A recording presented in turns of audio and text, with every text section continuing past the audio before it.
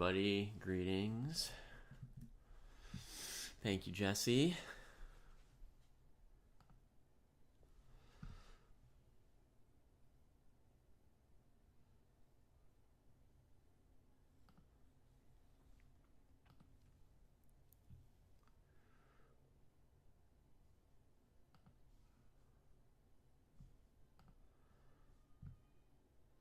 Okay. Change the show name.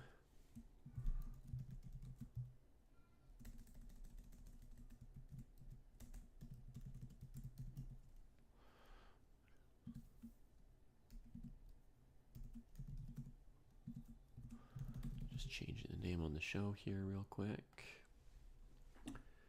All right. So, folks, we're still looking for some more participants for this tournament that's starting any moment. We've also got a lesson that's going to be happening any moment as well.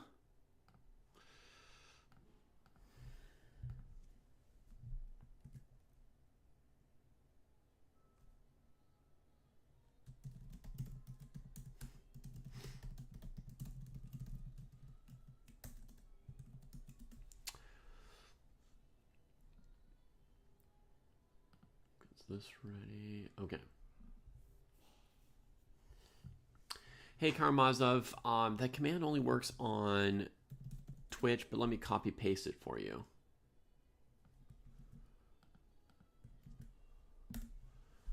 There it is. Good day, Alvin. We do not yet have enough participants, Foos, so thank you for being here.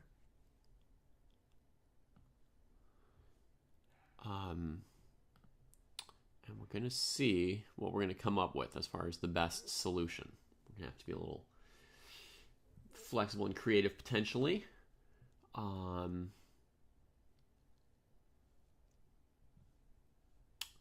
Also, this stockfish / ADB fish. I'm not sure. I couldn't find their account anymore. I used to be able to see their account on the day that they said they wanted to join just 1 or 2 days ago. And today when I try and load their account, I don't find it. Not like it, shows up with a closed for fair play kind of thing because of all the stock fishing concern, but just chess.com says it doesn't even have the URL. So hi Janon. 8 a.m. Friday is right now, but we need opponents over like a 3-hour period. You see what I mean? So I can pair you to be, the 8 a.m. opponent or the 8:30 a.m. opponent or the 9 a.m. opponent or the 9:30, etc. So Karamazov, what is your chess.com rapid rating?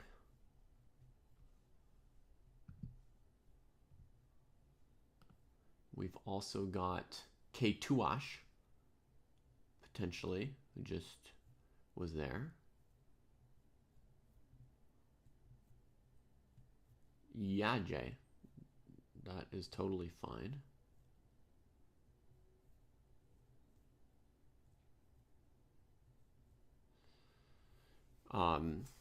Hi, Matt. I'm sorting something.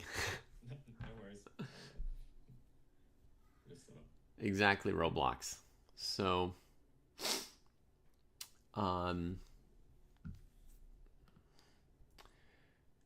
you're here right now, Roblox, so maybe we could make you the first opponent.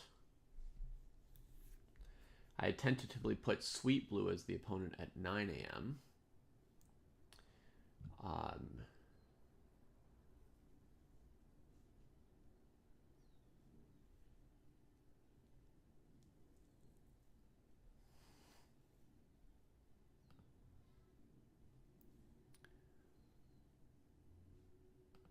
me just check on all these users. Okay, Tuash.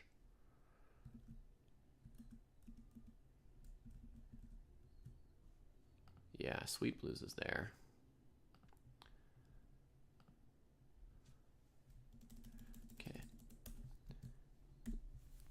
check if we've got the right username for K2Wash. Yep. Perfect.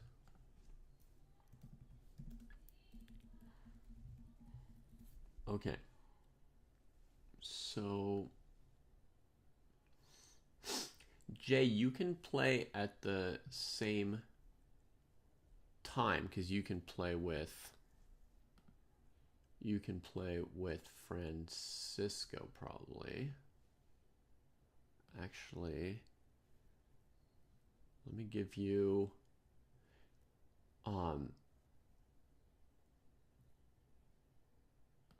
okay, first I'm going to put Roblox in here or K2Wash.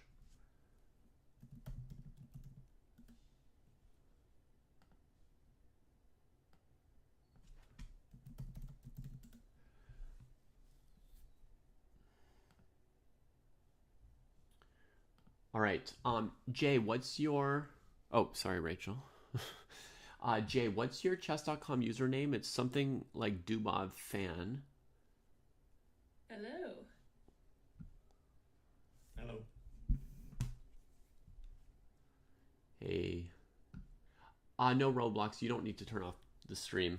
I'm going to be streaming a different thing here at the same time. I'm going to be streaming a lesson while you all play. So, I'm going to try and pair you with Martin here. I was left at the school yesterday. Okay, so that's something that you gotta remember better. Daniel Dubov with 3 V's. Is that right, Jay? Okay, let me check that. Daniel Dubov.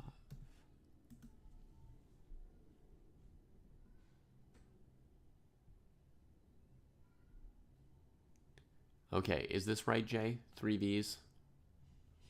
Is that the right one?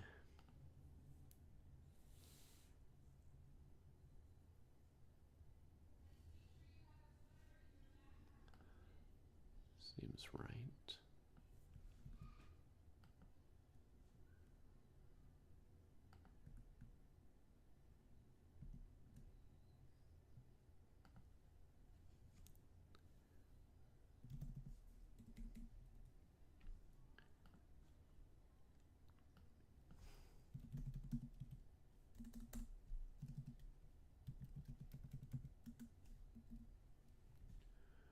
Okay.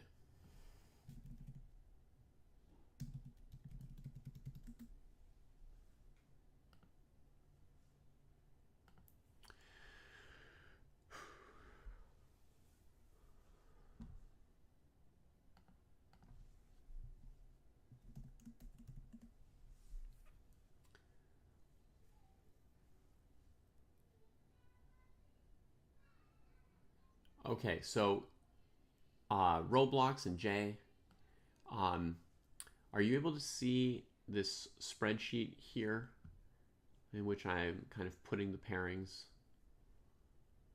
with the round times?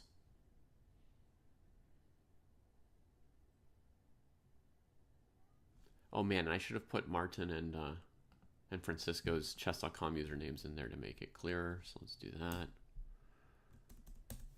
Guten Burgess.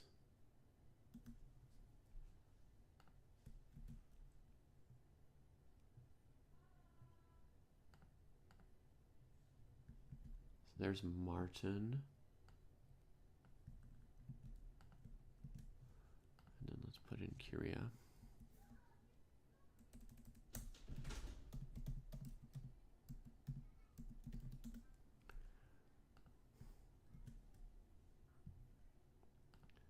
Let's put Francisco's username there.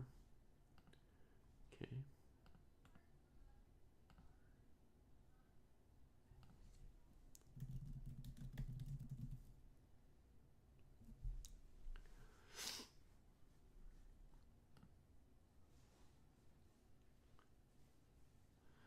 Road to 2K. I'm getting a little. I'm getting a little tournament organized, and 10+2, Evan.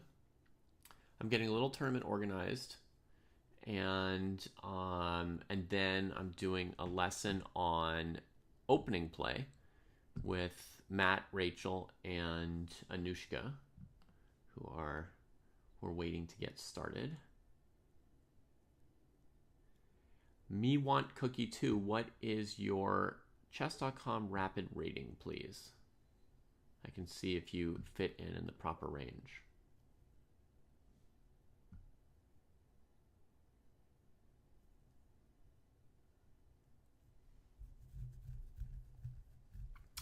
And 2050. Okay, that's too high for us today, but thank you for the offer. Thank you very much for the offer. Evan, do you have a chess.com rapid rating?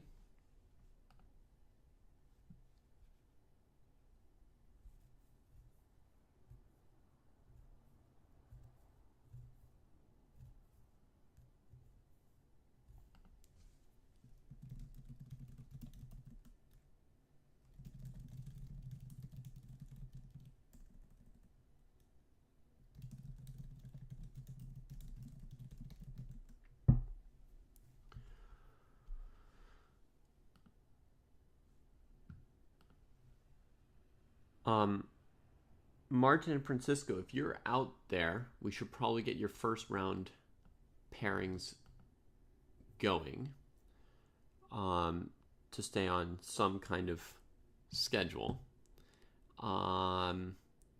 Cameron, perfect. You'll fit into Francisco's group.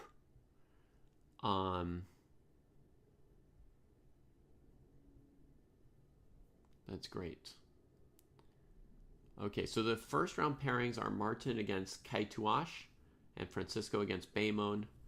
Folks are going to need access to this spreadsheet here to check on the pairings. And I'm going to put Cam into the pairings here. Cameron G at 1468. No Anushka. Matt and Rachel, you can tell me if Anushka comes in and I don't notice, but I will. I'm trying to keep my eyes on everything.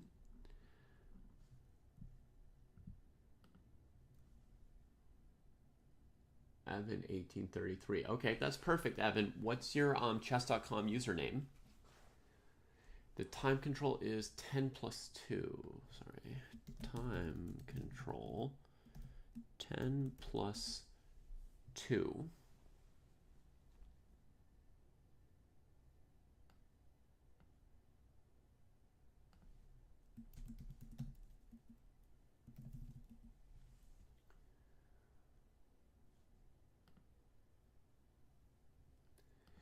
Evan, can I put you in at 10 o'clock against Martin?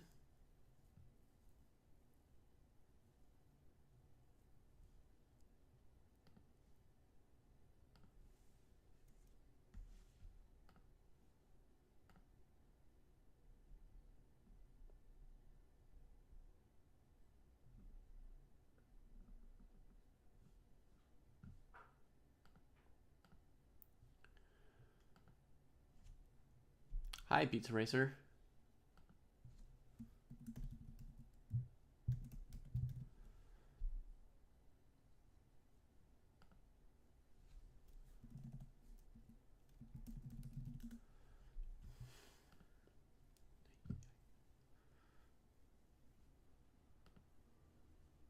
That works for Evan. Okay, perfect. Yeah, Roblox, you should start with Martin and try and play one game with white and one game with black between now and 9 o'clock-ish, if you can. And I'm going to put Evan in here. Oh, Evan, I need your chess.com username so Martin knows who to play with. Exactly, Roblox. You'll play a pair of games with white or black. It'll just be a little...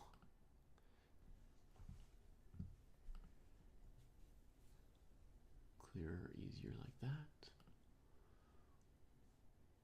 Hello. Hey, Anushka. Can you guys hear me? Yep. Okay. Can you hear me? Alright, cool. Yes. Good. We lose Rachel and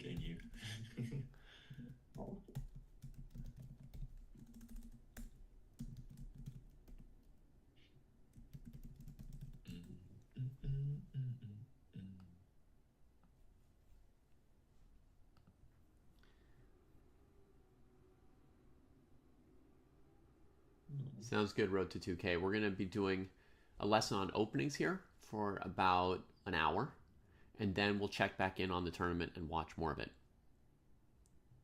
Yeah. Oh yeah, you're like the Coach Champs tournament is now, right? Yeah. Because I saw it in the command and I was like, wait a minute, like we're doing something at 8 a.m.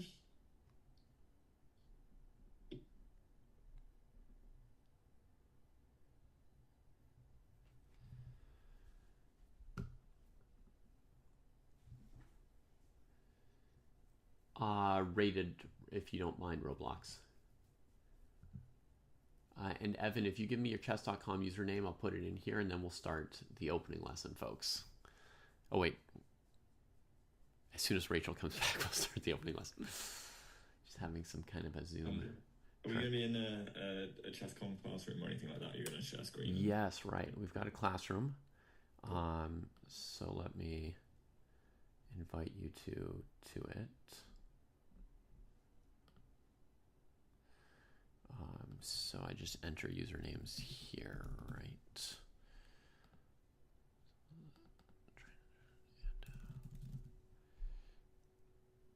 Matt, on chess.com, your username is just houseline with no... Yeah. Nothing attached to it. Yeah. Nothing attached. Yeah, I don't know how you... Oh, yeah, nothing extra. Oh, that's such good I see it. names, exactly as you wanted. There we go. Close that down.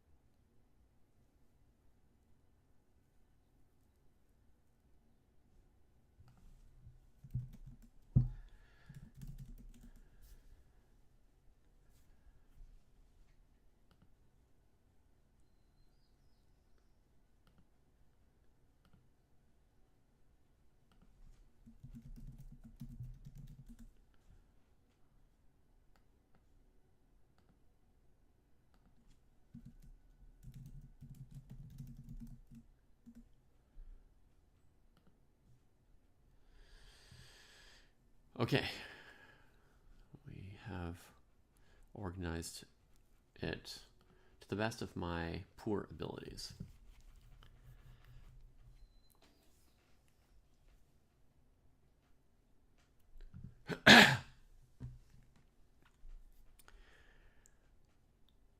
Okay, Anushka, what kind of a time do you have today? It would be nice if I could like leave by 12-ish. So hopefully that's enough time. You mean in like 3 or 4 hours? Yeah. Yeah. Oh yeah, that's plenty of time.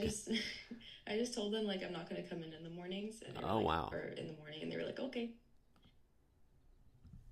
Okay. That seems plenty.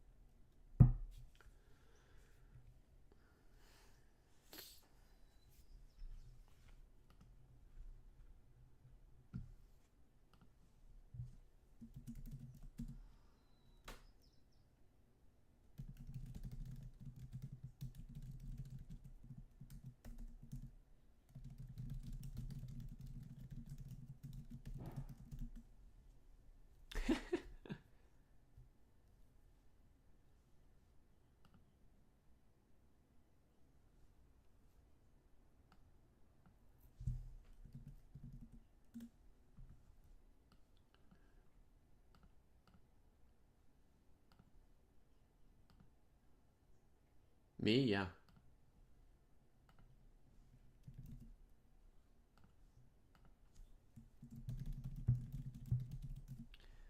I thought it might be easier to just use a classroom, but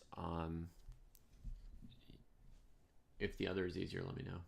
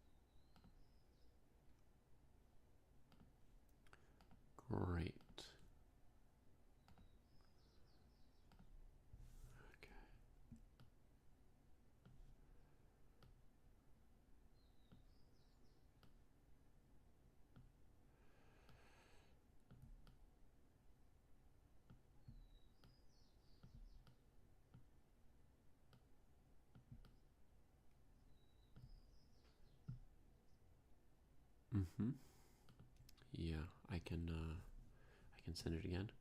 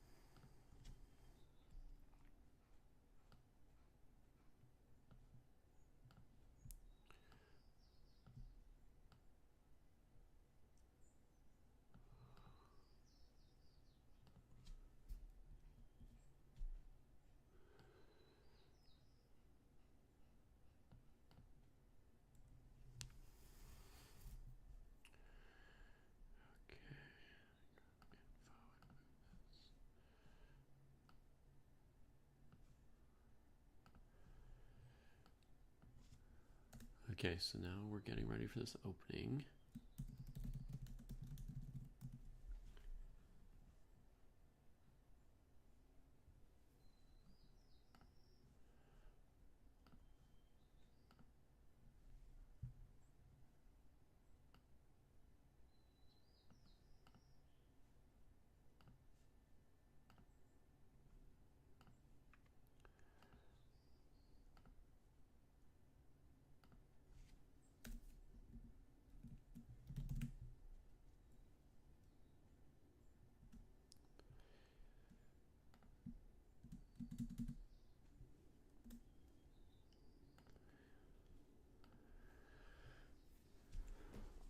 Okay.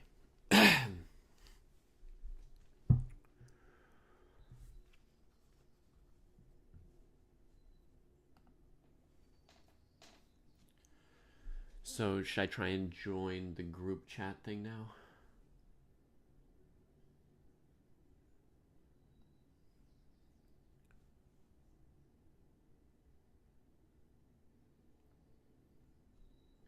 What do you mean? I'm on Dojo right now, yeah.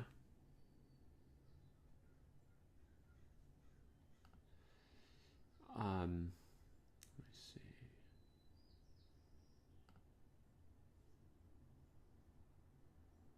There, I see it. All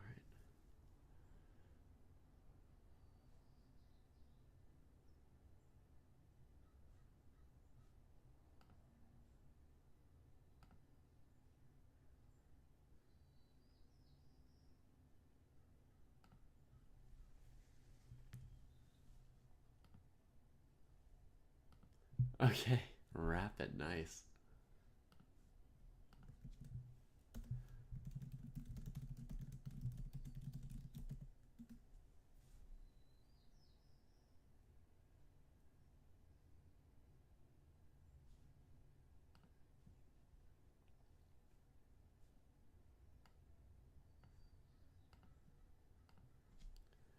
Wow, somehow Evan has the username Evan. That's crazy.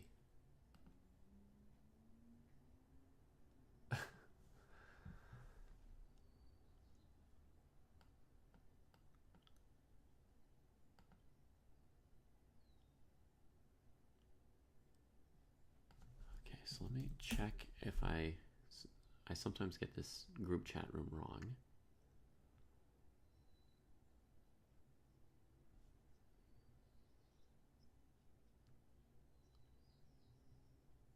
Oh, you all have to start it. Okay, cool.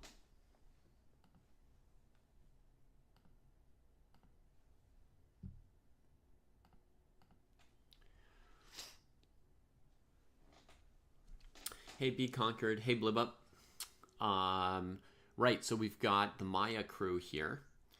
And some of you may have seen a podcast that came out recently about their performance in Maya, about the tournament and all that.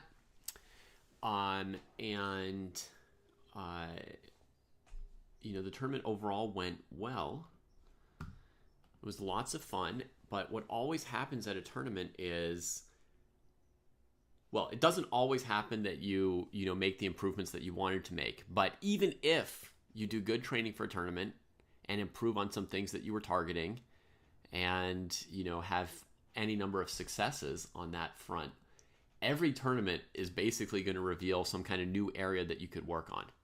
That's kind of a constant, right? So you go to a tournament and you're like, oh yeah, my Sicilian's really looking good, but now compared to my Sicilian, my Queen's Gambit Declined is not as good. So now I want to work on my Queen's Gambit Declined or something.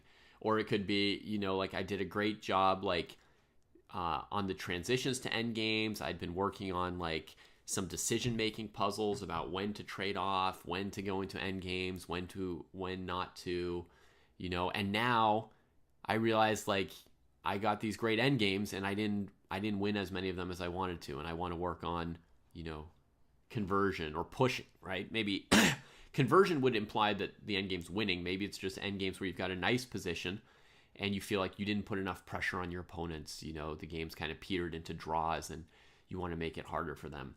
So something's always going to come up like that.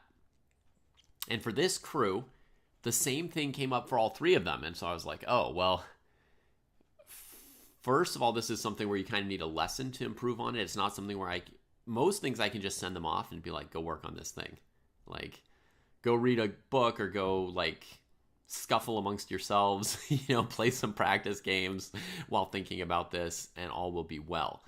But here we had something where they kind of need a lesson, and I don't know of really very many or any good opening books. So it's I think we'll just have to give them a lesson, and luckily it's the same thing for all three of them, so it'll be efficient. We'll do it all next to each other.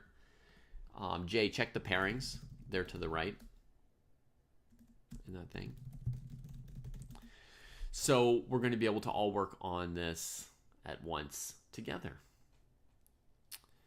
And that way it'll be quite efficient.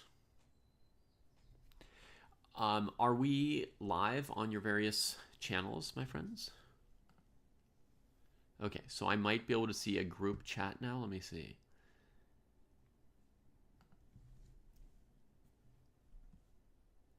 Oh, so I don't need to be in the stream together chat. So not Joe Wall can chat in Rachel's channel and it shows up. Every channel gets every chat. Sure. Okay, it's totally working. All right.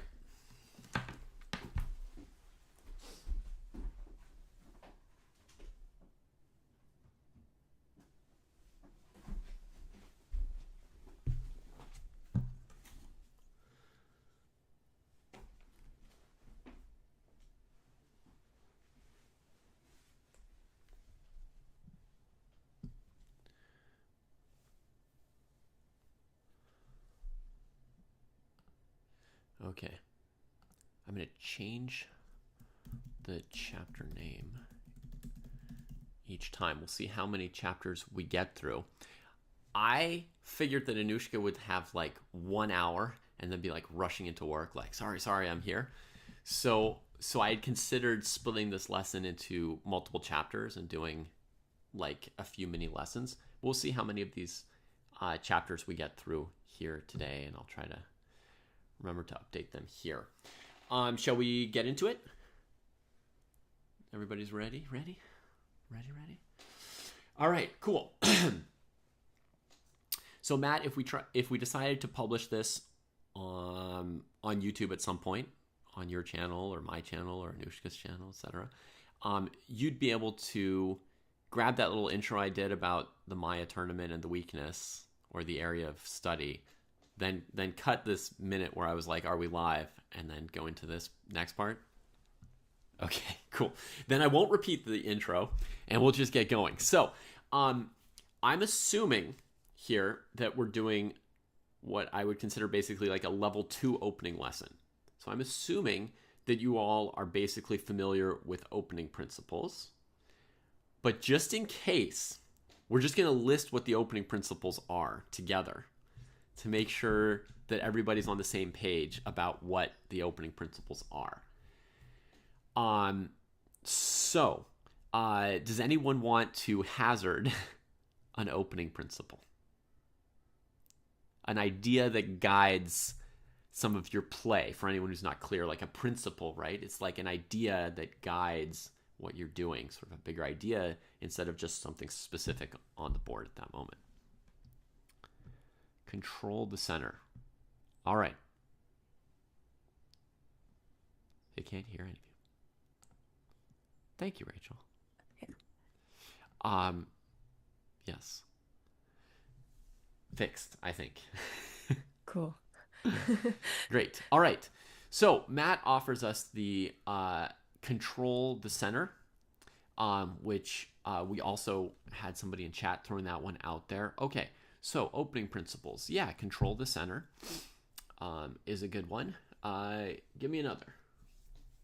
Develop pieces. All right. We've got develop pieces and castle.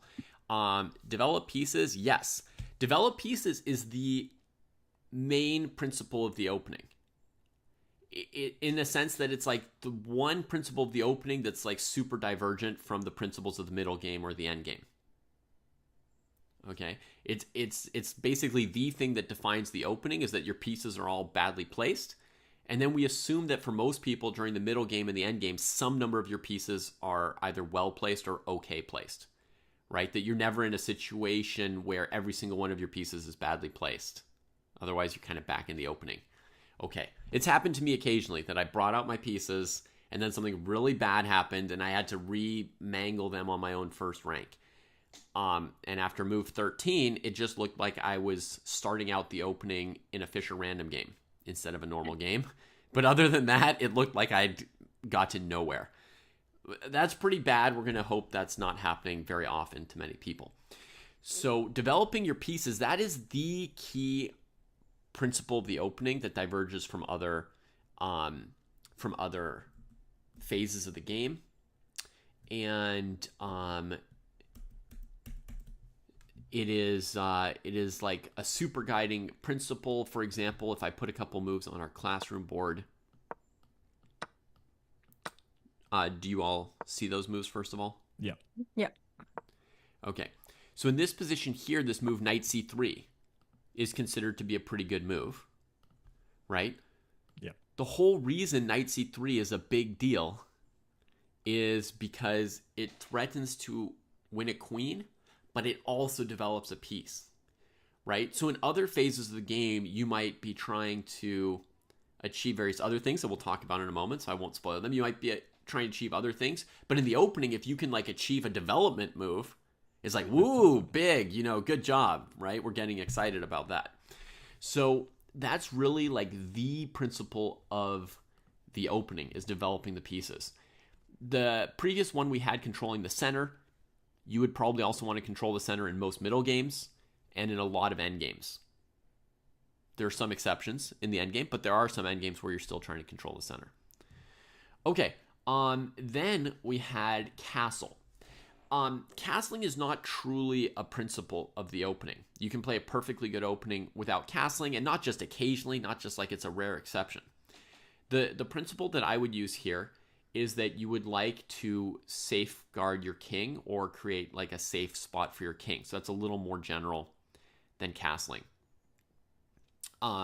It's close to castling, but it's a little different, right? Because, for example, if I play g4 and h4, and then I castle, I would be matching the principle of castling and not matching the principle of safeguarding my king. But the one that's more real is safeguarding the king, right?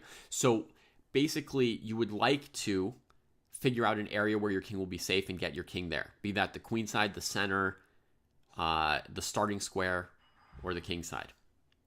So that's kind of a principle. Again, like controlling the center, that's a principle that applies also to middle games, right? As you want to square for your king. Sometimes you've already achieved that during the opening, so you don't need to worry about it as much in the middle game, which is great, but in any case, it kind of remains a principle.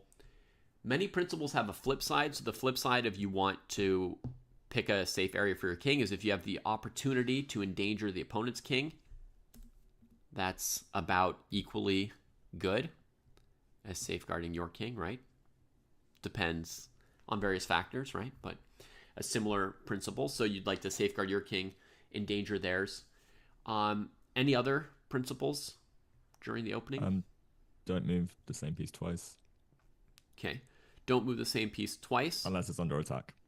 Yeah. Unless you have to. Yeah, so let's call don't move the same piece twice unless there's attacks or tactical reasons. Let's call that kind of like a second tier, like a hint, a rule of thumb, like a handy thing, right? But basically the principle there is still you're trying to develop. So if you're playing a move that's not developing, i.e. moving a piece twice, or similar to that would be moving a pawn that doesn't let out any new pieces, right? Mm-hmm. Basically, any move that's not developing, you've got to have a pretty good reason for. Right? So, I guess, in a sense, to me, it's kind of a corollary of the principle of like development being very valuable, is that any move that's not contributing to development better have like a really good reason, because it's competing with the principle of development, which is like a huge principle. So it's going to have to follow a different principle. So if you're moving a piece a second time, why might you do it? To control the center? Possibly, right? Yeah, you'll have, then you'll get into something we're going to talk about later, which is the conflict between principles, right? Like, are you doing enough controlling the center that it was worth not developing a piece for a move, right?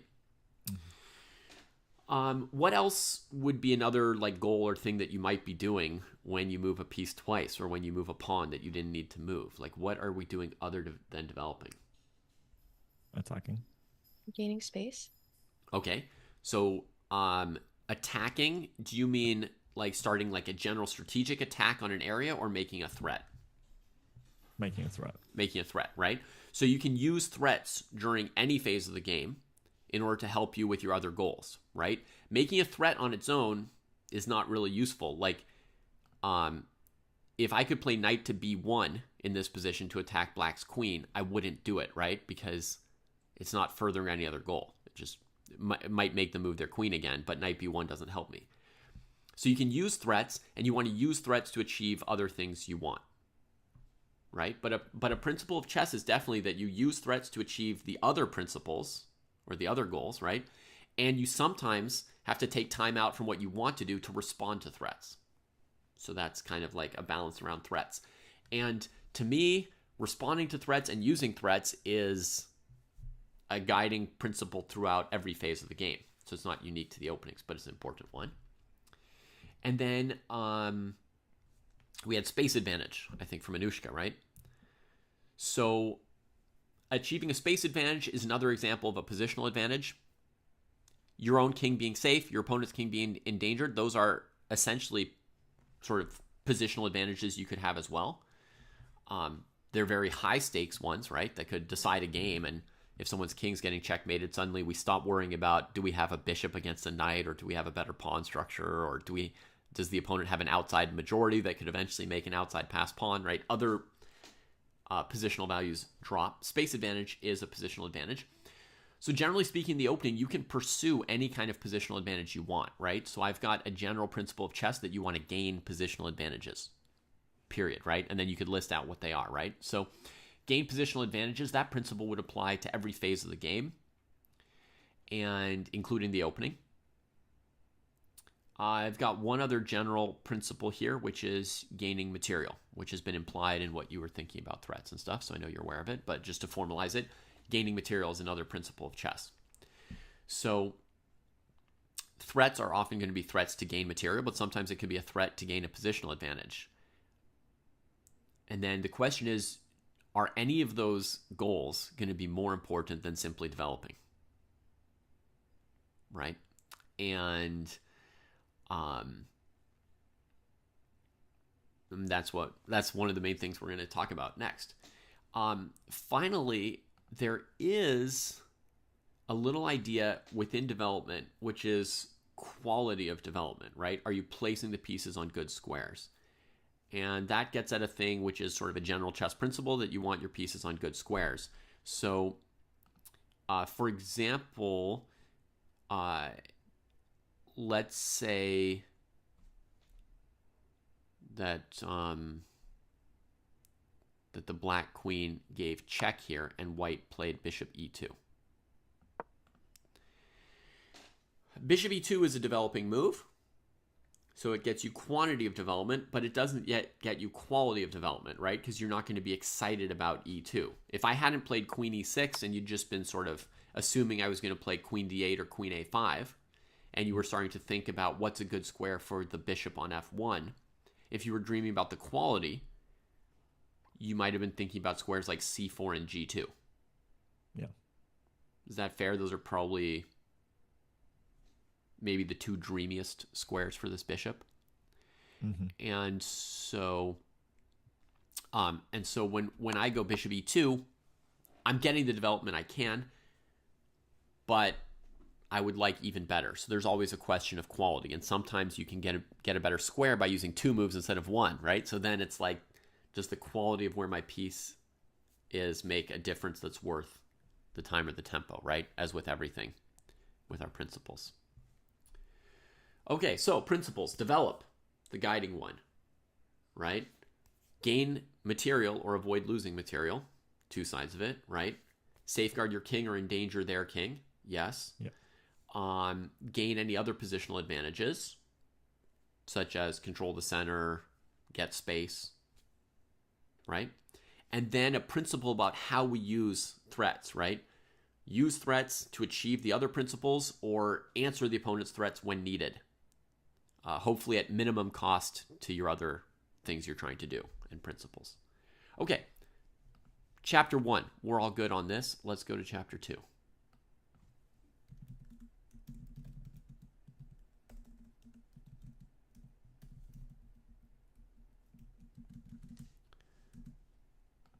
Okay.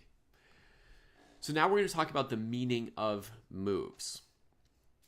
So here what I mean is, every time a move is played, it's telling you something about what the player is valuing or trying to do. Okay, there's some kind of goal to it. So for example, when I play knight c3, this is a move which is valuing development. I'm bringing out a piece, right? It's sort of valuing central control as well, because I moved the knight towards the center, right? Versus knight a3 or something like that. Yep. But if I really, really heavily valued the center, there are some other moves here that might be more obviously the moves valuing the center, and they would be d4 and c4. Mm-hmm. Specifically, you could say those are the moves of somebody who believes that central control is achieved best through pawns, right? And here's where we get into ideas, right? Some people think you control the center with a fianchettoed bishop. Other people think you control the center with 4 pawns in a row from c4 to f4, right? Et cetera, right? So we're carrying ideas into the game. What I want to make sure now is that the next step is that you understand what ideas each move carries with them. And then we'll talk about how the different ideas either fit together or compete with each other. And that's kind of like our big goal, to at least get there. So the next step that we need is we need 10 moves of sort of a practice game, and make this as easy for yourselves as you like. What I thought is maybe we could have Rachel and Anushka play like a c3 Sicilian for about 10 moves. You don't need to work too hard on your moves. I don't care if you've got like a good position or a bad position at the end, right? You can play sort of like the blitz version of 10 moves. And then that'll just give us some moves that we can then talk about what do they mean. I also have an example that's not from like a game of yours, but I thought we'd start with something that's basically your territory, right? Like a shared opening where you can say, yeah, this is what my move means, perhaps, or, you know. We can figure it out. A lot of people are out there playing openings without knowing what their own moves mean. Right?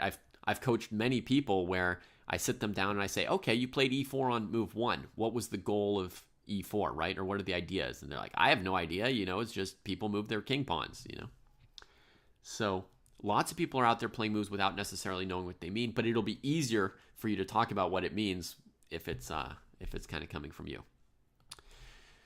So let's go. I'll play the first move for each of you, and Rachel, you can take over for white.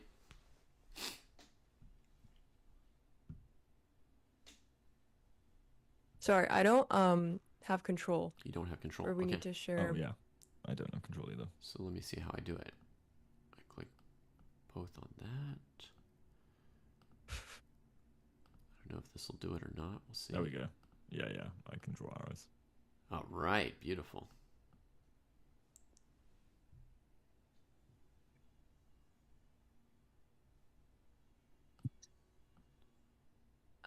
Okay. Got it. All right, they're in control. Let me see if I remember this. Yeah. And obviously you can pause for a moment to remember something if you want to. You don't have to bullet it, but you also don't have to think hard about it. If you think something's right, you can just do it. You will not be scored on the evaluation at move 10 in any way.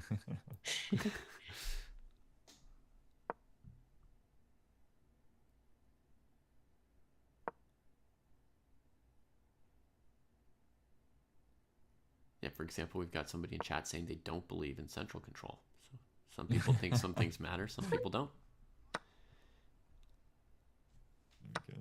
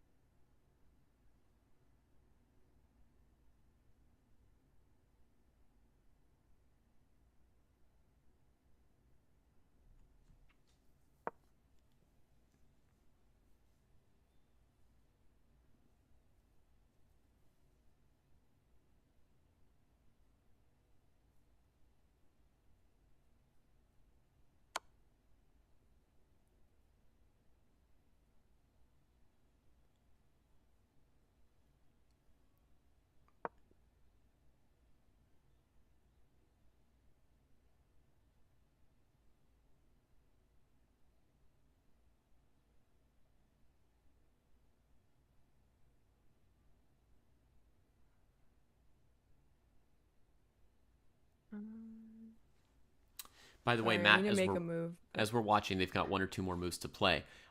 You could imagine that I could play a move that I think threatens a pawn, but I don't realize the pawn's actually defended, and the opponent ignores my threat and keeps playing moves, right? If I were to ask you what was the meaning of my move, I would still say the meaning of my move was to win a pawn, even though I'd miscalculated. You see what I mean? Like the goal of the move would be to win a pawn. If somebody asked, like, what does this guy value? What are his principles, right? Yeah. His principle at that moment was he thought that it was a position where it was worth winning a pawn. Yeah. Story of my life. So he was going for material. Yeah, now I'm not sure what to do here, to be honest. Okay. I don't know if I just make a move. I think but- you've we're got supposed to just play you've got moves. one more move to make. So Okay. you can think about it for a minute if you want. We're doing fine here. Yeah, I might think about it for a sec. Sure. I mean, I like that because when I've been training some opening stuff with Kostya, I think sometimes he thinks I didn't have a reason for my move, when actually I had a very, very good reason in my head, but it was a very bad reason in reality. Right. Yeah, you had something that you were going after. Maybe it didn't work, but that's still what you were going for. I don't know what to do. I really don't know what to do. Okay, I'm just gonna take this then. Okay. All right, I think that's 10 moves, right? Yeah. So now let's back up to the beginning and see if we can recap the meaning of these 10 moves. So we started with E4. And Rachel, you want to do the honors on the first move? Opens up the queen and the bishop. So it's pro-development. Yeah. right? This is a move that people don't argue about much because it's pro some other things too. So pro development, that's the most important in the opening, right? But what else? It's pro central control, Yeah. right? It's pro space. Yeah.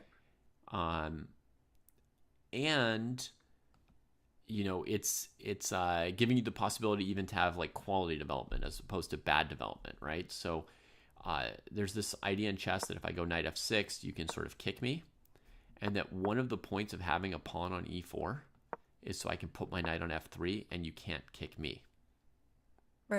Right? So in a sense, e4 is also preparing to put the knight on f3. Like in a way, it's securing a top square for that piece as well. Yeah. Okay, so e4, clear. All right, we got c5. Anushka, what are you doing when you play this move? Controlling d4, which is in the center, and preventing white from putting 2 pawns in the center on the next move. Yeah. So sometimes the goals that we do are going to be sort of more proactive, and sometimes they're more like anti what the opponent wants to do, right? Sometimes called prophylaxis or prevention, right? But just as on one side we have safeguarding our king, on another side we could have like, I was trying to prevent my opponent from castling. Implied in that is that the center was kind of open and it was going to be bad for them to have their king in the center. If it was a locked French and I'm like, I'm trying to prevent them from castling, it's like, well, good job. Like they weren't castling anyway, right? So you're wasting your efforts. But yeah, okay. So this move here, the main goal is preventing white from getting central control. So although Anushka with c5 doesn't fully take over the center as black, the move is motivated by her valuing central control. Does that make sense, folks?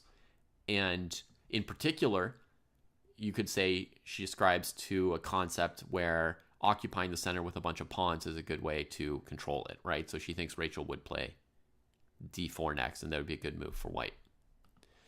All right, let's see the next move from Rachel. Preparing, yeah. Preparing d4. Preparing d4. Okay, so what does Rachel value with c3? The same thing that Anushka said with c5. We'll get into this more later, but it's very important to notice during the opening when your moves agree or disagree with your opponent's moves.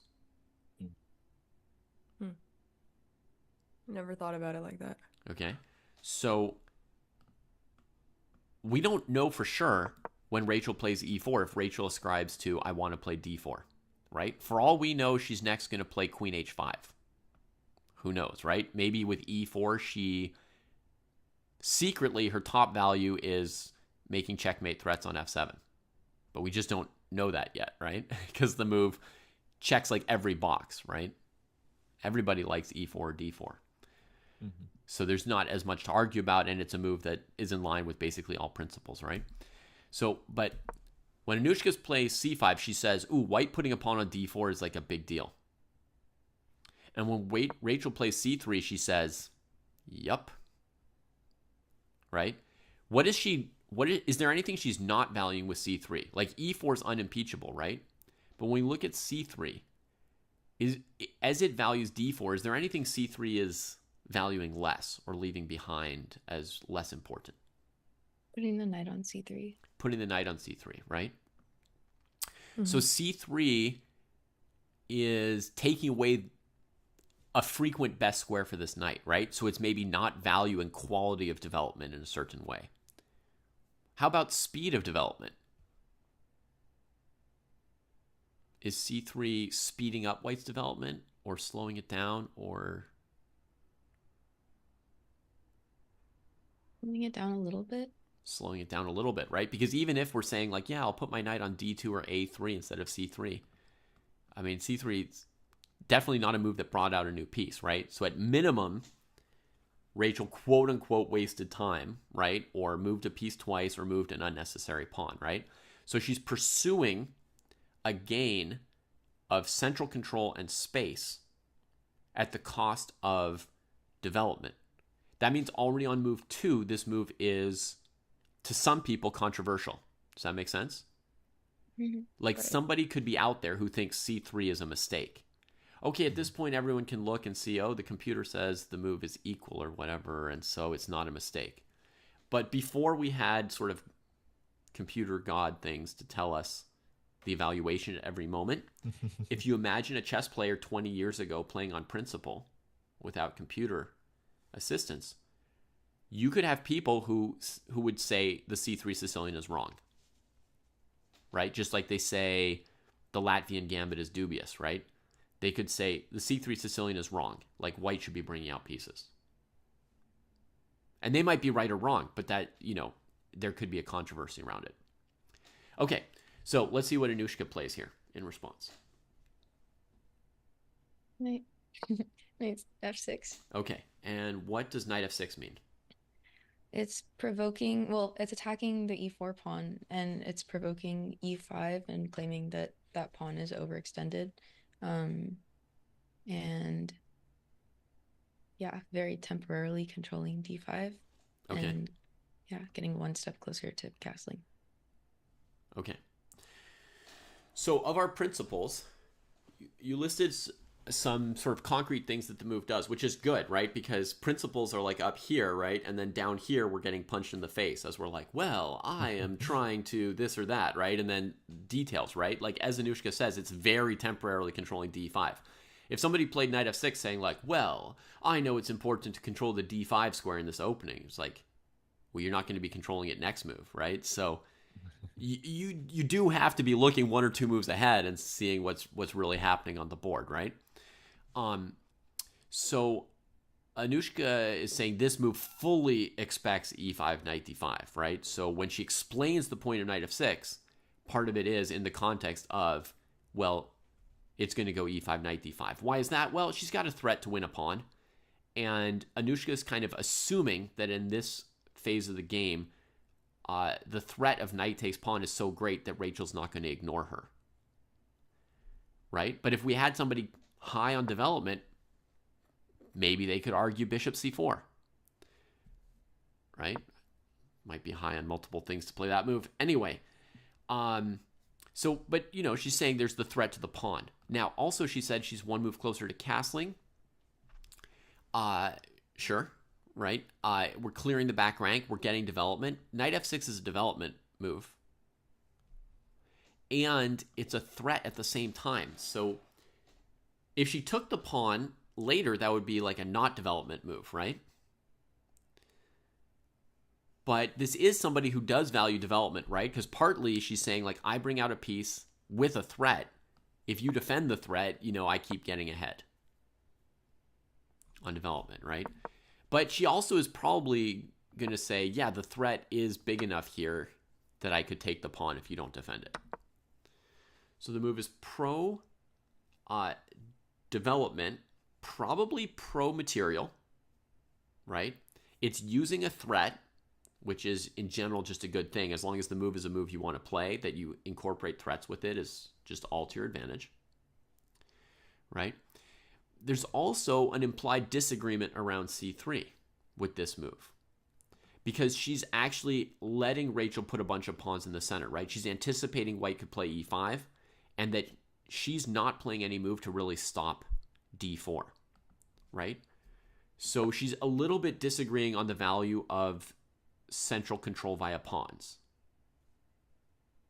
Do we all sort of see and agree that the knight f6 move is kind of saying that? Mm-hmm. What would be alternative moves for black if black wanted to say that pawn control of the center is like the key value? If they wanted to 100% agree with Rachel's c3, what would be the most agreement moves possible for black here?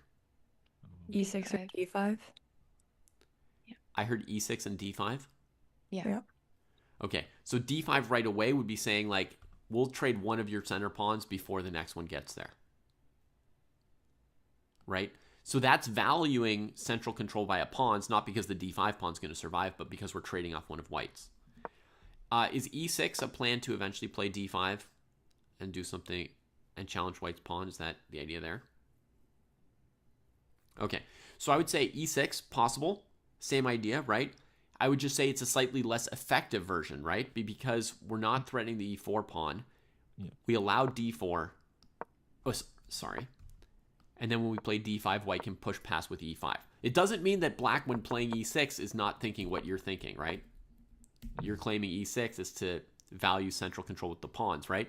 But like I said with the example about you think you're threatening a pawn and you can't actually take it, or it's actually defended and you didn't notice, right? E6 values the central control of pawns, but actually kind of flubs it, right? Because white gets much more central space with pawns.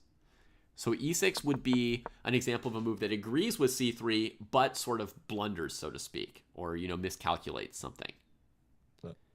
And you can miscalculate something without grave consequences, right? It leads to a fairly normal French position. So I'm not trying to cast shade on the French, but... Love e6. And the e5 okay. supports the d4 square, and knight c6 also supports the d4 square, but not necessarily. So I feel like potentially you didn't mention this move because it's not a big theoretical move, right? But partly when we're trying to think about the meanings of the moves, we have to drop some of our old knowledge of this move gets played in these orders, and really look at it fresh, right?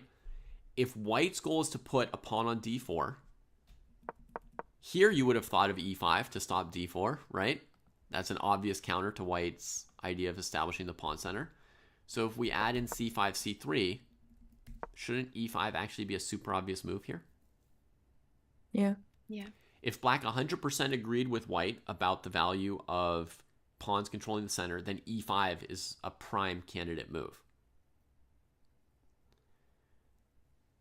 Okay, and we don't have to get into how good or bad it is. Does it work out or not, right? But this would be a move that would be a contrast to knight f6, right? This would be a move that says, yes, pawns in the center. Big deal. Right? Okay, Anushka's move says development, and she even introduced the concept that a pawn center could have some flaws in it, right? Did you all hear when she said that the pawn on e5 might be overextended? Right? Yeah. So black's introducing a more fancy positional concept already, right? A wrinkle on the idea of controlling the center with pawns, which is certain pawn centers might be better than others. Right. At different times, you might have more or less chance of backing it up, or maybe if the pawns are diagonal, black thinks it's not as good as when they're abreast, right? So if we get them so that they're not defending the squares in front of each other, then this center has squares for the black pieces to live in. Okay, now this might be kind of silly, but Rachel, what are the principles or ideas or meanings of the move e5? We don't want the e4 pawn to be taken. Yes. Yeah, we want to dislodge the knight and make it move twice, which is generally not, yeah, it just saves us a tempo, I guess, and gain more space. Mm-hmm. So it's continuing to gain space, so it values space, and it values material because she's saying we're not letting black play knight takes e4. Very important. Yeah. Right? In terms of development and the idea of making your opponent move a piece twice, this is where a more general principle of development rings truer than a rule of thumb about moving a piece twice, because we move our pawn twice and they move their knight twice, and did anyone really get ahead? Not yet in that sequence, right? Mm. And in terms of time, if you chose to play a developing move to defend your pawn, like bishop d3, we'll have to waste time in the future. that move there is just as good for your development, supposedly, as e5 making them move again, right? Because it's just getting on about your business with developing a piece, right? Mm-hmm.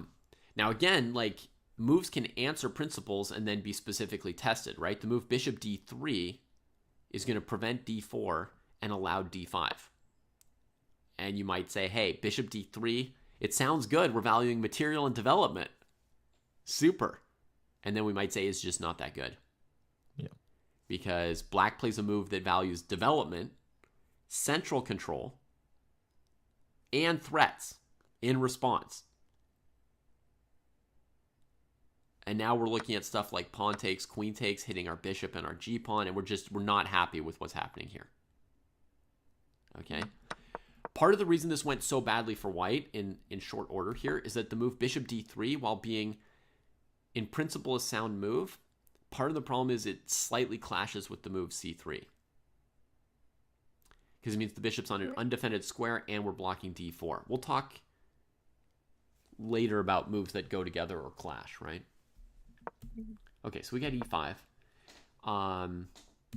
Knight d5. The principle is what on that move?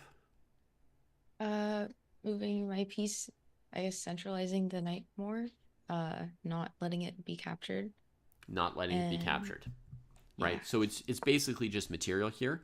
And then if you chose where to put it, you know, most of the squares it could go to, you would actually lose it immediately. So in terms of a choice, it's between g8 and d5. Okay, so the first principle is not losing a piece, not losing material, right? The second principle is putting your piece on the best square available. All right, d4. I mean, just pinnacle of c3 idea. Also connecting, or like now e5 is protected as well, adding more support to that. Right. So first of all, yes, it's consistent with your move c3, right? So it's valuing the same things as c3 did. It's taking over the center with your pawns, right? Also, you've advanced this pawn, so it's also consistent with your last move, right? On your last move, you could have played d3 or queen c2 or bishop d3. Like, there were some other choices. But your move is consistent because you're defending the pawn, right? You're backing it up. It's also a pro-development move. Your bishop and queen both get more influence from this move. So d4 here is a move, excuse me, that I think basically no one would argue with, right? It checks every box. Yeah.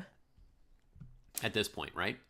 Yeah. And someone might disagree with c3, but you should still be able to say that afterwards d4 makes the most sense given that you've played c3, let's say. Right? So there's what is your favorite idea in chess, but then there's also, like, if someone does something you don't like, but later on plays moves that are consistent with what they did earlier, you have to recognize that's now the best move within this circumstance, right? Like, let's say I was against alcohol, but I was at a bar with my friends and they were drinking alcohol, and then someone made a plan to have a designated driver. I might say, you know, I don't think we should have started with the alcohol opening, but within the alcohol opening, this designated driver plan is one of the most logical plans we could go with, or something like that, right? So, okay, so I think basically nobody should argue with d4. Even someone who doesn't like the c3 Sicilian should look at this move and say it hits every single principle. All right. Black trades, what's the meaning here? It actually doesn't do that much for development. I was Right. like trying to think about it, but it brings the base of the pawn chain up and it makes black's pawn center like slightly weaker. But that's like for the future. Okay, so maybe an idea of being able to counterattack this center that white's building. There's a thing that can happen if you don't trade, where they could maybe sometimes play c4, kick your knight back and play d5. And then your c-pawn will have kind of like missed its chance to chip away at the center. So from that perspective, you could say that this move is valuing central control by pawns, right? So that could be like a piece of it. It might also be valuing material. There could be a world in which black's afraid of pawn takes c5 attacking the knight. Though if that were the case, you know, e6, d6, most moves would also defend the pawn. There's a downside to this move. Does anyone know what this move isn't valuing while it's valuing central space? And this gets at the subtlety of what moves can mean. I mean, development, I guess. Okay. I suppose that we get a move straight after, but yeah, we're not opening up any pieces. We're not freeing up any squares. We're not opening up our pieces, but, you know, assuming that white's going to recapture, we're not getting further behind in time, right? Like, if you want to play knight c6 here, and you play pawn takes, knight c6, you're kind of getting the same speed of development, right? This one's subtle, so it's fine if nobody gets it, but I'll give you a minute to think about this.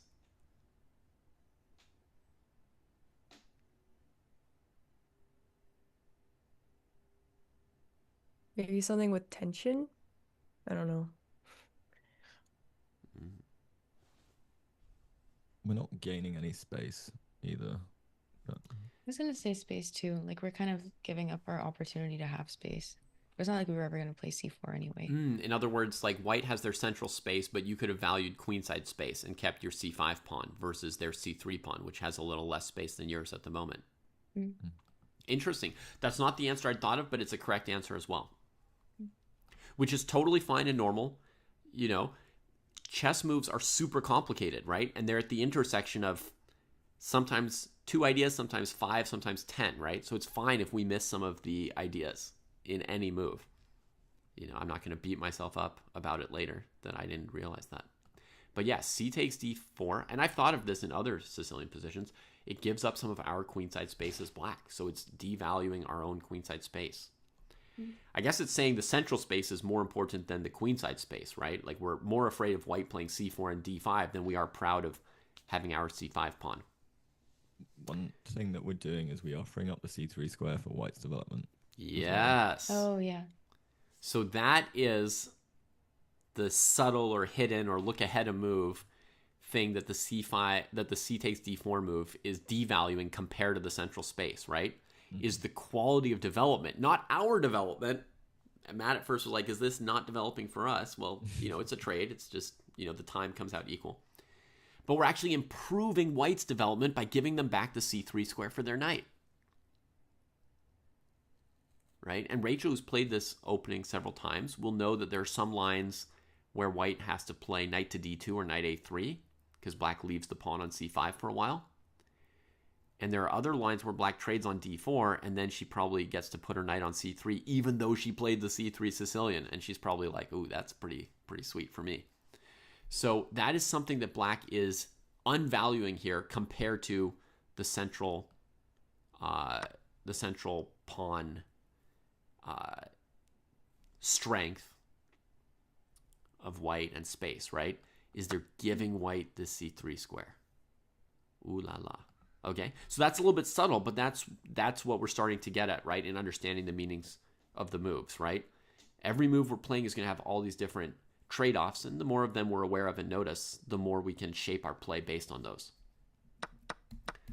Okay, so in the game, Rachel, you took back on d4.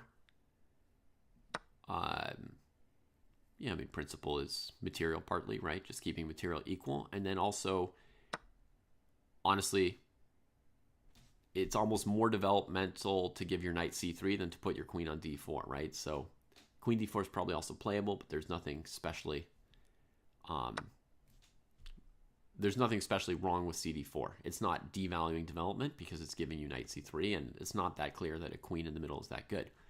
There are a couple other moves here, right? White can play bishop c4, knight f3. Those are moves that are really valuing development, I guess. A little bit over material, because at least the bishop c4 line could become a gambit, maybe like this.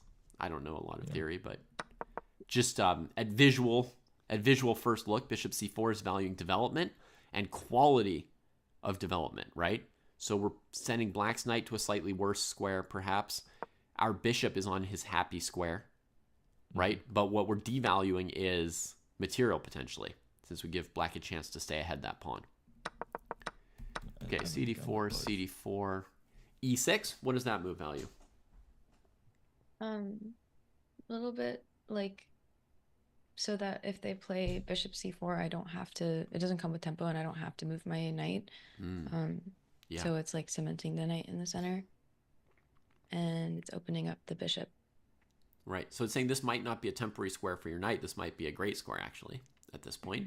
And then it's pro-development because it opens up your bishop. Great. All right, I'm going to let Matt get in here a little bit. I know I've been giving it a lot to Rachel and Anushka because it was their game. So Matt, what does knight f3 value or not value? Well, it values kind of some central control, not that these are particularly under attack at the moment, but this is a weak pawn, so we're sort of defending that, I suppose, for the future. We're getting out of the way of our king to castle.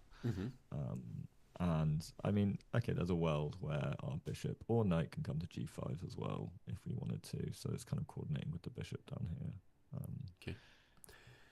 So it's pro-development because you brought out a new piece. Yep. Quality is good. Central control is there. And Matt points out, maybe looking at castling. We've just moved all three of these pawns, so our king is definitely feeling kind of airy in the current spot, right? So in terms of the principle of king safety, castling might be the best way to achieve king safety this game. Already, this looks like this is the best potential castle you have at the moment, f2, g2, h2. In the general sense of, for safe place to put your king. Okay, so knight f3 is another move where there's not going to be many arguments for or against.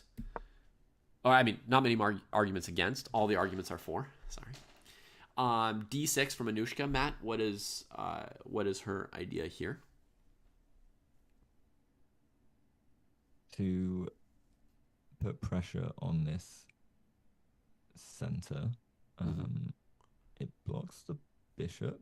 So the principle, or what she's valuing, is central control, and specifically this version of central control by pawns, right? That both players have so far been agreeing on throughout this opening. Most of the time. Most of their moves, right? Yeah.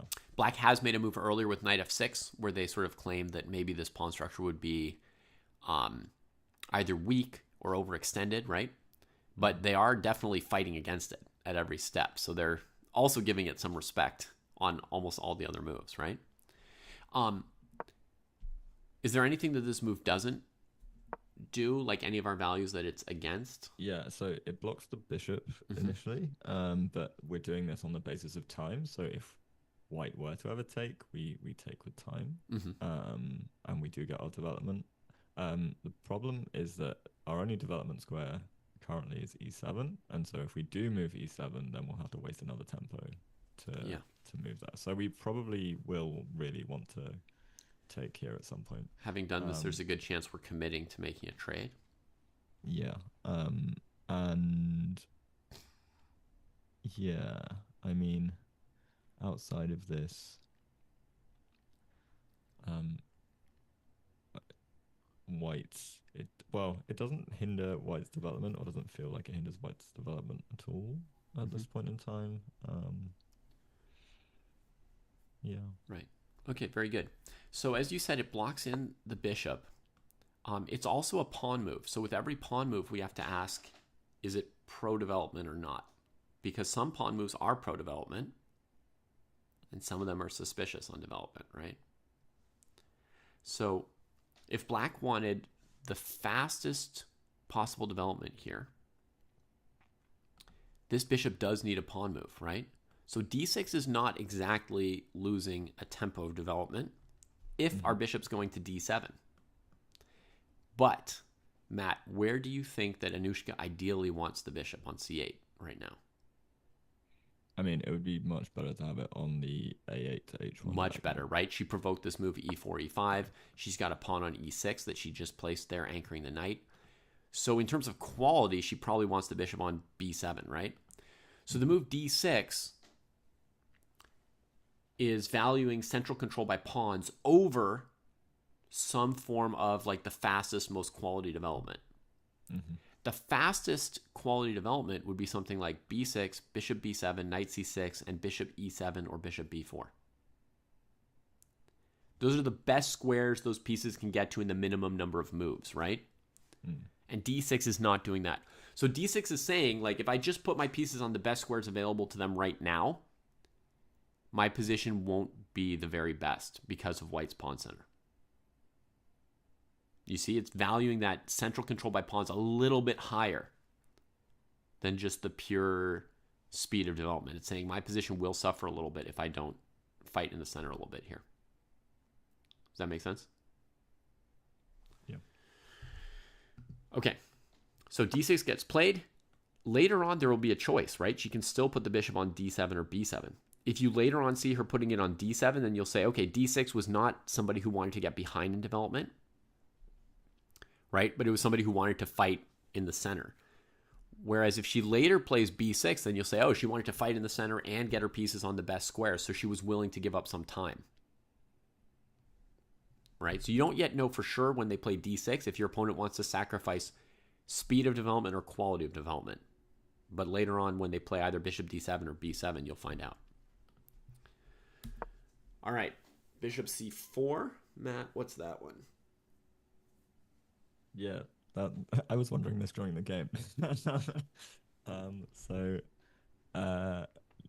contesting, I suppose, the good knight. I mean, the thing strategically looking at this for me is like I've got quite this like what feels like a nice strong bishop, but I think what we're trying to do is create some kind of isolated pawn as a weakness to target in the future. So you're thinking you personally would not trade the bishop for the knight, so that's part of why you struggle to explain putting the bishop on this particular square. It would take me a while. Yeah, it'd take me a while to think about because I understand the premise once I start like looking at it. Because for example, if we trade pawns, the e pawns, then bishop takes, either pawn takes or queen takes, and black ends up with an isolated pawn, which gives us something to kind of target. But it feels it feels a little bit I mean, this is probably theory, but to me it's like it's a bit unnatural development square. I would have either gone b5 or d3. Okay, so development speed is there, check, right? Let's say like the obvious thing. This move is pro-development, right? It's pro-safeguarding her king. Yeah. Right? But in terms of development quality, you might disagree about whether that was the best square for the piece because you don't really want to trade and you don't see like immense pressure on d5 at the moment. And I'm not hitting f7. Yeah. Okay. I have to admit right here that I left out an entire opening principle earlier, so now we're going to make up for it, and I'm going to mention it. There is a principle in the opening of flexibility. And so here's the position that reminded me of it, right? Let's say you didn't yet know if your bishop should go to e2, d3, c4, or b5. But you knew for sure that your knight on b1 was going to c3. Or you knew for sure that your bishop on c1 was going to g5, right? There could be an argument for playing the move that you know you're going to make and leaving the decision about the f1 bishop for one more move. Sometimes it won't make a difference, but sometimes just one more move will be like, oh, I see where I want that piece. Right? Like if I play knight c3 and Anushka retreats the knight, that tells me something, right? Or if Anushka trades the knight, that tells me something. Yeah. Or it's possible that she plays a developing move like knight c6, and I'm like, shoot, she had a flexible move too that she definitely wanted to play, and I still don't know where to put my bishop. So I'm not guaranteeing that flexibility always, yields results immediately, but flexibility is one other like big idea that you can use to try and play the opening better, right? It's not necessarily like a goal, like you're not trying to like get flexibility in your position, right? It's like you're sometimes trying to be flexible about the order in which you play your moves, right? Or keep your options open sometimes. Right. And in this game at some point, I think Rachel's bishop is going to move a second time, right? So that definitely is going to make us wonder about the flexibility of bishop c4, right? Was there some other move where she could have gotten more out of the f1 bishop or sort of more efficiently, right? That makes sense? Okay, so Matt's not sure that he likes this move, but he's still been able to tell us what it is. It's pro-development. It's maybe looking at the idea of giving black an isolated pawn on d5, as like, which would be the principle of creating positional advantages, right? And it's pro-king safety. All right, the game continues. Black trades on e5. Matt, what would you say this move does? It reopens up the scope of the dark squared bishop. We've had some material, so White has to make a decision whether they want to regain the material. Right. Do they let us just keep going, or do they also value pawns enough to recapture? If they don't value pawns, we're going to be maybe losing a little bit on development, but we're pretty sure that a pawn is worth a move at this point, and they'll recapture, especially a central pawn. And like the move d6, like the move c5, this move is consistent in saying we are trying to dismantle white's pawn center a bit, right? Yeah. Okay. Any other thoughts about this move? Seems okay. Yeah. I mean, it's just unblocks. We put it on d6 to do this, essentially, was the general gist. Right. Yeah. Sometimes you can compare moves together, and that gives you more of a sense of which move is pro what. Mm-hmm. So another natural move for black would be knight c6, fighting against the same pawn center. The difference between knight c6 and pawn takes e5 would be whether or not you're letting white land a knight on e5. Mm-hmm. Right? So you could compare those two moves and say, okay, somebody who's trading on e5 versus somebody who's playing knight c6, right? What are they valuing more or less, right? So when black takes on e5, they're saying that the knight on e5 is not some special problem, right? They're not valuing that quality of square, right? And in fact, like with when Anushka allowed white to have a pawn on e5, black's saying, when I put your knight on e5, maybe you're going to have to trade it or move it when I attack it. Right. Right? Another example of that would be, imagine I played knight d7 for black, saying, haha, you put your knight here, which you don't want to trade, and now I'm harnessing that knight to jump my whole queenside out, right? Now, that was not forced by white, but so it's a little bit, not great play, but just trying to show you the idea of, like, you could be trying to slingshot a head off of a thing, right? You could be saying, because your thing is too advanced, I can actually use it against you. Yeah. So DE5 might be saying the knight on E5 is going to be more exposed to trade than it is going to be like powerful or like well placed. Right. Or black might be saying, I actually respect white's threat of isolating my pawn. So I just can't play knight c6 because of this positional value, the isolated pawn. I don't want to allow bishop d5, so I have to go this order. And when black first plays d5, you don't know for sure which one their reason is. We could throw it to Anushka, and she could tell us how she picks between d5 and knight c6 here. I think I don't care too much about if they give the bishop to double the pawns. Mm-hmm. So that wasn't like a consideration. Yeah. And I think, it's also true that if they take with the knight, I think I'm happy because I like the way you said it, like it's exposed to trade. Like, mm-hmm. Yeah, I feel like they don't, if you look at the position there, I don't think white has any like advantage out of the opening. And I can just castle and be okay. And if they take with the pawn, then if they ever trade here to try to give me like an IQP, like mm-hmm. let's say I take back with the pawn or I take back with the queen and then they take and then I take with the pawn. They have a sort of hard to defend isolated pawn on e5, but I have one on d5. Mm-hmm. So my pawn is like closer to me and their pawn is easier for me to attack like this. Everything comes with tempo. Yeah.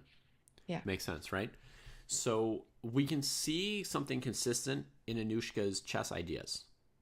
From the move knight f6 to this move d takes e5, right? Which is, she has a concept that often a very advanced piece early in the game is not going to be a special advantage, mm-hmm. right? It's a slightly different, nuance or wrinkle or concept on space advantages, right? She says if like you do something too quickly, too early, basically I can neutralize it by offering trades. Right.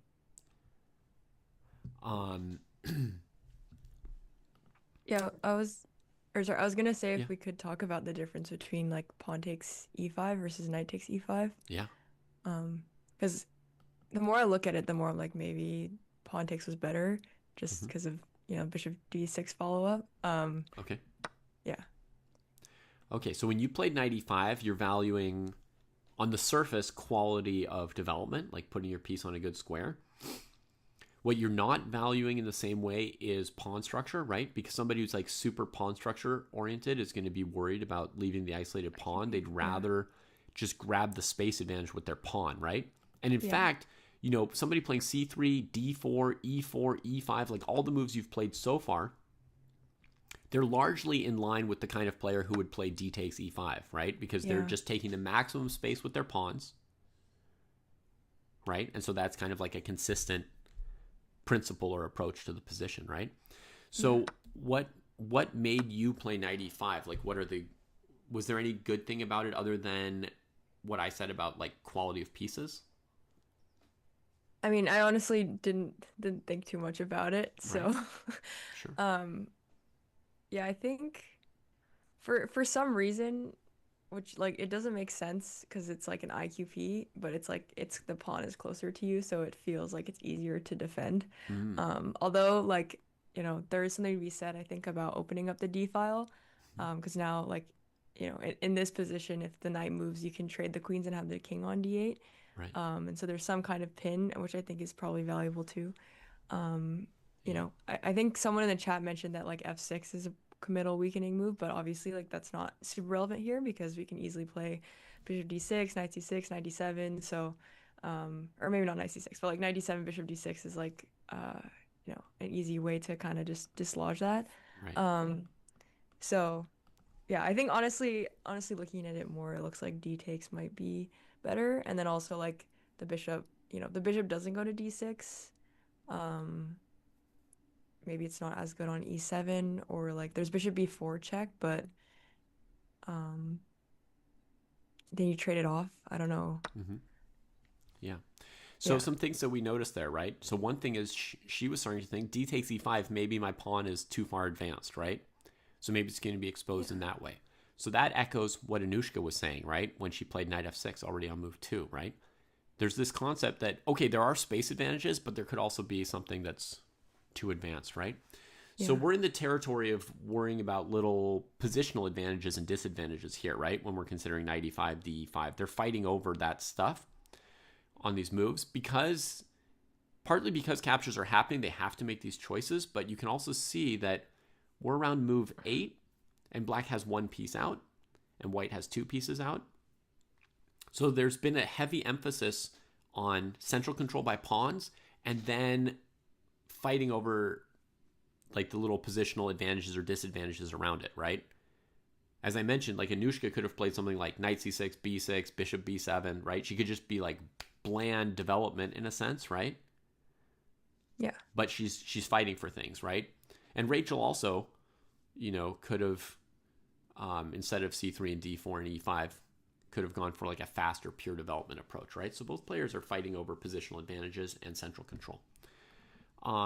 Whichever one is correct, you know, we don't know here. It's just important to understand what the moves value. And another thing that I think Rachel just mentioned was like when you start playing DE5, we have to start wondering about who's going to benefit from the open file. So the other thing that we're starting to think about from both sides here is sort of the quality of the piece placement, right? If I open this file, who gets it? If I put my bishop on this diagonal, is it a good diagonal? If I put my knight on this square, is it a problem for the opponent, or can they trade it easily, right? So we're starting to think about piece quality and kind of activity in relation to these things, not just the static positional factors, right? Okay, so let's keep going. So we get knight e5, bishop d6. So Anushka's valuing development, right? And she's not worried about pawn structure. We can see immediately, right? We haven't heard what Rachel thinks about bishop takes knight, but neither Matt nor Anushka thinks that white's very likely to give up this nice light squared bishop. So this move again shows that Anushka, you know, not worried about that bishop trade. So development, and she's going to try to use the knight on e5 for her own purposes, right? She's going to use bishop takes e5 or knight d7 or something as like basically mild threats to get something out of white here, right? To use white's overexposedness or space advantage against them. um, bishop b5. So Yeah, Rachel, this was what a- does this move do? I think it was a bad move. I like hallucinated in my head. I was like, okay, black can't play knight c6, and if black plays bishop d7, I'm super happy to trade the knight for the bishop. I think maybe not actually, but That's yeah, what you thought. I at least. thought That's fine. like that's what I thought, and then I just like hallucinated that you couldn't play knight d7, and then she played knight d7, and I was like, oh, this is not a good move anymore. Okay. Yeah. So the goal of the move was what?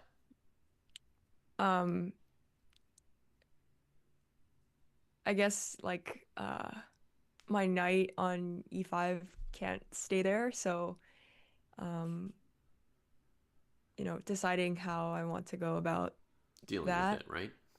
and thinking that if my if Okay. I could trade it for the light squared bishop, that might be good. So Rachel's believing Anushka's argument at this point, right? That the knight on e5 is basically target to trade, and that you have to decide to do something about it. Did you feel like if you castled, that she would already just take your knight?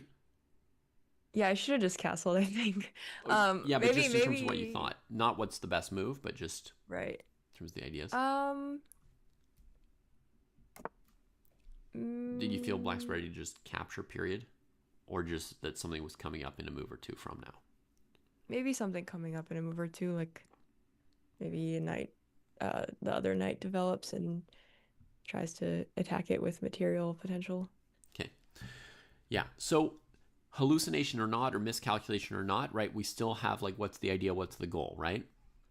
So Rachel's feeling that the knight on e5 is not secure and that she needs to make a choice. Do I trade it? Do I try and defend it and let it get traded? Do I retreat it, right? She's got various choices around that knight. And she tried to make a favorable trade for it, right? So she thought, I can play this move, get black to play bishop d7, and trade the knight for the bishop. You thought bishop d7 was the most likely move, right? So we say your goal was to trade the knight for the bishop on c8 instead of the bishop on d6, maybe. Yeah. Yeah, and whether or not that idea puzzles you 2 moves later and you're like, no, that doesn't make sense. But that was the idea, right? We're trying to trade the knight. And so we just have to understand what these ideas are, and then we can always start evaluating which ones are better or worse, etc. Right? Yeah. But the first thing is just to understand what they are. So is there anything that this move is like anti? So it's pro dealing with your problem, so to speak, of the knight on e5. And what's the anti part of this move? Development, right? You're moving this piece a second time, as we sometimes say, right? But we can see that black gets a new piece out in response, right? Yeah. And even bishop d7, black's still getting pieces out, right? Yeah. So here you'd be valuing the bishop pair over time, so to speak, right? Even if you got the exact line that you wanted something like knight d7 castles. Yeah. Right? And what we can see is you've gotten yourself the bishop pair, but you've gotten behind in time. Yeah. Right? And whether or not there are wild tactical moves like queen a5 check going after the bishop, knight c3, allowing a double check, whether or not there's tactics, none of that, some of that stuff may like refute an idea in practice, but it doesn't mean that that wasn't White's idea, right? White's idea was to trade a move of time for the bishop pair. That's how we could understand it, right? Okay, and Anushka, you play the move knight d7 versus bishop d7. And that move is pro-development, I guess. But how do you choose between knight d7 and bishop d7? Is there any... Did you care very much about these moves? Knight d7, like once I castle, adds another attacker onto the knight. So while I might not want to take it with my dark squared bishop, I might want to take it with my knight. And I was thinking about it just now. I actually don't think blocking with the bishop would be so bad, because like this like c3 Sicilian almost turns into a d4 opening. It looks like a reverse like semi-Tarrasch. Like it looks like white played these moves and then black played these moves and then black took. Yeah. And then black took like this. So it looks like the good side of the Tarrasch, like for white, but as black. So it's like the queenside bishops, even though it's an e4 opening, the queenside bishops have become a problem for both players. So like if I get to trade this bishop off for anything, It's probably okay also. And then I end up with this knight here, and then I can like do things with tempo to this bishop after I castle. Yeah, I think both are probably fine, but I just didn't want to give her the option to feel like she did something by taking my bishop. Okay. All right. So not letting white achieve their idea of getting the bishop pair. And also very nice that, once you castle, you will from a certain perspective, bishop d7, it attacks the bishop, it forces a resolution faster, right? But from another perspective, you're seeing that, you will be castling next move, and then the pressure on e5 is still going to force a resolution. So you're not worried that the bishop is trapped and tangled up. Like something's going to happen, right? White's going to have to make trades or spend time retreating, and you'll be fine on time with this move, right? Okay, is this where we stopped, or do we play one more move? I guess we just made one more move a trade, huh? Okay, so that's basically the end of it. Okay, so hopefully that was educational in some way, that you noticed something new or more about these moves, even though they're moves that you have been playing up to this point in your lives previously. And based on the ideas behind the moves and what we've said, does anyone have a sense of who's better or worse at the end of this opening? I think black is equalized. Yeah, I like black here. Maybe more than equalized. Yeah. Right. So black has probably equalized, maybe even slightly more, right? Because in the battle of ideas, so to speak, right? White is ultimately mostly agreeing with your ideas, and they tried one idea that didn't quite work out, right? They didn't achieve the bishop pair they wanted, but they spent a whole tempo on it, right? They also spent a fair amount of time. Of course, black was mostly responding, but they also invested in this center, and now they're kind of saying like, well, basically I'll trade it off. I don't have a big central advantage. Does that make sense? It's not like, oh, I shouldn't have done it, I'm so overexposed, but it's like, okay, maybe it's just kind of petering out, right? But it's petering out with black maybe getting one free tempo out of this bishop c4, bishop b5. Nicely placed knight on d5. That idea that Anushka set up has sort of panned out well, so to speak, right? Like it's come forward as like, okay, that worked out for black. So good chance that black is kind of nice here. And I'll say one very common way to get ahead in development in chess is to have your opponent give one of these bishop checks. And sometimes they develop your whole queen side in one move. You know what I mean? Like, look, white's developed their king side and black's developed their king side, right? Now, let's say I play knight d7, and imagine white just trades unprovoked everything, which they may or may not do, but if they do, you see the queen sides? Yeah. What just happened? This is like one of the key ways to fall behind in development, because it's not just that you move the bishop twice in this case, because even sometimes when the bishop's on f1, people do this in one move, and it actually still speeds up their opponent's development. And the funny thing is, people who play bishop b5 check will often tell you, I'm developing a piece with check, so I'm getting ahead in development. That's what they'll often tell you. I'm getting ahead in development. And then you show them the position where the opponent has completed development and they haven't, and you're like, ahead in development, right? The mechanics of it don't work the way they expect, right? First of all, you're not getting ahead with the check if black can block with a new piece that gets developed, right? If they have to retreat a knight off of f6 or something, okay, brilliant.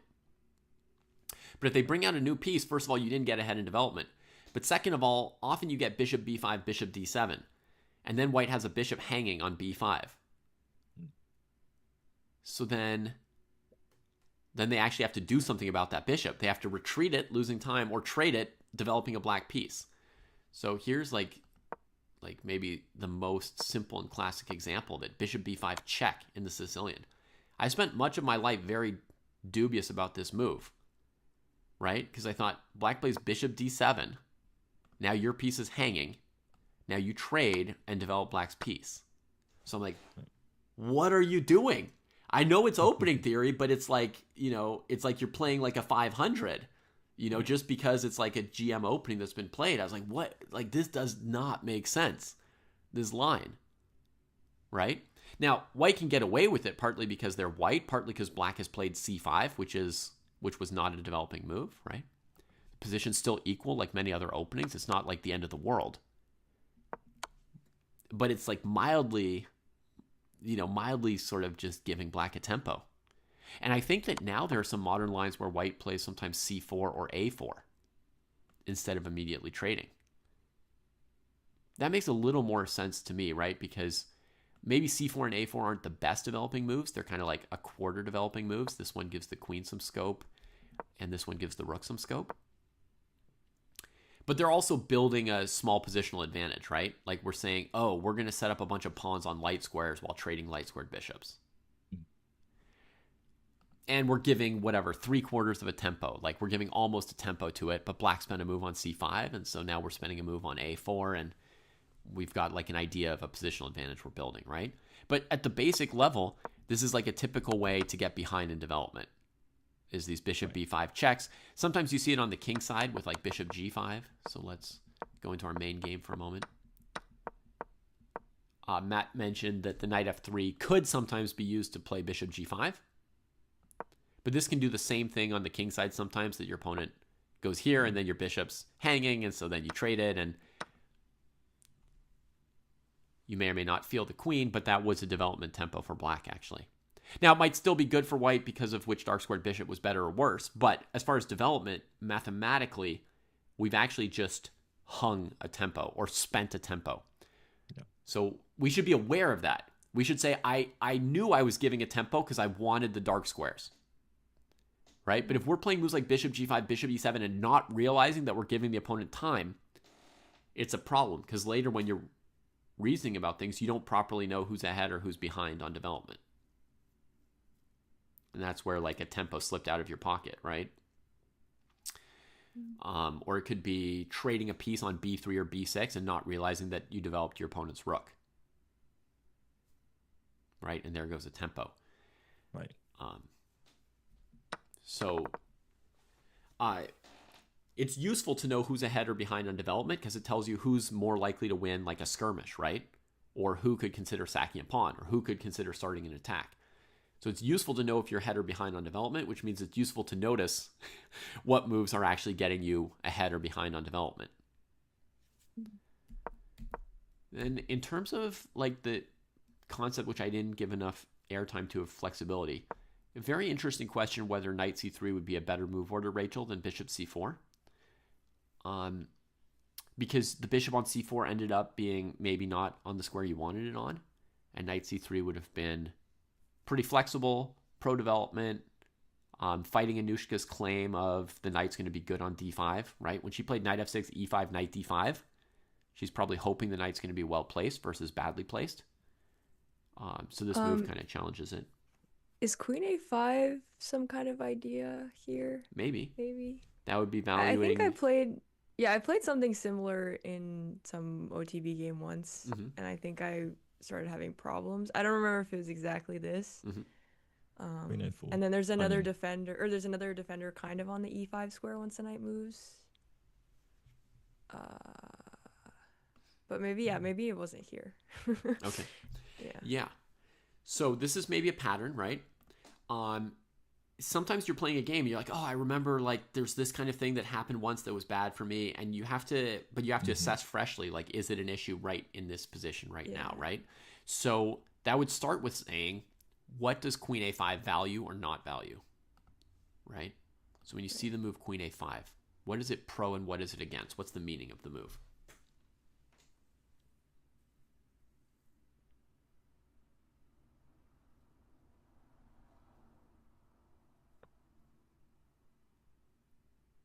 I mean, I guess it's pro development. Okay.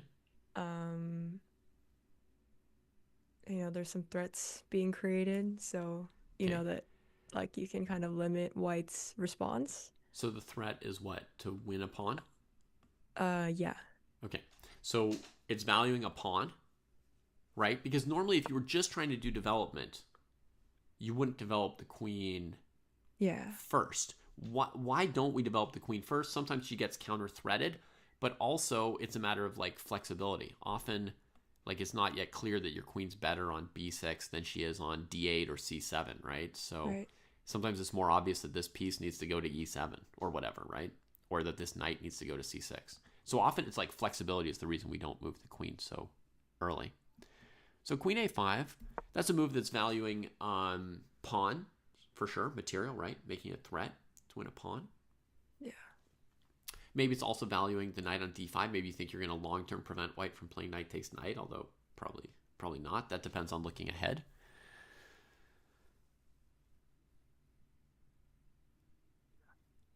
No, I think now that I'm looking at it, I played knight c3 before playing knight f3, and then queen a5 came with like potential of winning the e5 pawn as well. So yeah, I think maybe queen a5 is not as good here, but yeah, maybe at some point you played a knight c3 when the bishop could still go to b4 and there wasn't a pawn here yet. That could be part of it.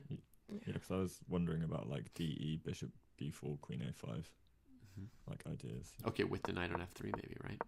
Yeah. Knight c3. Yeah, so like knight f3. Now I play de. Maybe de. Like maybe the bishop b4. Okay. But yeah. So first let's assess the queen a5 and then we'll throw in some of the des and things, right? So the queen a5 move is valuing like the threat to the pawn, but the potential risk is bringing out the queen early. And so the question is, if white plays bishop d2, have you helped black's development or white's development? And so this is an example, and there are many, where to evaluate whether the move is pro or anti-development, you kind of have to look at a sequence of moves, or at least one move, right? And we have to say, okay, like, do we want our queen here, or are we backing off? Right?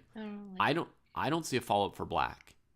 So to me, it actually feels anti-development because white will defend the threat, develop the bishop, and then I'm just not happy with where I put the queen.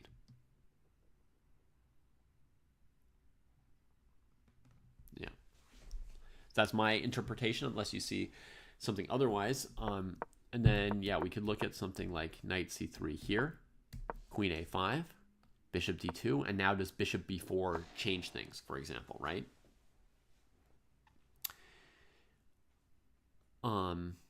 So this move is again threatening a pawn.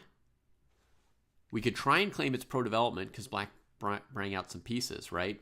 But they're kind of like aiming towards just getting traded off. So we have to interpret like, okay, does white have an easy way to defend it? And, you know, are these trades favoring black or not? And again, here I would be pretty suspicious of this for black. Because I'd say your bishop on f8 is valuable for potential weaknesses on the dark squares. So it looks like you're running your queen and your bishop into just trading them off. So you're spending energy to make trades. I would say that best case scenario are going to be neutral, but I think are going to be slightly bad for you. that makes sense. I feel like I do that a lot. Just like, yeah, I have control over the position and I get to decide when things are traded. But in reality, it's like, you know, it's not even beneficial for me if the trading happens. Yeah. To me, like a super common misconception or area where people make a mistake, and these are people who want to play like aggressive, exciting chess, is around bishop b5, bishop g5, bishop b4, or bishop g4 for black. Right? Those bishop moves, they come out and you feel like I'm on their side of the board and I'm maybe pinning their knight to something or I'm putting pressure on them. But the moves often lead to just being forced to trade off or lose time. And so actually, these are these aggressive looking moves that are super not aggressive very often in terms of their effect like 2 or 3 moves later. Yeah. I've definitely done this way too much. Yeah, for sure. Definitely one of those people in that category there. Yeah. So very useful lesson for any aggressive people out there, right? Like bishop b5, bishop g5, often going to do exactly what you don't want. Often is just going to trade the pieces that you wanted to have on the board later for checkmating purposes. So, yeah. So I think that deals with the knight c3, queen a5 kind of questions. So anyway, so knight c3 is a possible move you could look at in the future here, Rachel, because it's got this idea of flexibility compared to your bishop c4 move. Right. It's still pressuring d5. It might be like a slight upgrade on the opening when you think of it that way. Okay. That was quite a bit. Maybe I'll show you a game that you didn't play. Sure. And we'll similarly try to work through the meanings of things. Do you have any questions between games before we get into the next one? No, it's just I've never looked at it at openings this way. Like, what are the pros and cons? And yeah, I don't know. Yeah, it's cool to think about it like this. Okay, good. Well, stop me at any point if you have questions, or if I'm droning on something you already know and you want me to stop. Just go for it. All right, so here's the next game. So C4 from white. Anyone want to just shout out something that white values here? Center control. Center control with pawns, right? Okay. Black plays E6. What does that do? Center. Center control with pawns, probably challenging black at D5. Yep. Anything else? Opens up the bishop. Yeah. Pro-development. Queen and bishop. Pro-development, right? A touch of the queen and definitely the bishop. Okay. Oh, I can't press forward because I have to input the moves. Sorry. Okay. G3. Okay. Pro-development. Pro-development. Very good. Yeah. Yeah. looking Anything else? for future central control. with the Yeah. bishop. Central control, Looking right? forward to the center. But a new flavor of it a little bit compared to our first game, right? Compared to our C3 Sicilian. Mhm. If Yeah. white were just, me put pawn in center player, right? We've got D4. Sorry. Look at that feeble arrow. Only making it to D3. We've got D4 and E4, right? Those are the moves of somebody who's like, just the pawns go in the center. And then, then maybe you figure out the pieces, Yeah. right? But this one's a little different kind of flavor. They're like, okay, I could put my piece on a high quality development square and fight for the center without having to plunk every pawn in there right away. Okay.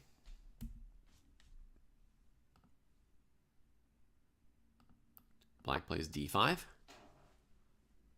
So Center control. Center control. Yeah. And here both players are valuing central control, but we might see like a clash of ideas in terms of how you central control, right? Like they agree on central control, but different conceptions of how you central control. Anything else this move particularly does or doesn't do?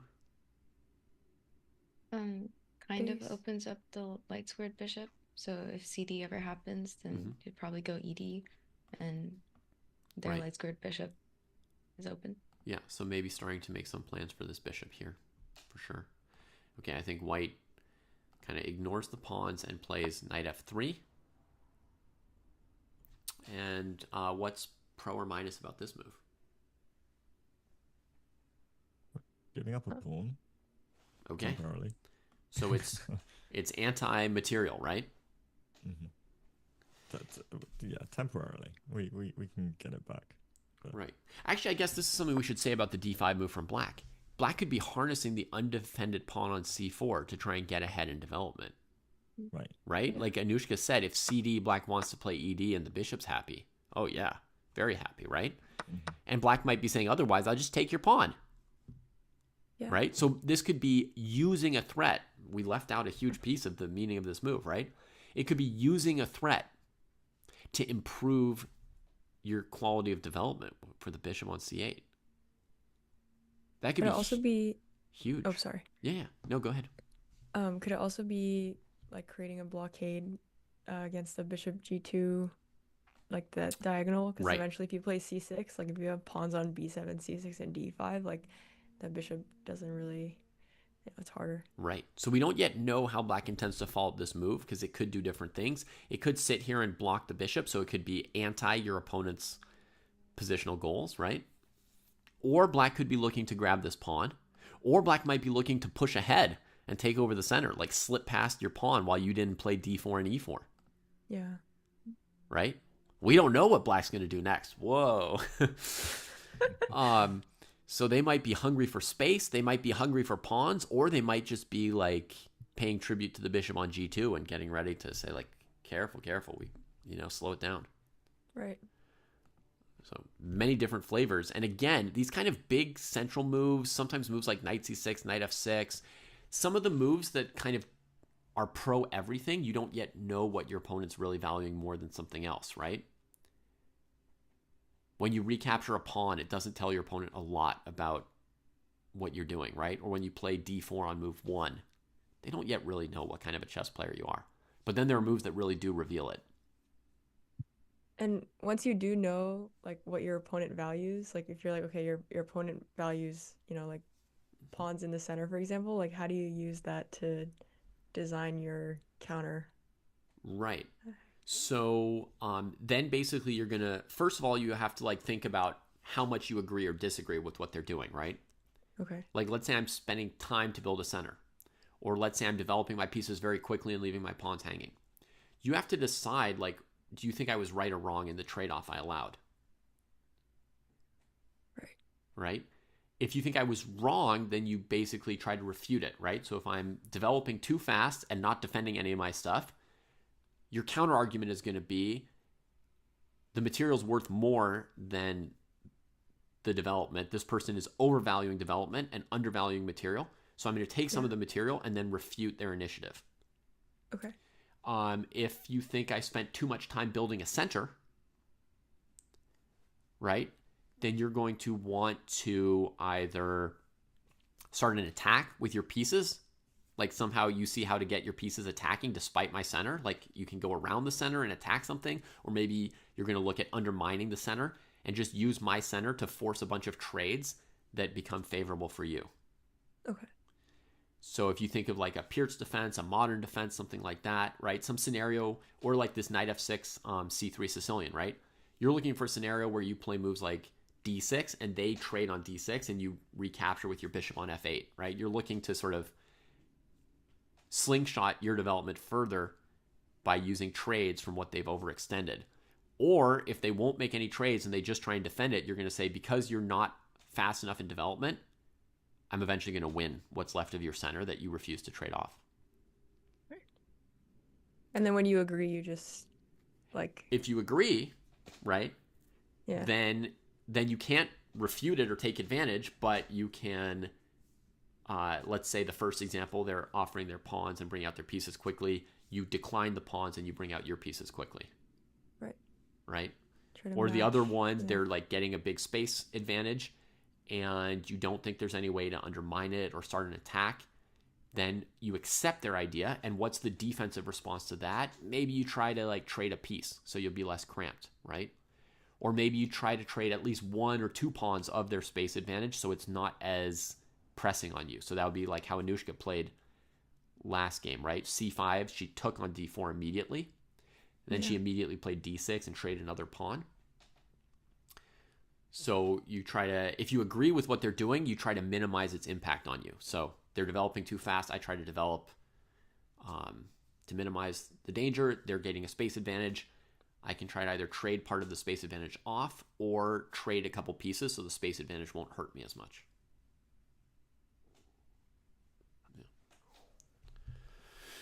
Okay, so let's see what black was up to. White plays knight f3, right? And that's a move which is developing, central control, not 100% match with bishop g2 and g3, right? The next topic is how do moves fit together or not fit together.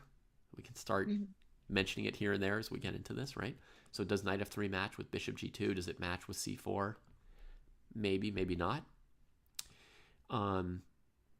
It's definitely a centrally controlling and developing move, so it's pretty good.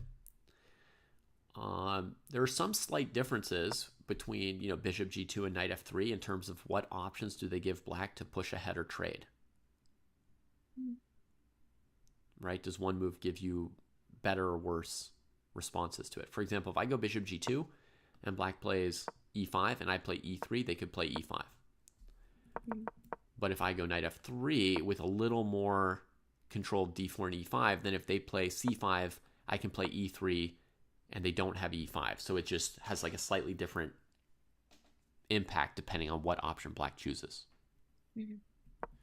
Right? If I play knight f3 and they take on c4, then maybe I've got an extra move knight e5, although that rarely works.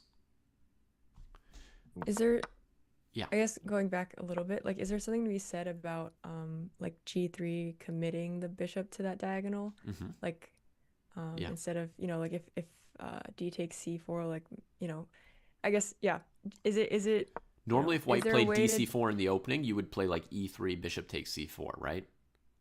yeah, And now yeah. G3 looks so stupid. So yes, when you see someone play G3, even before their bishop comes to G2, the black player can start reading into white's move and say, okay, so if the bishop's coming that way, maybe there's something on this diagonal that's going to be weaker than normal that I can look to counter or counterattack, right? And in fact, D5 immediately. It was already black's plan with E6, but hey, now we're attacking this pawn and we don't expect E3 from white.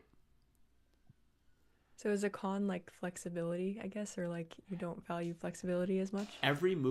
Almost every move you play is going to take away some flexibility. But yeah, like especially with the bishops, right? Moving a pawn, you're investing a pawn tempo to let your bishop out in one direction or another. So you're not committed. It's not like you absolutely can't bring your bishop out this way anymore once you've played G3.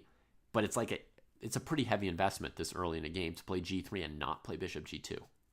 Yeah. So yeah, you're losing some flexibility. Almost every move loses some flexibility, but there may be some moves more than others where you're like, wow, that gives up a lot of options. Mm. Or is like super more committal.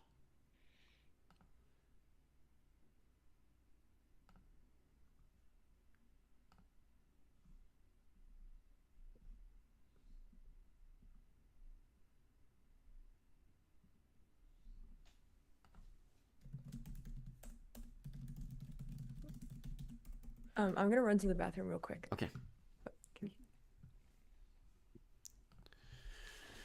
All right. Anushka and Matt, I think we could just keep going a little bit. It doesn't matter too much. So we got D5. We got knight F3. All right, and now, are you in suspense to see what black values? Are they going to take? Are they going to push? Are they going to develop a piece? Yeah. I was wondering this. I was like, what would I do? Even a little pawn move might tell you a lot. Like C6, maybe blocking the diagonal. C5, maybe like, hungry for some space. How much are you going to give me? Yeah. Right? Yeah, but because I think I'd be very, very tempted by D4. Personally. Mm-hmm. Yeah. Yeah. And that tells us something about what we value, right? Yeah. If Matt's interested in D4, like, okay, that guy, he's liking his space, right?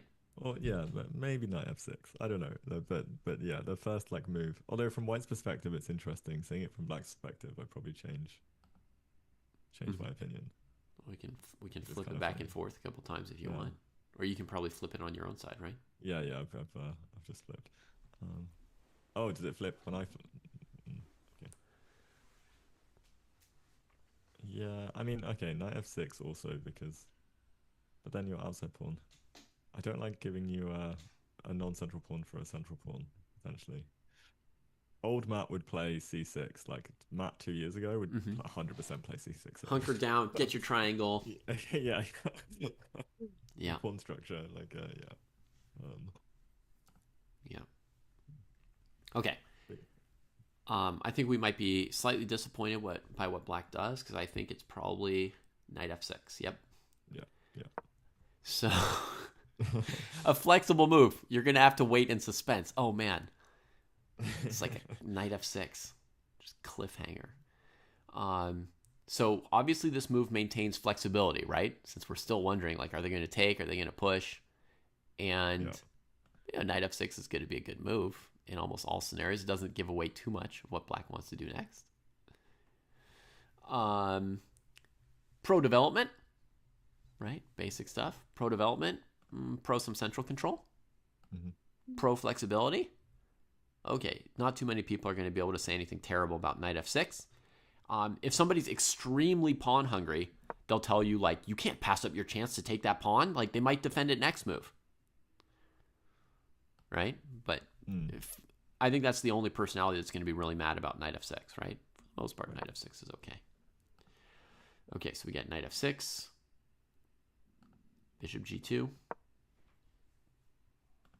Okay, pretty basic. They played G3. What is this move? It's pro development. Okay, and now black plays C6. So what is this move pro, and what is this move anti? Anti-bishop. Anti-knight c6. Anti-knight C6, so anti our own development, right? Yeah. This is a full pawn move that doesn't really contribute to our development. Yeah. So one solid interpretation when somebody said anti-bishop, I imagine they were talking about the bishop on G2. Yeah. Yeah. Okay. So is you, Anushka? Yeah. So you're saying we're basically playing against white's positional advantages, right? Mhm. Which I also thought you meant. Oh, sorry. I was also gonna say. I also thought you meant the anti-bishop on c8. our own bishop. Yeah. Yeah. He's not loving this game either, right? Yeah. If black continues like this, you know, yeah, there's going to be some unhappy bishops on both sides of the situation. Yeah. So this could be interpreted as a positional move, right? Kind of like anti-white's bishop, trying to refute the investment white put into this piece here. So you could say that this black player is believing white. They don't want to take. They don't want to push. They're just trying to limit the scope of this bishop.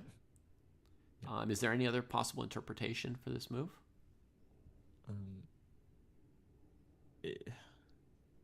Opens the queen. I don't know. Oh, if you go D takes C4, you're threatening this now. Maybe, Okay. perhaps. It's not great, but Yes. yeah. Okay, very important. So C6 might have the idea of playing B5 at some point, right?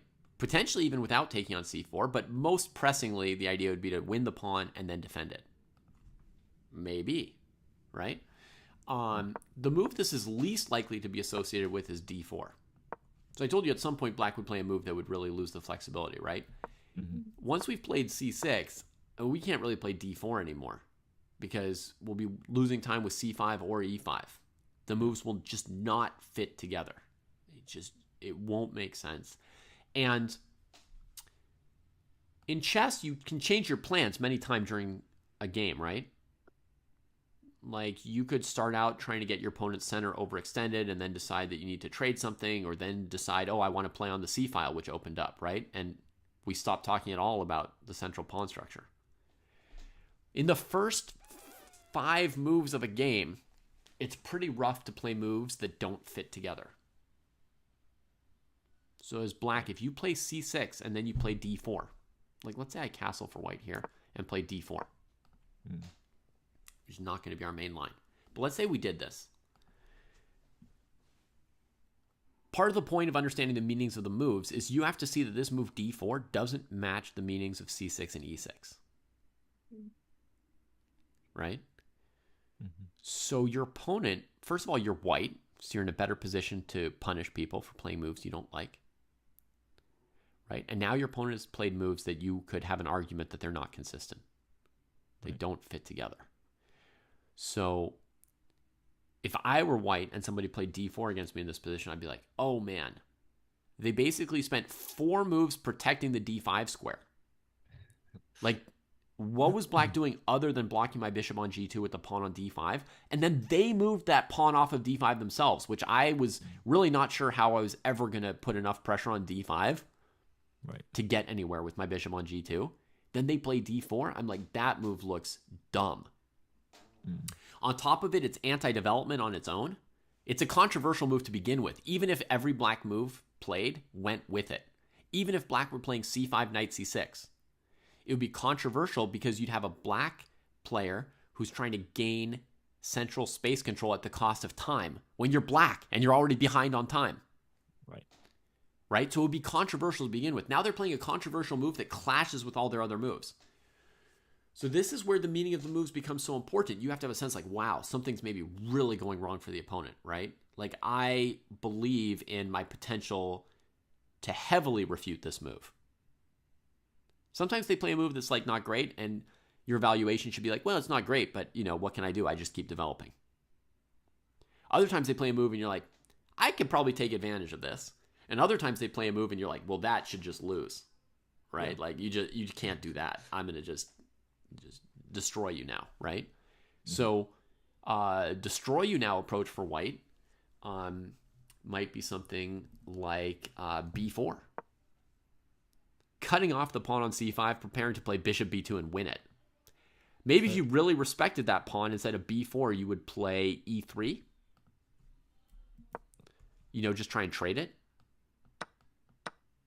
That's a pleasant advantage for white because black has played some moves that didn't go together, right?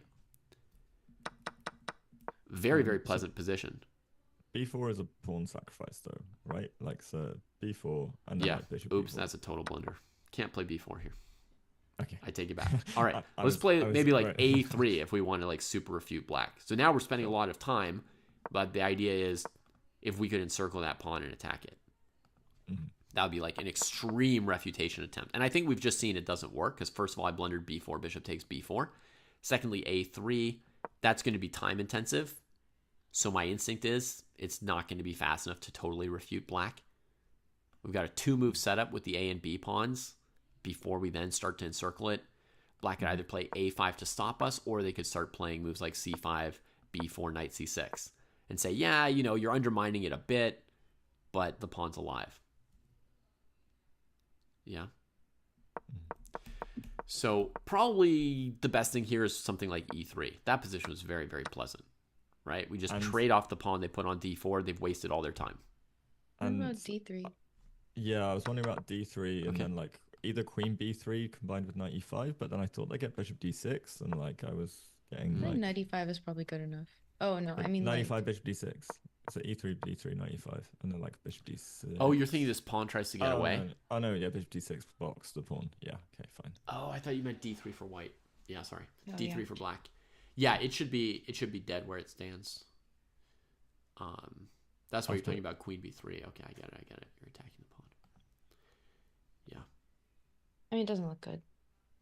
We're also already castled. It's still kind of like annoying and knowing like how to take advantage of it because it's obviously overextended. We can obviously like we should in all aspects of the game. Like maybe there's rook e1, bishop f1 even like ideas, but like yeah. So you may have a sense that something's refutable, but then being able to execute it in practice, you may or may not be able to refute it, right? I had an opening yesterday where somebody played an Albin counter gambit against me in a blitz game. And they played something, and it looked super dubious, and I thought, like, probably white's got, like, a huge advantage. To begin with, it's the Albin counter gambit, and I just couldn't find the right sequence in the blitz game, and I lost in the opening as white very quickly. So you could have a sense that this pawn is wrong, and you play your moves in the wrong order, and you could lose with white while trying to refute your opponent, right? So it's very important what... The meaning of the moves will help you to have a sense of what you should be trying to do and what they're trying to do. Have a sense of what's coming or not. But then on top of that, you have to be able to do some calculation. And knowing the meaning of the moves can also help you keep track of what might be a danger or what you might need to watch out for, etc., right? Like you've got a sense of what could go wrong, right? What could go wrong for white here? Maybe my light squares could become weak. Maybe my d-file could become weak right after I win the pawn because I've played g3 and e3 and I move my bishop over this way, right? So potentially I'm weak on these squares that black went into. Maybe it's not easy for me to win a fight on those squares. Right? So you can keep in mind to some extent what the potential logical dangers are, but then you just also have to really calculate to execute on all these ideas because chess is very specific, right? Ultimately, you're going to make threats and they're going to make threats and sometimes it won't work out, right? If you've miscalculated something. So it won't just fall in your lap just because we've got this meaning of the moves concept going, right? Like it's not everything, but it's a start. Yeah. Okay, so let's get back to not playing d4 for black. So white castles and black plays knight bd7.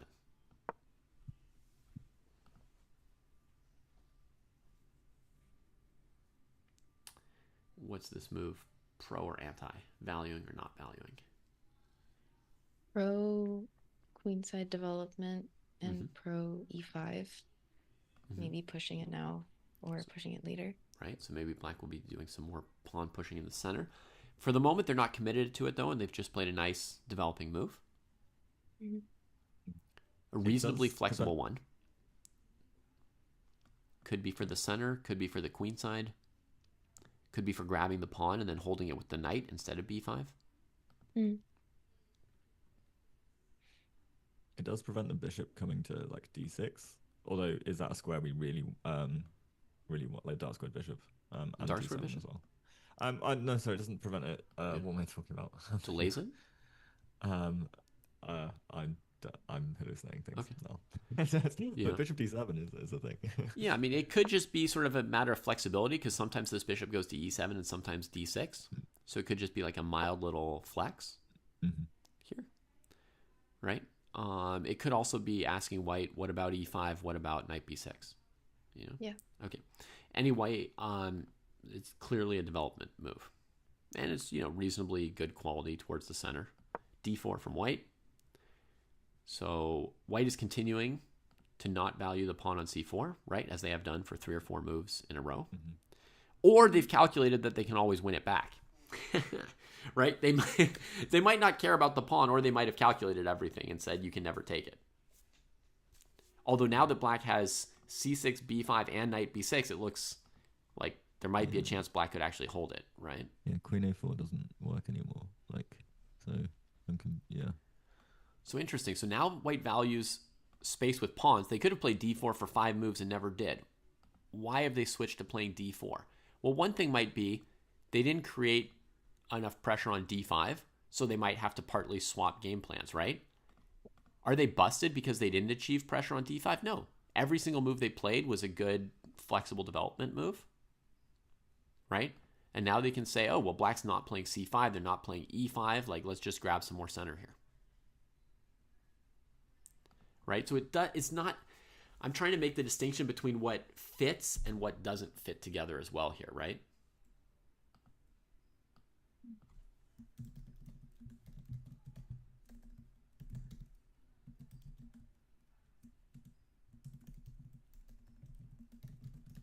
So let's officially put our third topic up here as we're talking about this.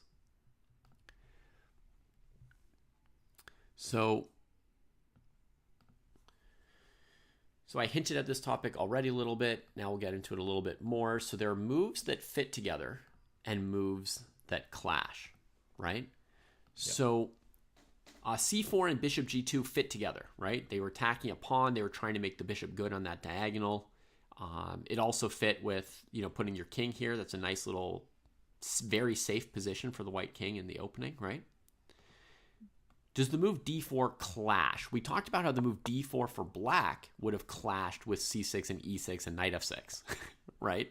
It clashes with all those moves.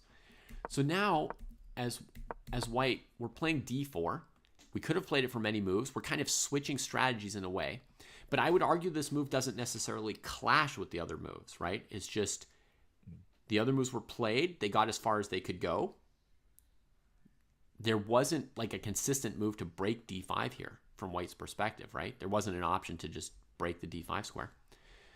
So black has taken sort of, we could say, as a result of white's claim that they're going to pressure d5, black has taken a kind of passive defensive position defending d5, right? And now white feels comfortable to expand, right? They say, okay, your bishop on c8's been limited, right? Your pawn structure is solid, but not huge. And so now I'm going to take extra central space from you, right? It could have also been a3, b4, making more space on the queen side. It could have been d3, e4, a different take on space in the center, looking for maybe more pawn trades versus more of a squeeze. But to me, I would call d4 a switch versus a clash coming from white here. It seems like you're all comfortable with that, right? Yeah. We do have to develop our plans sometimes. You put pressure on someone and then you change advantages and you also change plans. Okay. So d4 doesn't clash. Now black takes on c4. And let's work on the let's work on the fitting versus clashing concept for a moment here. by asking the three of you, does d takes c4 fit with black's previous moves or clash with black's previous moves? You don't yet need to calculate long variations for this, just kind of like your feeling looking at the position. Sometimes a move fits, but it just fails, right? Like if white can just play queen c2 and b5 loses and knight b6 loses and all you do is bishop e7 and black plays queen and white plays queen c4, you could now say it clashes because they played c6, e6, and then just traded off the d5 pawn, right? Similar to when we played d4 for black. But without any long calculation, is this move plausibly fitting, or is it probably clashing with what black has done so far? Kind of got arguments for both, which is annoying. Cool. I'd say it fits. My gut was clash. Okay. But then I was like, oh, maybe because of like getting a knight on the d5 square, it fits. All right. So give me a little clash argument. You played d6 and e6 in the event that if white ever trades, you get like this nice central pawn structure. The bishop will always kind of bite into that. And then e4 isn't a worry for like kicking a knight, or for example, like e4 can come and again, you'll still have like the ability to trade and have a knight on a really nice square. Yeah. So essentially you played several moves saying this pawn on d5 was important, and then you moved it off of d5. Yeah. Okay. And Anushka, you're the one, I think, who said it could fit, right? Yeah. So what would be like a brief argument for how it fits in with what black's done? Because both knight d7, knight b7, and c6 were to potentially support this pawn after. I mean, we took a pawn, and there's no way for white to recapture it because it's a gambit. So yeah, we either do this or this. Like those both fit with our previous moves. The only thing that doesn't super fit, I guess, that Matt's saying is that e6 was supposed to, we were supposed to take back on d5 with our e6 pawn, and then our bishop was supposed to open up this way. But white was never going to do this, I don't think. And the point of playing e6, we played it like move 1 or 2 to like get d5 in the center. The only way we could have been more harmonious is by playing the Slav and playing like a c6 pure first. Slav move order could have maybe been more harmonious. Yeah. But even still, you would have at some point had to do a pawn for the bishop on f8. Yeah, yeah. So I really don't think anything in black's position clashes with CD or DC. I think it's like the most normal move you can make. Yeah. And so part of the idea of playing e takes d5, which is our dream, right? CD, ED. But part of that dream is we have to be saying, like, at some point we're threatening to take on c4. So there's a way that, like, the potential threat of taking on c4 is supposed to fit in with black's plans, ideally. Right? Okay, so we've got an argument for and against. Rachel, do you want to break the tie? I mean, I was, like, same as Matt, my initial thought was, like, maybe it clashes just because I was, I think after Anushka's explanation, maybe I've like switched sides a little bit because I think it makes sense. You get extra pawn and supporting with b5, knight b6 seems like you're okay. But without keeping material in mind, like if that wasn't a factor, I think like it's nice to take it back, or I guess maybe white isn't actually threatening c takes d5, but the pawns like being left on c6 and e6 with no tension, you wonder like where more space is coming from. And I wonder if it's coming from the center because there's no like clear way to clash with like white eventually playing e4. So you might need to come from the side or something, but having the pawn. 1 second, Rachel. Are you implying that if I played moves like bishop e7 and castles, white's eventually going to achieve knight c3, rook e1, queen c2, e4, something like that? I guess so, that yeah. white's going to take even more space, and you don't see how to counter that or get more space for black meanwhile? Yeah, I think once the d pawn is gone, like there's no clear way to get like a pawn on the 5th rank in the center, I guess. So you're like giving more space to white in the center. You're like letting white win over the center. So yeah, even if you get an extra pawn and you get b5, knight b6 ideas, like you're definitely losing some amount of the center, maybe. Yeah, because like my worry in this position is like e4, e5 pushes from like white at some point, and Something taking like everyone away this. from that. Yeah, and I actually want bishop d6, so if e4 ever comes, I could get e5 in myself and things like that. Like, Okay, you might want to try and at least block them here. Yeah. Yeah, fair. But yeah, I mean, if we go back, like even go back a little bit, like instead of d takes as well, like because we're like removing a pawn from this diagonal, the bishop is still on. Like I would even maybe rather like b6, bishop b7, and then like because I think pressure will come on d5 after we remove a pawn from d5. Right. Yeah, I don't like them being able to play e4 like what's the word? Unobstructed or unopposed. Yeah, with me unopposed. Yeah. Yeah, you see this move coming at some point. Yeah. So, okay, the argument in favor of what black's done, or if we were to just go back even before our does it fit or does it clash, our question would be what was black's move valuing? Material. Yeah. That's right. This is like a huge material move because it's basically against everything else. It's not developing. It's not controlling the center. It's not creating positional advantages, right? So this is a move which is like pawn above everything, which could be correct, right? But that's like clearly what it's valuing. And it's saying, well, c6 and knight d7 were flexible moves, but one of the things they were flexible towards was supporting this pawn, and now the tactics aren't going to work for white. We're going to hold on to an extra pawn.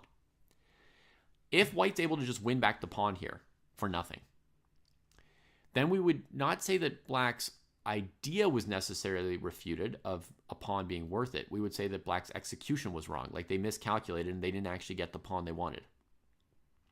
If black holds on to the pawn and white still has a crushing position, then black would have misvalued things, right?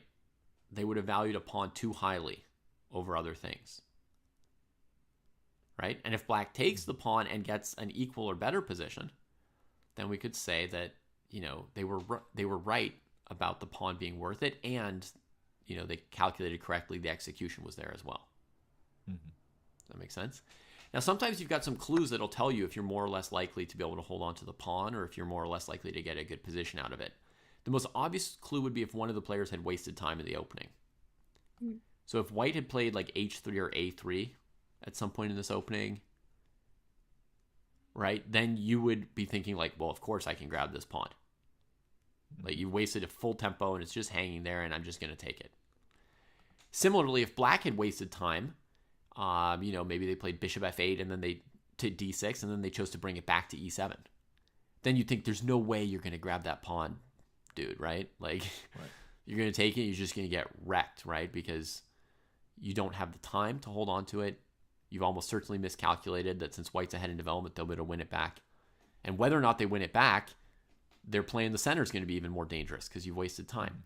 So if you wasted time on black side, you're more in the like hunker down mode than the take on c4 mode, right? Like the b6, bishop b7 that you mentioned, just trying to like hold it together, right? Here, since both sides have basically played a developing move every move, right? Or if not a developing move, they've each played one extra pawn move fighting for the center. We don't know immediately on instinct who's going to be right. You may have your preferences and stuff, right? But like it's not super, super obvious who's going to be right, at least. Or another way to put it is, if you have an instinct that it's going to work, you're probably like 50 to 70% confident versus 90 to 100% confident, right? And if you think it's not going to work, you also probably have a confidence interval that's closer to 50% than 100%, right? Whereas if I'd done some egregious moves, you'd be like, oh, this definitely works. Okay, so black did take, and white plays a4. So can one person tell me one thing that a4 values?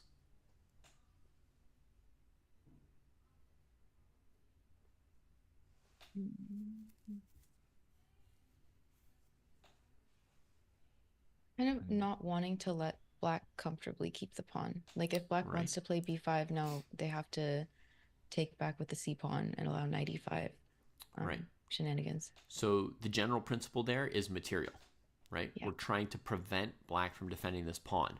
Against knight b6, we've got a5, and against b5, we've got ab opening the rook and the bishop, and, hopefully some tactic for white. Okay? So this move, interestingly enough, agrees with black's idea about the pawn. It says the pawn is valuable. It might still be trying to refute black by recovering the pawn, right? But it's saying you're right about the pawn. It's not saying, like, oh, I can just go knight c3, bishop d6, e4, and who cares about the pawn? I just go jolly in the center. Right? So what white is trying to do is they're trying to fight black on execution around whether or not the pawn can be held or not. They're not disagreeing about the value of the pawn, actually. Interesting, right? So white says, yes, the pawn matters. I'm going to win it. Black plays b5. Wow. So what is black valuing here? Not much. Material. Material. It's still just the No, same you're thing as not. last move, right? Yeah. Black's got one single thing on their mind, right? Boom. Yeah. What does every young chess player have on their mind? Pawns, That's all they want. So, so black goes b5, supporting that pawn. Okay. And white plays knight e5.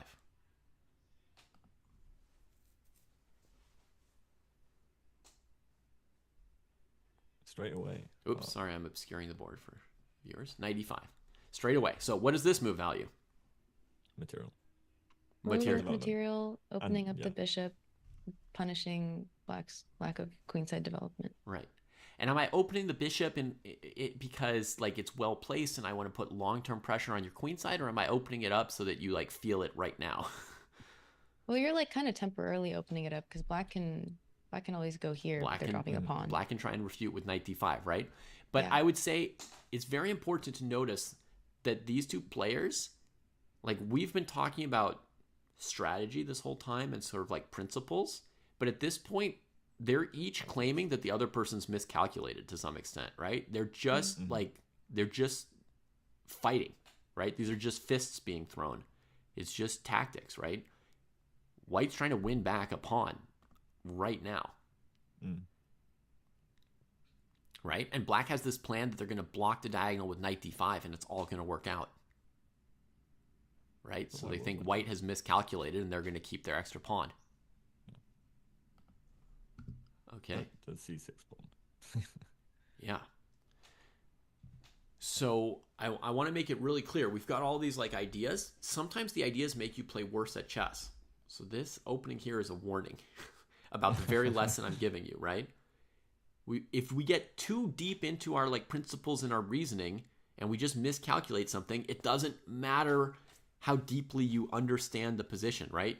You're still just going to lose your stuff. Okay? So overarching chess principle, right? You want to take your opponent's stuff and not hang your stuff. That's it. An opening principle, middle game principle, end game principle. All right?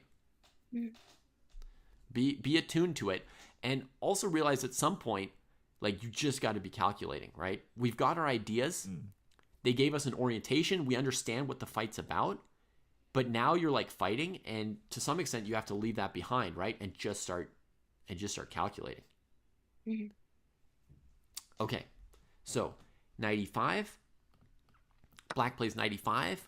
I could ask you, does this move clash or fit? What principles is black upholding? Black's upholding the principle of not get wrecked by bishop takes c6. Yeah. That's where we're at. Okay? So, knight e5. And the details of this move are not like, oh, well, white's pawn structure is doubled, right? The details are, if white plays bishop c6 check, the knight can recapture like this, escaping from the d pawn. So you can't throw in bishop takes c6, right? White takes here. Black takes on d1. This is based on the principle, not a principle, of, bishop c6 check. Haha, queen d7, you lose. Right? So hopefully I'm like giving you the principles and also letting you realize don't lose because of your extra knowledge. You got to keep calculating. So white recaptures based on the principle of, don't be down to queen. And I think the only move for black here is knight d5. Again, the principle of the only move I can play to not lose all my pieces. White takes. Black takes. Again, on the principle of, pieces are being captured. And then d5 hangs. Okay. And now white could win a pawn on d5, but they play knight c3. And this is the last move I'm going to ask you about. Okay. What do you think of this move? What's going on here? And in this case, you're allowed to calculate a little bit if you want, instead of just spouting principles. Well, we have some threats. Yeah, threatening another pawn, saying you'd rather, like, if you take the B pawn, then maybe black's left with two isolated pawns that are not so great. But if you capture the knight, then you're leaving black with like a queen side that's kind of scary. Pretty healthy structure Potentially for scary. that game, yeah. Yeah. Also, it's where the knight's going after, I think, are the annoying things for black to maybe deal with as well, because you've got to do something about bishop takes and then knight c7, or even knight d6, and maybe there's a world you give the bishop and you've got a nice kind of pawn to. So we can say that knight c3 is pro-development, if we wanted to, right? But I noticed none of you said that, right? This is largely about like who's going to take what, how soon, right? Is white going to win back a pawn? Is white going to win back two pawns? Is white going to win back a pawn and have an attack, right? Or is black going to just trade the knight and get away with it all by hitting the rook on d1, right? Yeah, maybe white's also saying like, I gave you a pawn early on, and my position is worth more than just getting a pawn back in return. So like not willing to cash out just yet, and like hoping they can transform it into something even better than just equalizing in terms of material. Like, I can get the pawn back, but I may also just be winning somehow, breaking through here, right? Yeah. Okay. So, the first time I calculated this variation, which is actually from a game I played, I thought that black was going to come out with the advantage after bishop d5, e d5, rook d5, bishop d7. And my thought was black's got the bishop pair, nice queenside pawn majority, and I wasn't really feeling a huge development lead for white. I was kind of imagining stuff like knight c3, bishop c6, rook retreats, bishop c5, and it just seemed like okay. Now, one thing I was undervaluing is the value of rooks, because white's minor pieces aren't developed. And black has a minor piece developed. But white has two rooks developed. And actually, this is the thing that a lot of people misevaluate, is the value of developed rooks. They're harder to develop, and they're more powerful pieces. So two developed rooks is going to have a pretty big impact here. But even more importantly, I'd initially miscalculated and not seen that the move knight c3 is winning. But this move just refutes black right where they are. For example, well, first of all, you're not trading your good bishop. You're trading the knight on b1, right? And trying to get like a similar position. And or play knight b5, as Anushka said, leave them with those two terrible pawns and big trouble. But here's a very simple variation for you. Pawn takes, rook's attacked, rook moves, check, here, check. That went very badly. Ouch. Very, very badly. Without knight takes c3, black is reduced to something like bishop b7, and white can take either way. And they'll probably end up with two extra pawns. Or, sorry, they'll probably end up capturing two black pawns, not one. Right? So, for example, I could play the least chaotic variation, and you see black can't defend the pawns against the two white rooks. Or we could play knight b5, as you said, with the threat of bishop d5, knight c7, or to take on a7. I doubt black has a move that doesn't lose some more material here, even though we'd have to calculate a little bit to sort it out.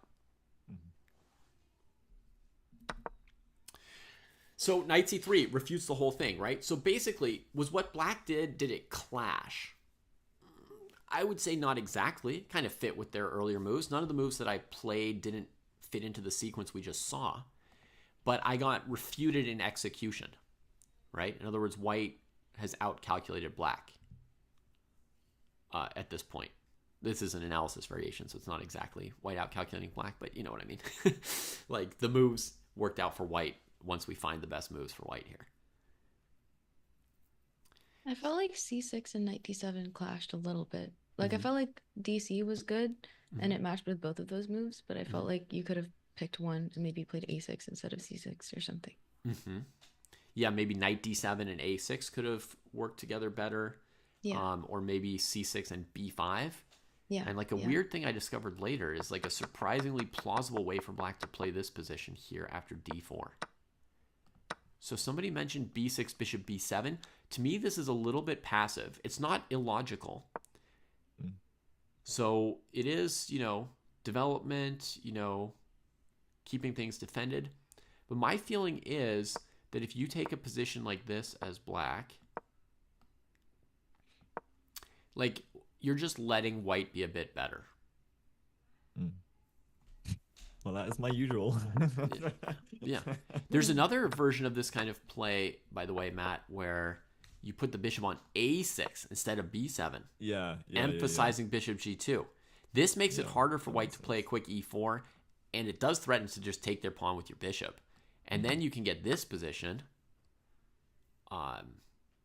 which some people do like to play for black. But I actually noticed for the first that there's an interesting pattern here. Black could play b5. Again, on the principle that bishop's not on that diagonal. Logical with c6. And now we're kind of forcing white to simplify, trade off the c-pawn and giving black space over here. It's low on development. So if there were a refutation, it would be some stuff like knight e5 and e4 from white.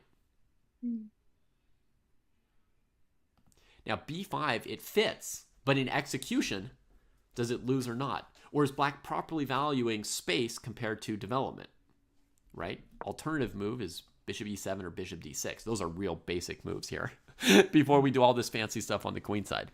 Yeah, like I like bishop d6. That would be my main go-to. Again, it's because I know that like e4, because I used to play like semi-Slav, so like as soon as e4 came, I liked being prepared than having e5. Yeah, and if you play bishop d6, you transpose to a semi-Slav position that I've had myself in probably 20 plus tournament games and 1,000 blitz games, right? Facing knight c3, knight d2, or queen c2. If I include all three of those branches, had it a million times.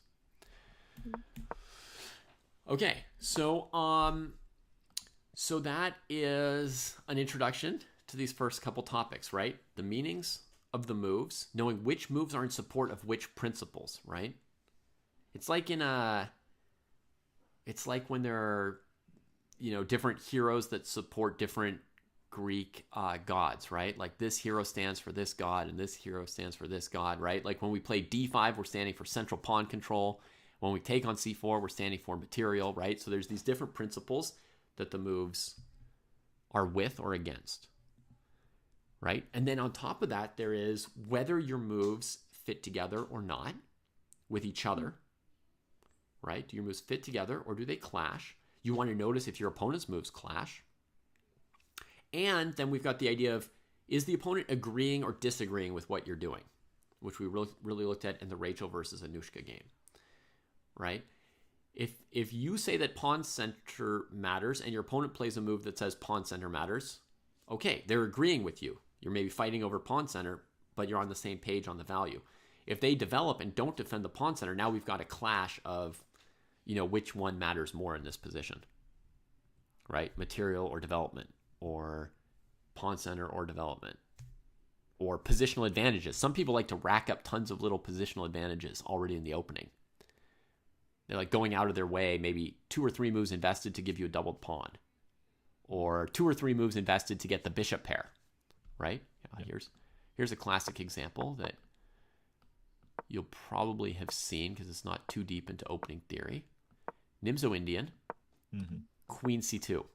Yeah. Classic move of somebody who values small positional advantages. Right? It is sort of a developing move, but it's not like a super developing move. Right? And if black plays something like castles and white plays this A3 line, right? Oh man, this person is all about accumulating these positional advantages. Right. Right? So you just want to be able to, name it. Name what it is, know what it is, and then see if you agree or disagree. And then you can use that to kind of shape the direction that you take the game and inform decisions about should you play something aggressive or defensive, etc., right? And we can talk about that more in our next one, but I think this is a good place for us to stop here and take any questions you have from today. So I guess in terms, like, my questions are more about like the next steps of how we, like, between the three of us, maybe go through this, and is it worth us sort of trying to unpick some games of each other's to go over To do this with? Yeah. Yeah, so I mean you could take a couple of games from Maya now that you've got a new approach to this and see if you see your own openings.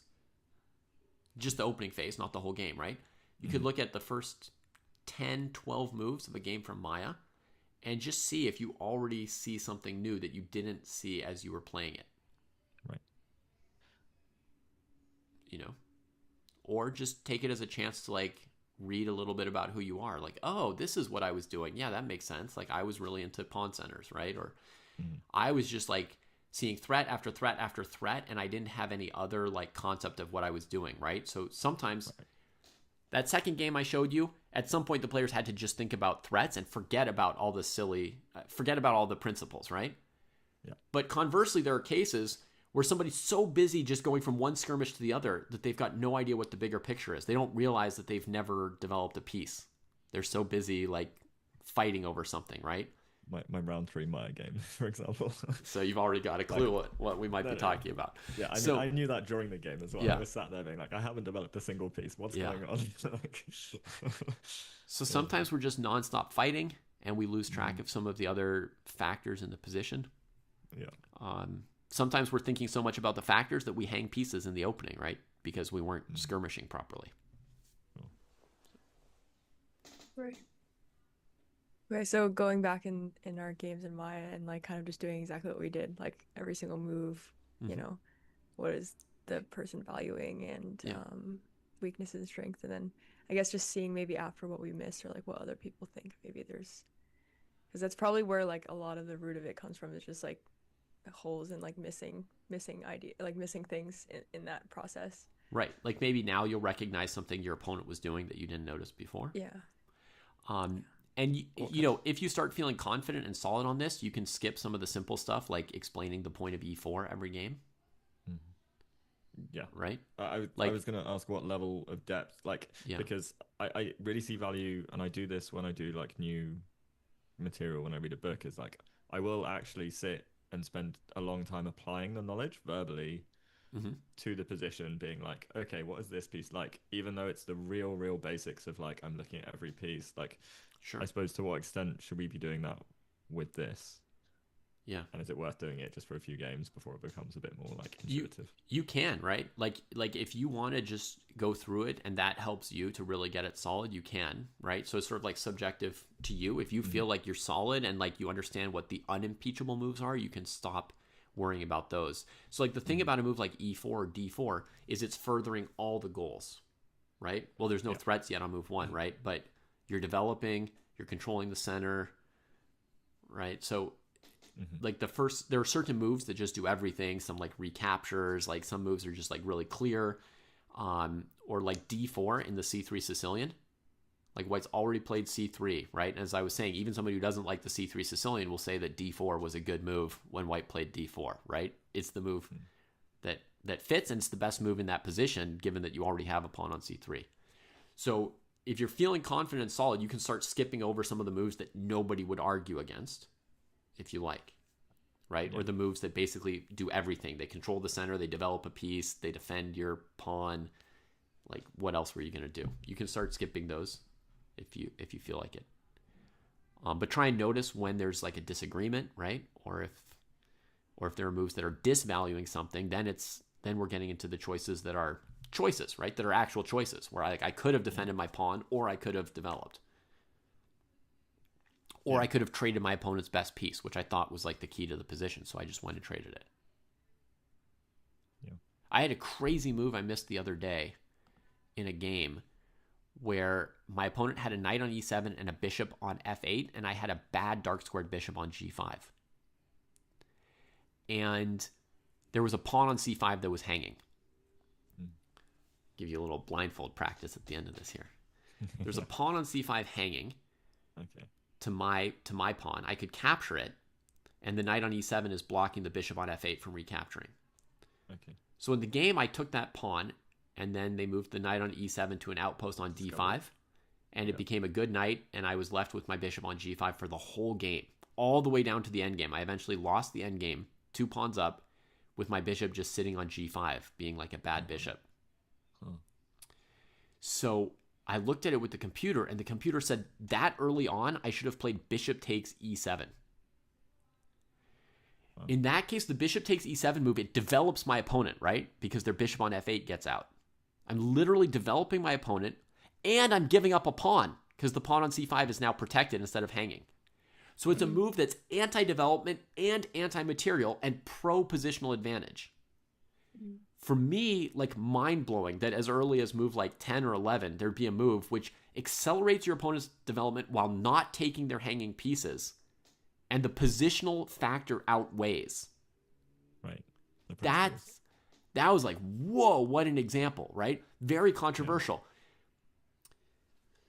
But that's like the cool stuff you can start getting into, right? Is like which move values or devalues something, and do you agree or disagree with it, you know? And then over time you get better at making those judgments.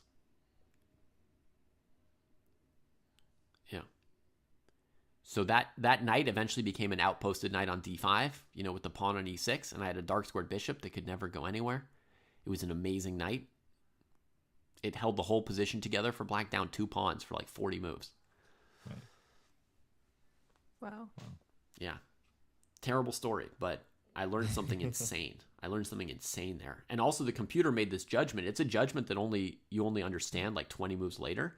And people always used to say computers don't make positional judgments. They just calculate. But this was like so deep. And the computer was 100% right, of course. Of course. So, amazing. I also thought the point you made about like I've always looked at the board just like objectively as like this move in particular, like pros and cons. But then, you know, when you put in like what is the player making the move valuing, then you can kind of like get an insight into the way like their train of thought and what they value in chess in general, or like the style of play, like even before the game finishes. And then you can kind of like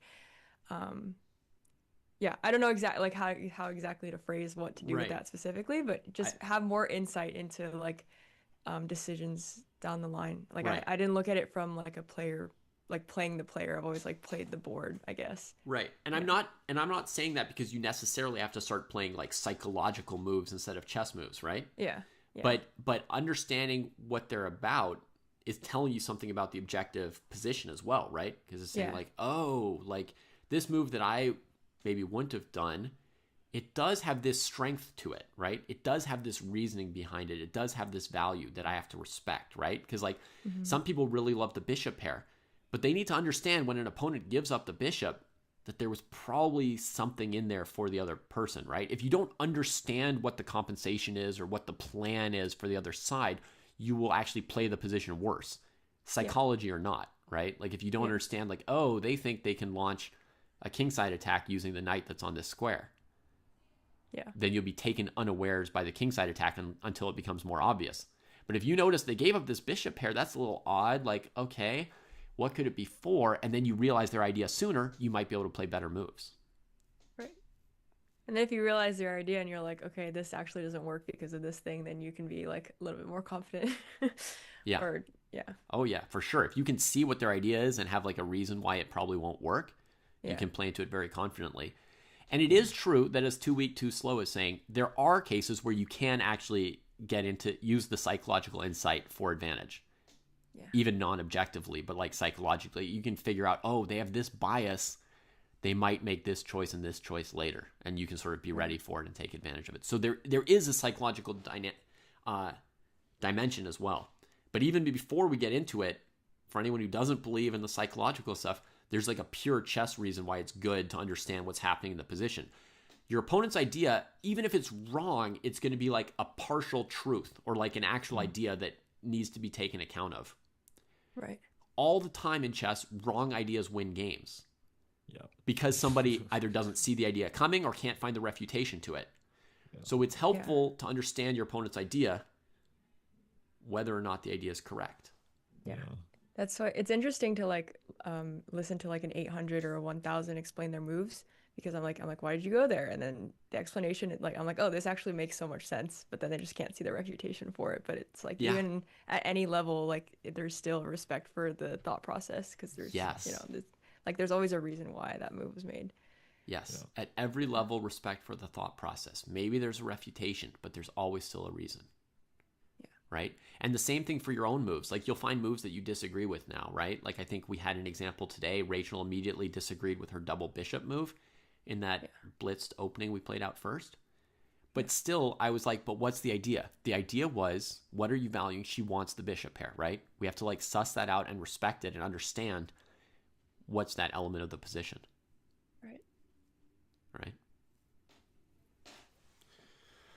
Because Anushka could have just said, oh, she moved her bishop twice. It's like terrible, you know, and just bashed out bishop d7 or something. But she said, okay, she wants bishop d7, knight d7. She wants the bishop pair. I think in that case, Anushka actually figured out during the game what your idea was, whether or not the move was good, right? It's very important that we understand things like that.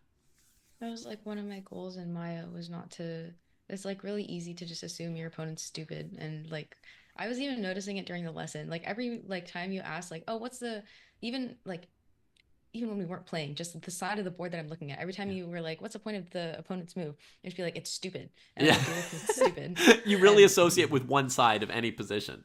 Yeah. And like Matt was like, oh, he said something that like questioned White's position or something. And I could feel myself getting angry. I was like, no, it's not stupid. You're stupid. Yeah. But I can't say it out loud. I was just getting bullied over my well, no, I never said any of it out loud. But my instinct is to be like, how dare you like say my, which is bad. So it's I think I did an okay job at Maya at not doing that, but it's definitely still there. Yeah, that makes sense. It's been on your mind, and so you did a good job recognizing what the point of bishop b5 was, instead of saying, oh, she's just moving her piece twice. Yeah. You know, having that respect and figuring out what the idea is. And then, of course, you can refute it. You're welcome to try and refute these ideas. I mean, I'm not giving you all these tools in order for you to then just offer a draw because you respect your opponent, right? You're taking into account what they're up to and playing better because of it. So long term, it's an attempt to refute them. Someone in the chat said it makes you wonder how much of high-level chess tends to be getting in the other player's head. It's reminding me of like Blue Baum in the Grand Swiss, where he he beat like Prague and Arjun, and there I was like, what did you do differently? And he was like, they just overextended, like they just that was his advantage, like he knew that, like because he's like lower rated, that they're gonna try to push for a win, and then like he was more in psychological. I don't know. It's interesting how that plays a factor for sure. Yeah. Have you noticed, maybe this isn't something to get into now, but maybe in the future, but have you noticed any biases that each of us have? I think we're all very different. Yeah, I mean, you each have very, very different things that you value in the position. But yeah, that would be a topic for another day. I'm going to have to coach my Coach Champs students in a couple minutes. So if you have any questions on the topic of the opening stuff, I can still field some of those, but I'm not going to open that can of... Yeah, that's a whole different kettle of fish. Sure. Yeah, that would be really helpful, though, as a separate conversation. Because I feel like I'm starting to realize, but I can't, like, verbalize it as well as I'd like to. So, yeah. Yeah. I guess, I'm I'm gonna annotate a bunch of like openings from Maya probably then with that like literally I'll have a tech checklist of like what to look for every move, like what are they valuing? Is it like pro development, pro material, pro Position. Yeah. position. And then anytime you feel that something is fitting with what they've done previously or inconsistent with what they've done previously Consistencies. in like a bad way, right? Fitting versus clashing. And then I guess there's like the third word, switching, right? Like a non-clashing switch. I don't think I have any questions. I think that was very helpful. Yeah. Okay, Very helpful. cool. New perspective. All right, so you can ruminate on that a little bit, and then we will do another lesson at some point where we'll talk a little more about it to see how deeply it fit in. So we'll ask ourselves the question, how do your moves respond to or dispute your opponent's moves? And we'll talk about patterns that you know, like how does it work to use patterns you know versus to use like reasoning about positions that are similar to positions you've seen before. And then the other topic is just going to be sort of like your sense of what's going right or wrong, or how your sense of what's going right or wrong, or how good or bad a position is, how fast or slow a position is, that kind of stuff. So that it just gives you a sense of what to expect, or how hard to try to refute something, or how calmly to respond. These are just kind of like signposts that I use, like guides in the opening, to know how aggressively or defensively or fast or slow, etc. I should be playing. Okay. That sounds great. Alrighty. Thanks so much, David. Sure. Yeah, thank you. Thank you. Yeah. Are you gonna keep streaming? Like, should we all raid I'm gonna you? keep streaming, and I'm gonna send the Zoom link to my Coach Champ students. Awesome. So much Just coaching Dojo. Yeah. today. Yeah. Thank you so much. Sure. All right. All right. Okay. Send See in. you later. Bye, chat. Bye. Bye. Sorry, 1 second, folks. My computer's not letting me send an email to my students without two-step verification. Love it.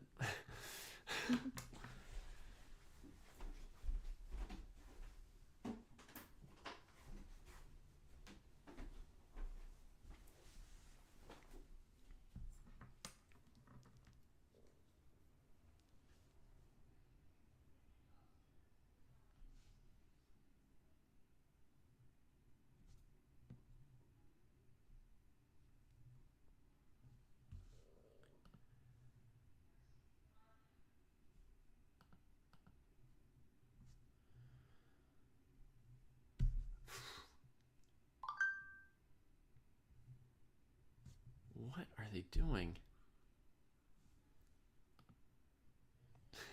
4 pieces of me, huh?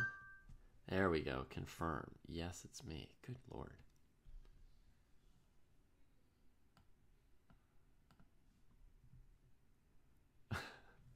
All right. Thank you so much for the raids. Let's send this information to my students, and I'll be back with you very soon.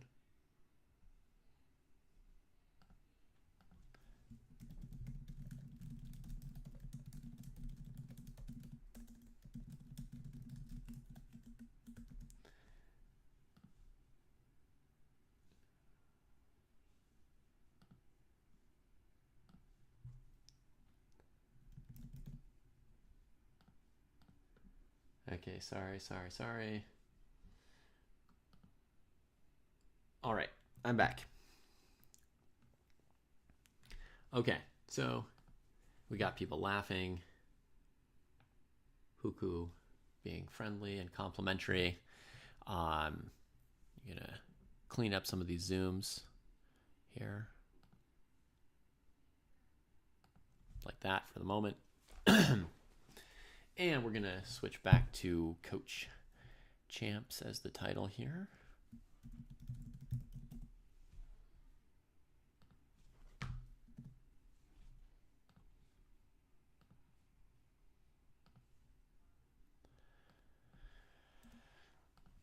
All right. So, I know there were also some good questions in chat that I didn't get to because there was a little bit much going on in the lesson. Obviously, I'm happy to answer your questions, but you'll probably, if you've got lingering questions from that lesson, you might have to re-ask them. I couldn't get to everything in the moment. Oh,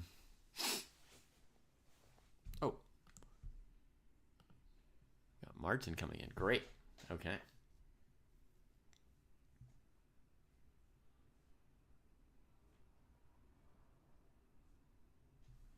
Hello. Hi, Martin. How are you? Yeah, hello. Yeah, David. Good to see you. Okay, I need to turn off the stream. Sorry. Okay. Great. Now I turned off the stream. Yeah. Great. All right. It's good to see you. It's been a couple days. I already missed you. Yeah, I missed you too. Yeah. Okay, so did you get in some games today? Yeah. I'm Yeah, there was like two crazy Italian games. Like I was sacrificing the exchange on the pawn like two times, wow. and one I won, and the other I lost. Yeah. Okay. So they are pretty interesting because it was the same opening. So it was the first game and the third game I played. Okay. So I don't know if the second opponent, if he watched my first game and then he also wanted to try it. Mm-hmm. Yeah. So it's a crazy line. Cool. So if I go to DuckDuckGo, I can go back and see your games. I imagine. Let's go. Okay. So do you want to present? Because if I present, then my video disappears. Yeah. Let me. Oh, sorry, not Martin. Good.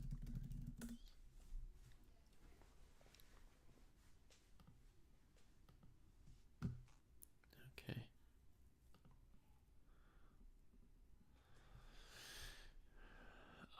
All right. So let's see. You got to play Z, and you got to play Sweet Blues twice, and you got to play Evan. How did Evan get the username Evan? I just couldn't believe it.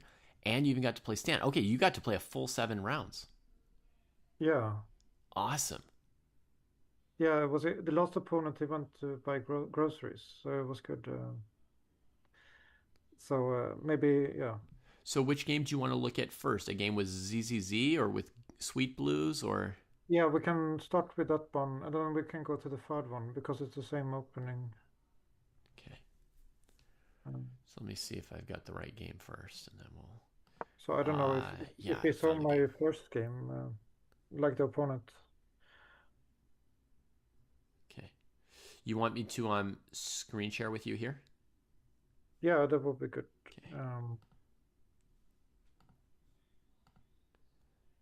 Okay. Do you see the full board there? Great. Yeah. Yeah. All right. Yeah, so I went for he went for the Queen of 3 line. Yeah. So after D5.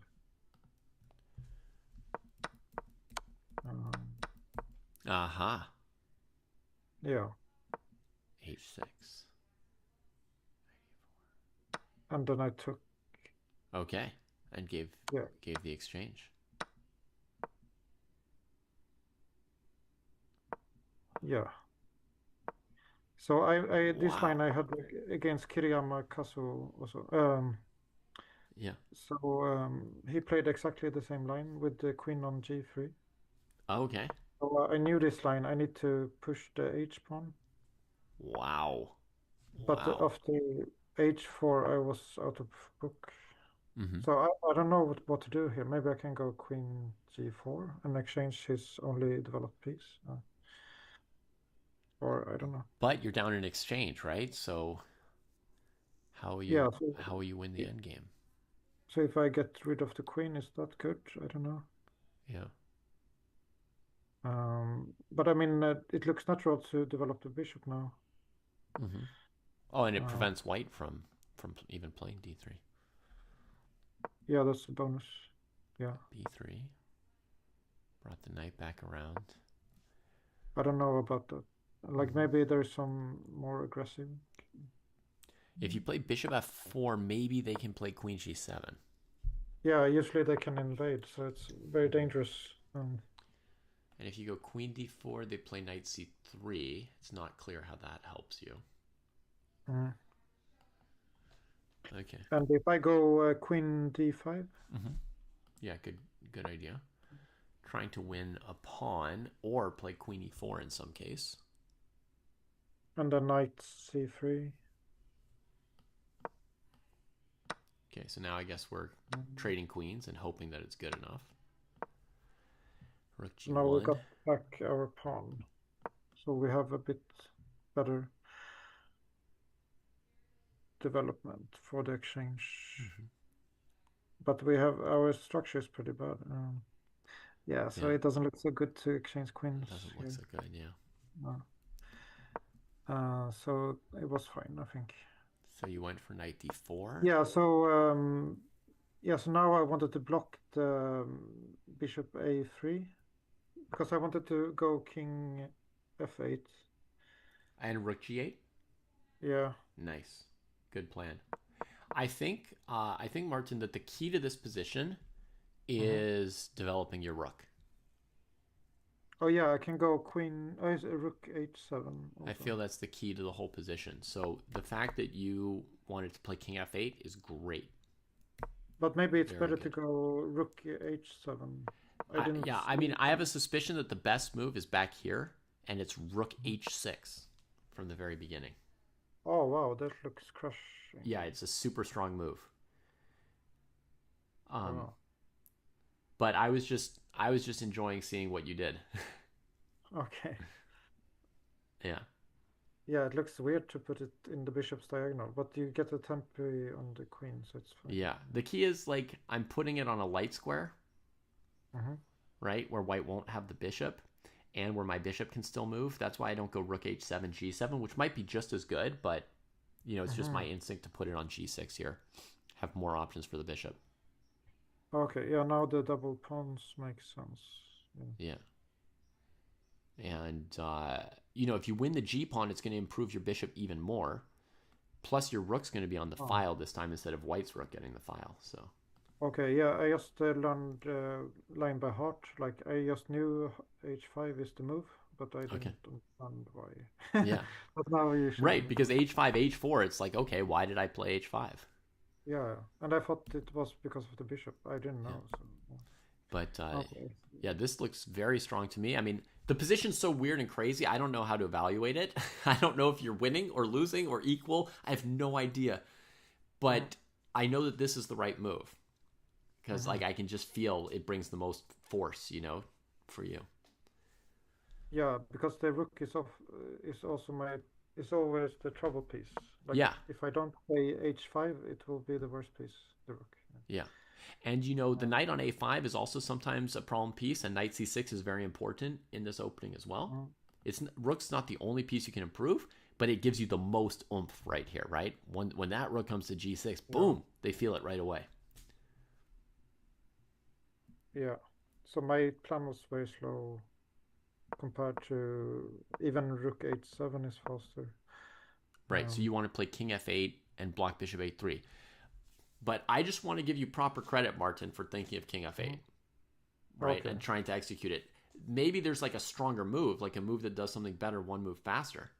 But, I mean, you came up with the right idea, and you figured out some tactics around how to do it. Oh, by the way, rook h7 here, there's queen g8. So. Oh, yeah. I had a problem. Yeah. So I think you were doing a really good job of reasoning about how to play this position here. Okay, good. Yeah. It's really good. Yeah, so this looks, and it's like activating all pieces, so it's pretty cool. Because now all pieces are doing something. Yeah. Here I wonder if you need to play the move b4 versus just continuing with your plan. Oh yeah, I can just continue. And Maybe. then it's not. They could Oh, maybe win a pawn at some point, but the knight isn't very good on b5. Do you see that? It can't go back through d4, d6, or c7, and it's maybe hanging in some cases. oh, okay. Whereas when you play b4, Oh, wow. I assume the knight's going to go to c4, which is a pretty good square. Oh yeah, I see now. You can go knight b4 discovery. Wow, it's very powerful. Yeah. So you could do this with the idea of letting their knight go Yeah. here and play rook g8. There's also Because maybe we an have idea. yeah, we have the knight before discovery, so he cannot take. Yeah. You could also potentially play this move. It blocks your bishop, but it goes after their light squares in another way with knight e5 Oh, to yeah. d3. So there's like a couple options of how to do it, but my instinct is that when you play b4 and bring their knight to c4, that's going to help them get into the game. Yeah, it didn't feel good to have a knight there. Yeah. So knight c4, king f8, queen h3. Okay, so they see rook g8 coming. So I blocked. I don't want to exchange pieces. You didn't want to exchange pieces, yeah. Yeah. So I mean, Yeah, that makes otherwise sense. I'm lost. Right. And so they're defending g2, but good news for you, you know, their rook is still pretty passive and yours is pretty good here, right? So Yeah. you know, whether or not you've played the most precise move order, I don't know, but the position still looks very interesting to me. So here you would have loved to bring your knight to d3 and c2, but you calculated that knight e5 was a problem, I imagine. Is that right? Is that what you were thinking about here? Or? Doesn't look like a problem because we can go queen d4. Oh, yeah, but I don't. Maybe in the game you're worried about this. We can take the pawn also. Oh yeah. Oh, you're right. Take the pawn. You can't take the rook because of mate. Yeah, it's crazy. Yeah. So Now there's some back and forth because you've got more pieces out, but your king's also pretty open. Yeah, so we got a center, so we need to keep the center, yeah, alive. Yeah. Because he doesn't have anything, no pawns center. I mean, there's also knight e5, queen e6. Oh yeah, and then d4. I think they probably go bishop b2 to defend the knight. And then fork. You can win back in exchange, but again, that's, you know, not necessarily the end of the story, right? Because now you've each given an exchange, so it stays crazy. Oh, but okay, I see. Yeah, I think white is better. Yeah. So hard to say. I mean, this was a pretty big choice here, I think, right? Oh, maybe another reason you didn't want to do this is bishop a3, just trading with the undeveloped piece. Yeah. Maybe that was what you were thinking. The idea was to block the the pawn b4. Right, because I remember you'd been sensitive to this bishop wanting to come here. Okay, so you took with the pawn. I get it. Bishop b2. Here, I was expecting you were going to play f6 now. I know it's terrible for your king. It's just the feeling I had. Oh yeah, that's f6 looks good. Yeah. I don't know. Actually, wait a minute. I've got a crazy idea for you that's not that crazy. Rook here. The point is that the knight can't yet take on e5 because you'll take on d2. We also have a check on e4. So I have either rook e4 check or maybe rook takes c4, second exchange, queen d2. Oh, crazy. Yeah. But you can probably... White could probably castle queenside and then nothing too terrible happens. Huh? And knight d4? And then knight d4 from there, maybe. Yeah. Huh. What a crazy game.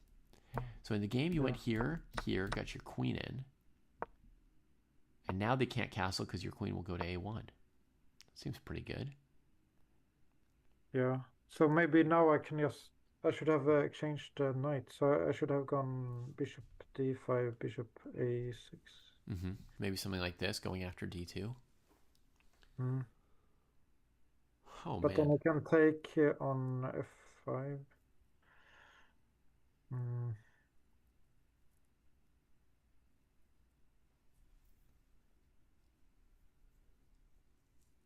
I noticed also you had like 6 minutes against 3 at some point here, and I see you're using some of your time, so that's good.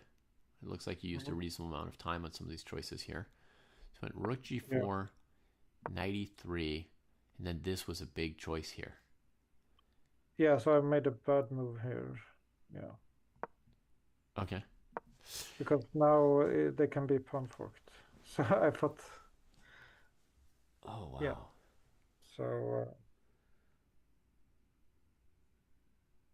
So what should you be doing here? Do we know?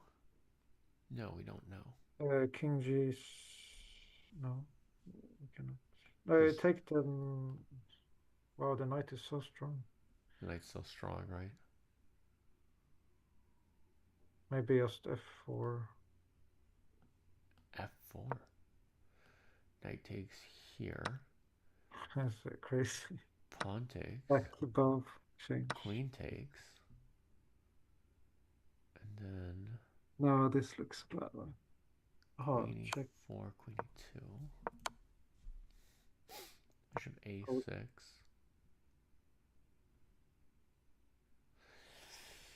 It's pretty crazy. I mean, it's still not totally clear.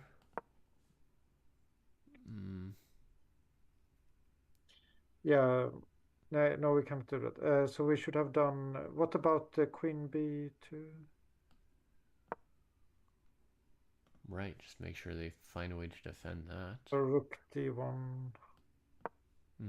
And then bishop. Now we can go bishop e4. Oh no, where is it? Find the fork. And the f3. Oh, take that guy. I'm not sure yet. Let's see. Yeah, we need to take that guy. Yeah, and then maybe a draw by checks here. yeah, that looks good. Yeah, because king here, check. King here, check. Oh yeah, he wrote me some comments on the game, so I can check them. If I try too hard to get out of the perpetual, I can get checkmated as white. Wow.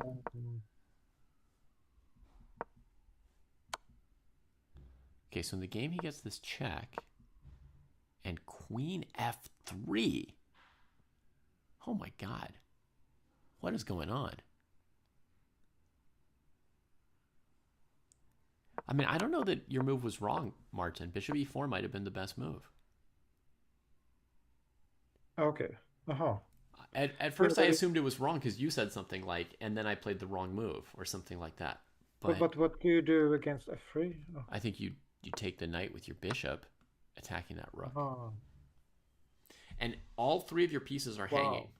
This is really good Mikhail Tal style because all three of your pieces are hanging. But Misha, he said they can only take them one at a time. Yeah, that's true. So your opponent can't capture three pieces. Wow.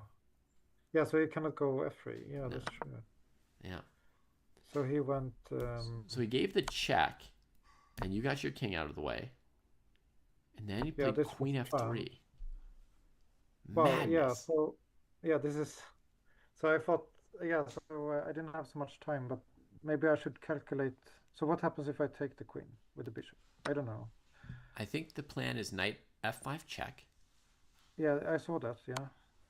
And then you should move your king somewhere. I don't yet know where, but I'm going to put it on h7 for a second. Okay, yeah, there. Yeah. They have to take your queen. Yeah, they have to, yeah. Otherwise, it's just too much. They're down. So they take the queen. And now I'll take here. Well, no, with the rook, right? I'm trying to keep them from taking your bishop. Oh, yeah, okay, I see. That's why. And here I think you're winning. Wow. I think you're up a bishop, basically. Yeah, so it was time scramble. Yeah. So that was very wild. They tried queen f3, but to me, the fact that a 2,000 player, 2,100 basically, played queen f3 tells me that your bishop e4 move was pretty good. They didn't know what to do about this position. Yeah. If they take the rook, you have this checkmating in here. Oh, that's true. Yeah, so the This whole is game, stuck. This is stuck. They've tried to come up with something really, really creative. That's the resistance of a 2100 player. It doesn't mean they've got a good position, but in a bad position, that they'll play a move like Queen F3 instead of rolling over and resigning. That's yeah, the level. yeah. So I didn't see he can go Queen D1. Mm-hmm. Right. So you went Queen A1, and after Queen D1, then you can't win the Queen. Yeah, so now I'm worse. And you traded queens and took a pawn back. So you get an endgame where you're a bit worse. Yeah. Yeah. Rook here, that's a good move. They're going for the queen side. You're getting a pawn majority on this side. Maybe I should take with the rook. I don't know. Yeah, because it's pinned. So I need to take with the rook. Oh, right here maybe. Oh, yeah, because the bishop gets stuck. Yeah, I mean, naturally you want to keep your rook on the board, so you've got two kinds of pieces. But you're right. The bishop being pinned is going to make it harder for you to queen here. Yeah. Oh, and they can just take it. And then white's winning. Okay. So you have to take with the rook. And now you race these pawns against this pawn. Okay, so A4, H4. Unfortunately, we have to use the king because the rook's covering these. Uh-huh. And I would say the good news is sometimes a bishop's better than a rook when the pawn's on opposite sides of the board. Because you're helping to queen and you're stopping them. King A2 though. Yes. Something like this, right? And then the king makes it. Yeah. Okay, it's losing. Okay. Yeah. They also have a resource where they could maybe play like A7, H3, E4 sometimes to block the diagonal. Although here you're queening with check, so you're fine. So king E2 to F2. Yeah, you refuted it. So it doesn't quite work. So queen A1 is probably like the game deciding moment here more than any other move, right? Bishop takes queen versus queen A1. Like, yeah, I had 2 minutes. I saw like, I wasn't sure like, yeah, but I should just take the queen, of course. Yeah. Okay, we can go to the third game. That was an awesome game, Martin. So I have a question for you. Did you enjoy that game even though you lost it?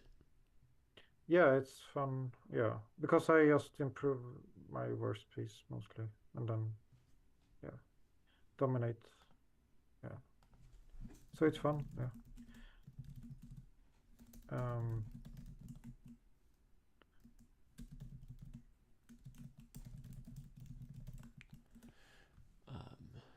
Sorry, I have to send one thing to one of Cash's opponents for tomorrow. There you go. Okay. Yeah, so very good. I'm glad to hear that there are games where you can lose and still have fun. Some people, if they don't win, they're just angry, but this was a great game. And so, yeah, very fun. It's 400 high rated, so... Right, you also respected your opponent was very good. Yeah. So, now... yeah, it's a problem I need to... Now, another thing, though, is you're getting better and higher rated. So you're going to have to adjust what you think of as 400 points higher rated. That player was only 300 points higher rated than you now. Yeah, it's funny because he was 1400 half year ago. So I played him in a tournament and he was crushing me as a 1400. Okay. And wow. But he was underrated, at that time. Yeah. So now he was 2100. Yeah, so I'm black. So yeah, let me grab the right one here. So maybe it was the fourth game. All right, and here we've got it. Yeah, so we go again. So I like that I was disciplined, and even though I lost, I played the same line again. Right. Without fear. You believed in yourself, and one of the things is that gives you a good amount of time on the clock. You knew you had an exciting, fun game. And you just not hesitating is great. Bishop B7. Because I knew you would watch it. Yeah, so it's good to get feedback on this opening. Wow. So this is all an opening, right? White can take this Yeah. pawn and they can take this pawn. Oh my Yeah. God, it's crazy. Yeah, this is the best stockfish line he played. So Okay. the thing is, I this is the most probable, like likely line because it's the stockfish line. Yes. So if they play this, then I have a lot of experience in this structure, Mm-hmm. even though I'm down like 3 pawns and the exchange. Yeah. Amazing. Amazing. So and Stockfish probably says that this is about equal if you're both playing good moves here. I think white is half a pawn better. Uh-huh. Great. Yeah. Okay, so what's the idea? White struggles to develop the pieces in time to cover the king. The light squares are going to be weak. It looks like there's no way to defend g2. Yeah, and the queen is very exposed. So their king probably has to try and get all the way to the queen side. Mm-hmm. And yeah, the queen's exposed. So you also have knight c6, knight d4 as a theme probably. Yeah.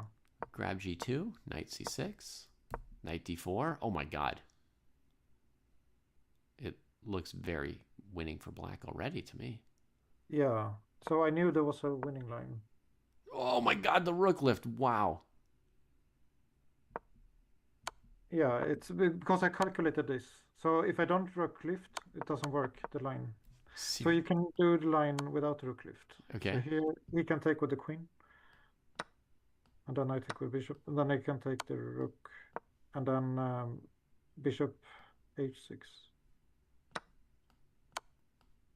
Something like this, right? And white has 2 rooks and a bunch of pawns against the queen. But, so you go back. Oh, okay. Yeah, I see. Yeah. Wow. So I think white is better here. So I had to go. Incredible. So you lift the rook so it's defended against the queen sack. You must have thought about this. You couldn't have just blitzed this out. Yeah, I calculated. Yeah. Oh, yeah. Hello. Calculation. And now there's bishop f3, and if the queen takes, and then your rook ties up the remaining pieces. Yeah. So now you've got a bishop against several pawns, but a good position. So I wanted to restrict the knight. So I wanted to exchange knights. Yeah. So I wanted him to play this. So that's why I put the pawn there. Nice. Oh, and now there's rook wow, c6. I can play king d7. You can play rook c6. There's the bishop. Oh, I can play it now. Oh, I'm stupid. I didn't see the bishop. Yeah. I mean, the opening was so complicated that the players are both a bit low on time here, for anyone not noticing that factor. So we get some checks. Slips out of the checks. We get a trade. So I want the king on the light square so I can get in my bishop. Right. For reference, I wanted to play bishop d6 here, but the game was so chaotic I lost track of what color your bishop was. Okay. So your move was a lot better than my illegal move that Yeah. I would have gone for here. And now you bring the rook back around from the other angle. Oh, counter check. Uh-oh. Oh my god, king on f5. If I were watching live, this is like the kind of game where I get too nervous. I can't watch. Yeah, but the thing is, the king is very safe on f5. Yeah, sure he is. But because you were calculating, but since I'm not in the zone and calculating, I'm just terrified, you know? Like, I'm just terrified. Yeah, that's true. Yeah, that's why I went with the rook. Because I saw the king is safe. So I had time to move the rook. How did his king get back into its home? Oh, no, wait, it's not a very safe home. What?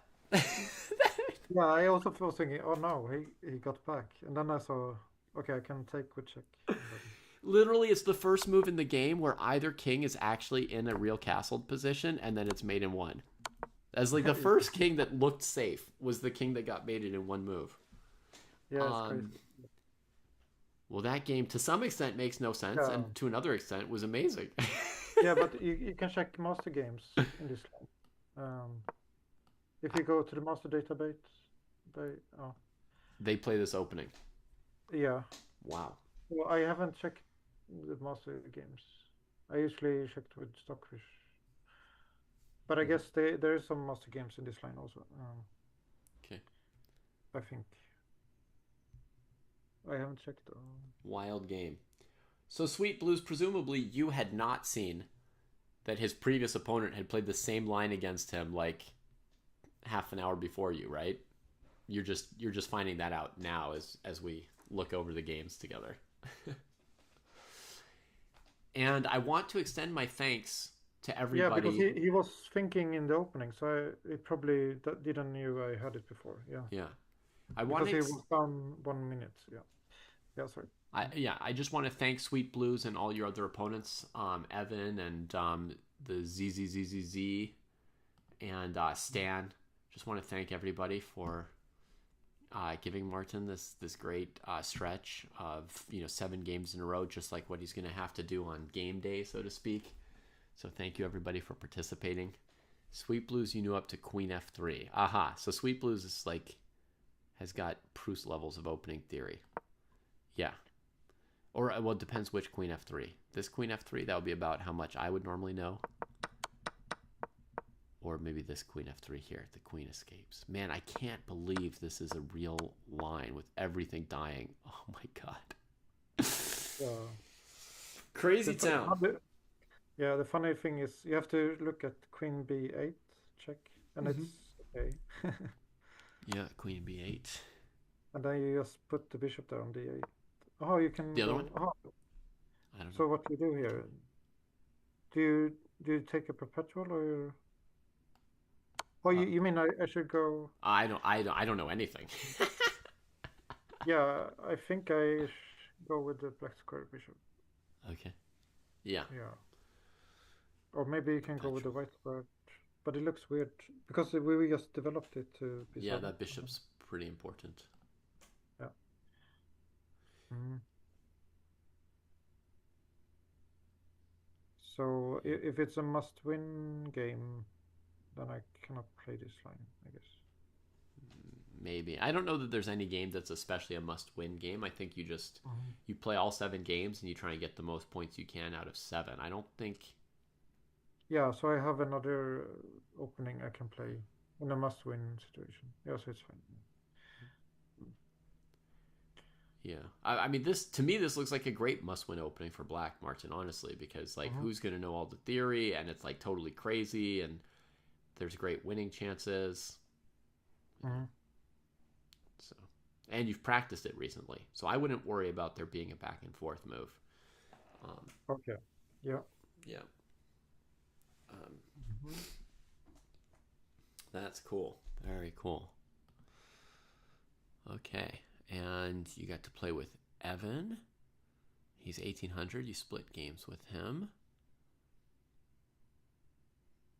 You did pretty well here because you had a really tough lineup. I think your opponents next week won't be quite as strong as what you faced today, but it's always better to face tough opponents now, right?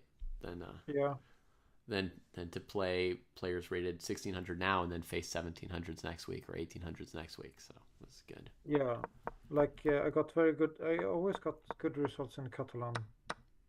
So I'm beating 2100 opponents in Catalan. I was trying so. Yeah. That's a good start. Yeah.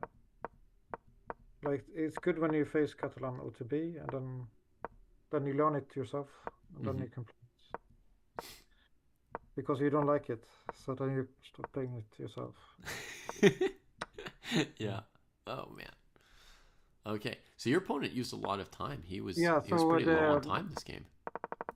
Yeah. So the 5th game is also Catalan. So if you go back. Okay. So maybe it's not so interesting. It looks like this game you both spent some time in the opening. Yeah, I see. Yeah. So this is a Tarash. So it became a Tarash. Yeah. Yeah. Okay, so you had both used almost basically half the time on the first 10 moves, so there was time pressure during the rest of that. Yeah. And now you've got another Catalan here, huh? Yeah. The right one.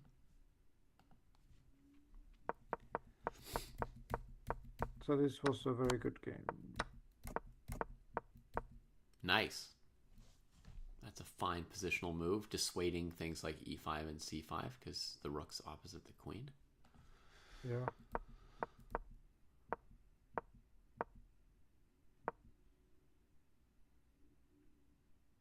So I calculated, yeah, I wanted to go e5.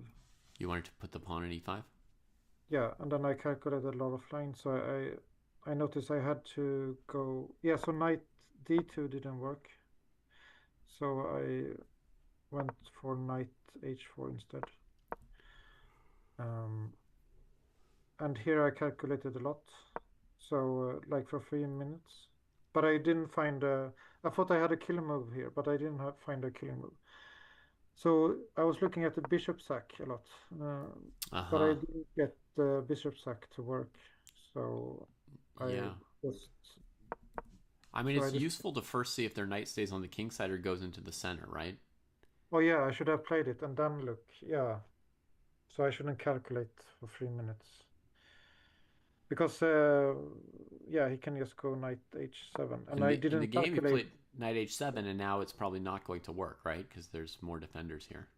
Yeah, so I wasted a lot of time. If they play knight d5, then you could calculate this, right? Yeah, so I didn't see that it was a candidate move. Yeah. I missed that move. Yeah. Yeah. So I wasted a lot of time. Yeah. Yeah. But it's fine. For what it's worth, Martin, I would play this position more calmly. Like I would play bishop f4 and rook c1. You know, just coordinate before going for the killer attack.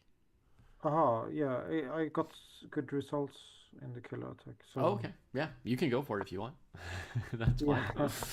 All right, so let's see. The knight goes to h7, and you bring this knight towards the king side. That makes a lot of sense too. Yeah, that's the sum. I see that idea. Yeah, so making space to move everyone. I need to have the knight also. So I need to have all pieces. I calculate. Okay. The move queen h5 feels tantalizing. Yeah, queen h5 looks interesting. Yeah. Yeah. But I decided I don't want to sacrifice. So yeah, I mean, I don't know. Maybe they just play king g7. Maybe they take. I'm not sure. It does feel like you're getting close, very close to their king with your queen. Yeah. Okay, but you'd spent 3 minutes calculating bishop takes h6, and so now you've got 3 minutes for the whole game. So you can't spend 3 minutes calculating queen h5, or you will flag.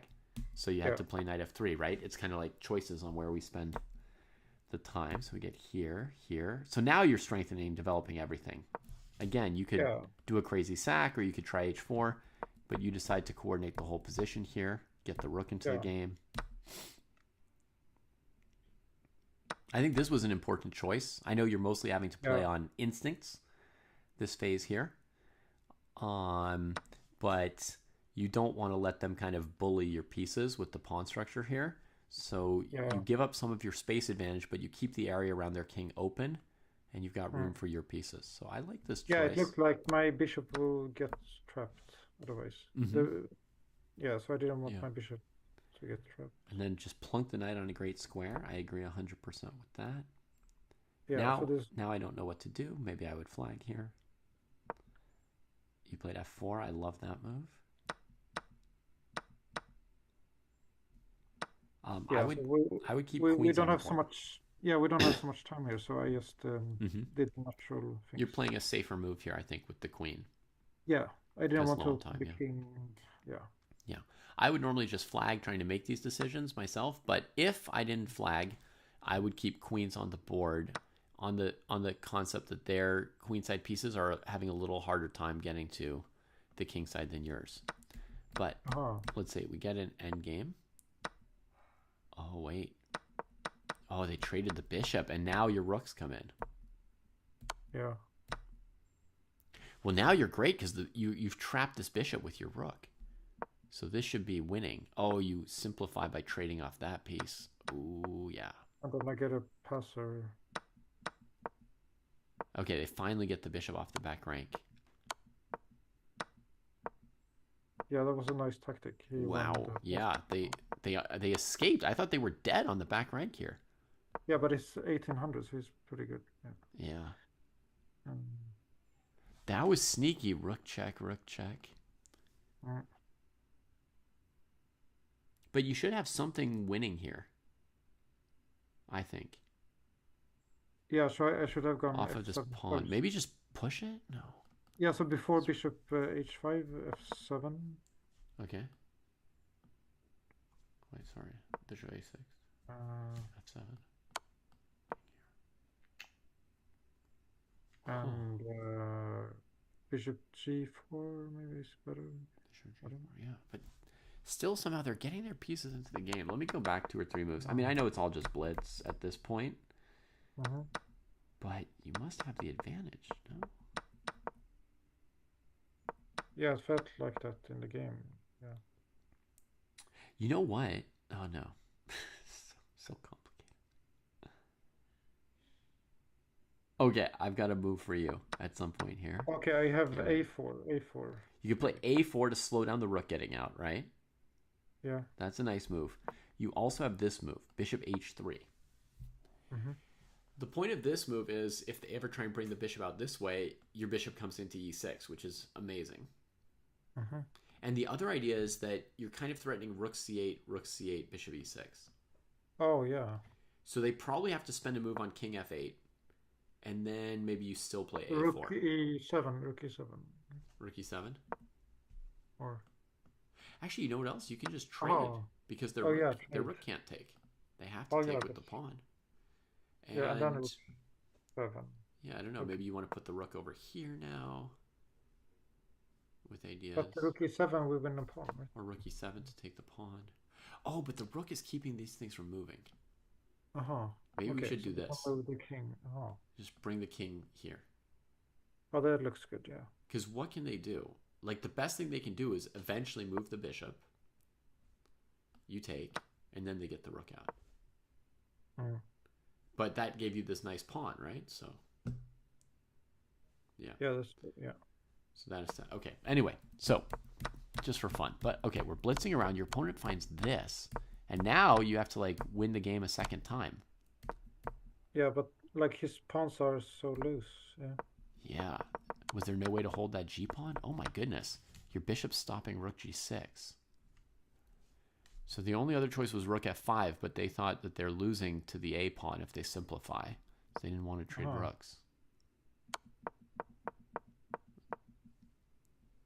And then you went after the last pawn. Okay. Yeah, keep the pressure. Yeah. So we can go for the second game with Evan. Because he played a very good game. Okay, here's the second game. You've got black.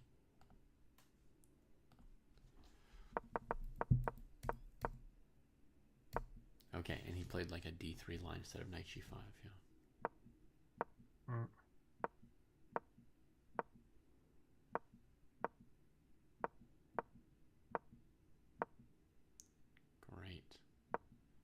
So the threat was b4, a5, trapping the bishop.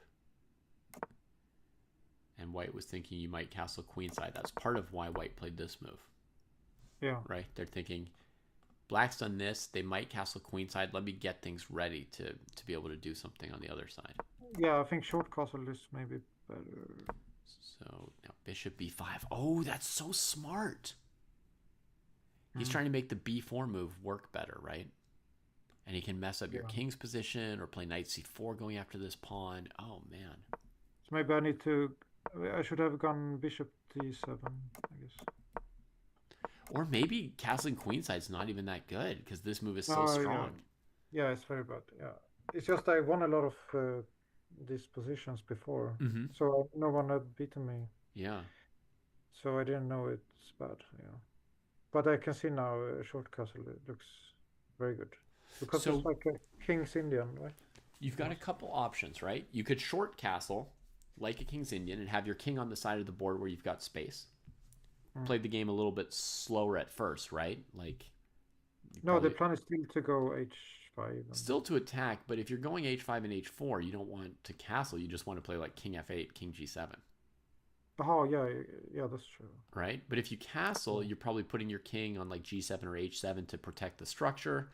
And then maybe maneuver this knight, knight d8, knight e6, knight f4, or knight h5, knight f4. You know, you kind of want to hold the space that you have and make sure your king is not too open. Yeah, the problem with Italian is you have so many choices. Yeah. You also have this crazy option. You could play h5 immediately with Yeah. your king just sitting here. And Yeah, I was thinking about that, but I didn't like something here. h4 maybe? Or h3? Like he can move the queen and then take on g5. Like queen b3 threatening b7 and preparing knight g5. Mm. a4, a5 deprives you of knight a5, which sometimes defends against this. So queen b3, h4, knight g5, or Yeah, so h4, queen after b7. queen b3, I had to. Yeah, so I calculated I need to castle long because of queen b3. Mm-hmm. Yeah. So that's why I castled first, and then. Yeah. But I think short castle is still better. Yeah. Intense moment. Okay, so maybe short castle is best. There's also maybe king f8, king g7 as a plan here is possible. Yeah. Yeah. And we have the idea of maybe knight h5, knight f4. Oh, Richie is pointing out something crazy. He's saying h5, queen b3, h4. If queen b7, rook b8, queen a6, bishop d7, does that trap white's queen? No, it doesn't. But I mean, it is a playable position. You know, it's a mess after pawn takes g4, pawn takes g4, something or other. Maybe knight h5 is the best move. I'm so used to playing knight g4. Sometimes you just don't see a square because you're so used to something else. Yeah, this looks good. Yeah. But knight h5, that's a very fast threat we're going to make. D4, D4, D4. Has to play d4, yeah. He has to. Yeah, so now we don't have a knight there, so. Yeah. So D4 is very strong. Interesting. And now we can go B4. No, not B4. Yeah. What should he do? Bishop B5. Oh. It's just crazy, this position. Super, super complicated. Very, very hard to assess. You kind of have to believe in something and go with your instinct. And also know that whether you make the right decision or not on castling queenside or kingside or playing h5, that there will be opportunities later in the game, right? Because it's going to be complicated enough that both sides are going to make errors. Ideally, you don't want to spend 3 minutes, even though it's an important decision. In a classical game, you would spend time on this decision, but in a rapid game, you can't be hesitating for several minutes whether you want your king on the queen side or the king side or something, right? You just have to kind of believe in a certain way to play the position and do your best with it. Yeah. So in that sense, you made the right choice because you castled queenside, which you're comfortable with and you've done before, and you did it in 14 seconds. So that seems good. Yeah. So when it's 14 seconds, then I usually have calculated one line. Yeah. Mm-hmm. About one line.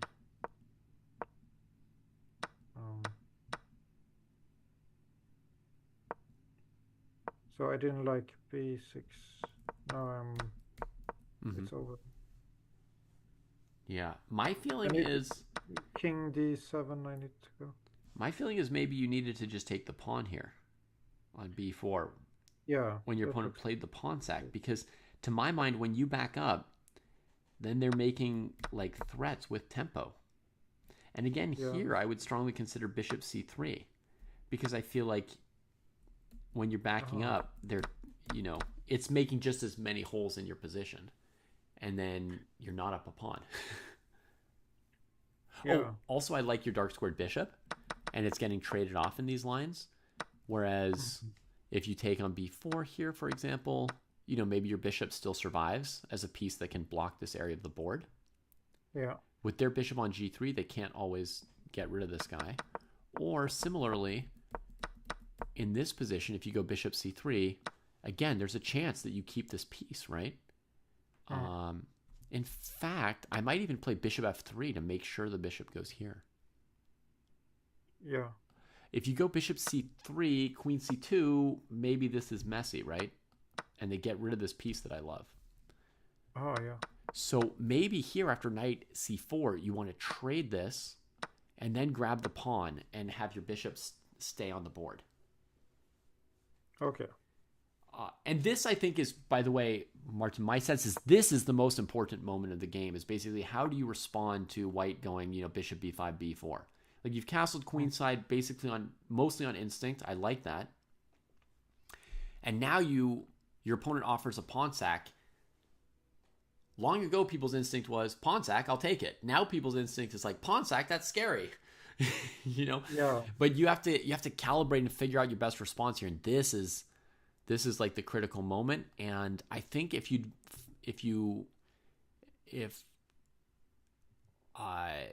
do I want to say? Depending on how much time you have to think about this, and depending on your evaluations, we won't always get it right. But my thought is, if you can keep that bishop on the board, that's maybe the best chance. And there's maybe two different positions where I have this thought. Maybe here, bishop f3, bishop c3.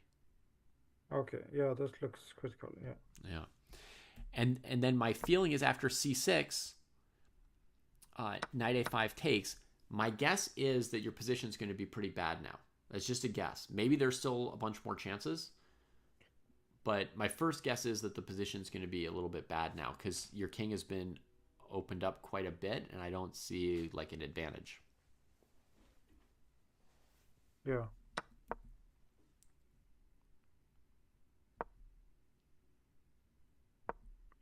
Yeah, so I thought I could hold the position, but it's queen a4 is crushing.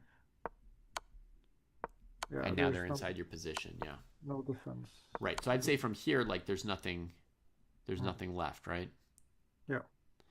So my first instinct was right. The game is largely decided between move 13 and move 17 here, right?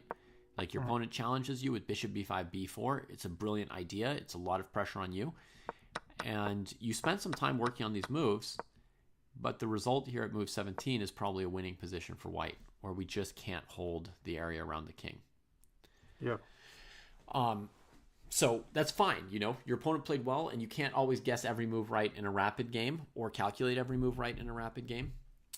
But yeah, that's the phase that kind of decided the game here, right?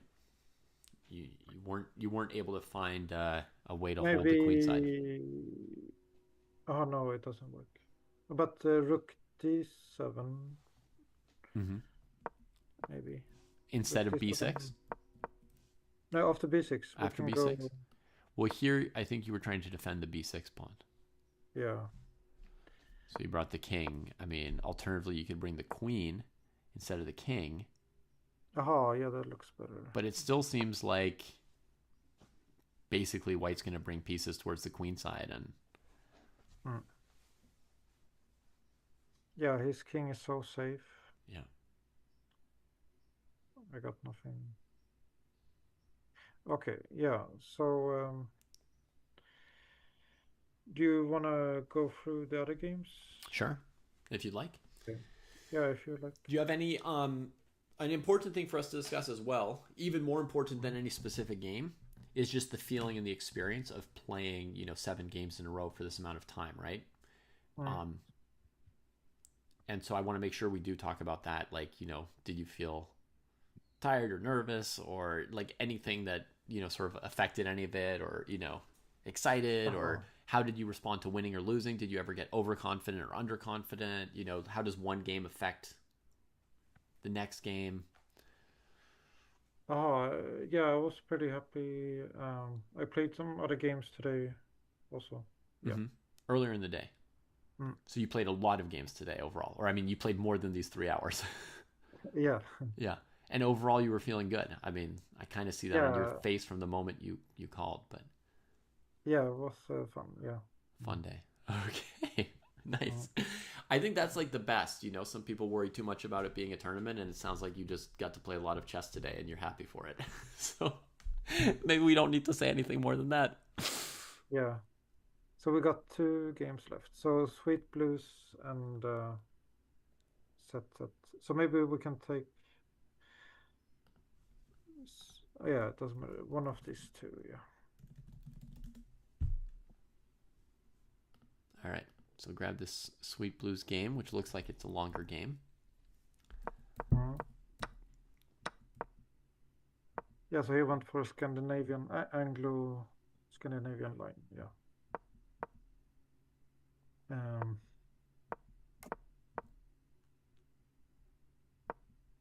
So I think I can push. Yeah. Happy enough to do that. And that. Okay. So now we got a Grunfeld. Now we've got a with white. Grunfeld field too. Yeah. That's white. Yeah. Yeah. Time usage looks okay. We're at move 10. Use 2 minutes. Have a nice position. So that's good. One thing I did notice, Martin, I don't know if it's because you were playing because more complicated openings happened today or not, but I noticed that overall today you played a little slower than you normally do in the openings. Okay, some of them were crazy openings. Yeah, so I've been playing 10+5. You've been playing 10+5, so it had just slowed you down a little bit. Yeah, so yeah, that's true. That makes sense.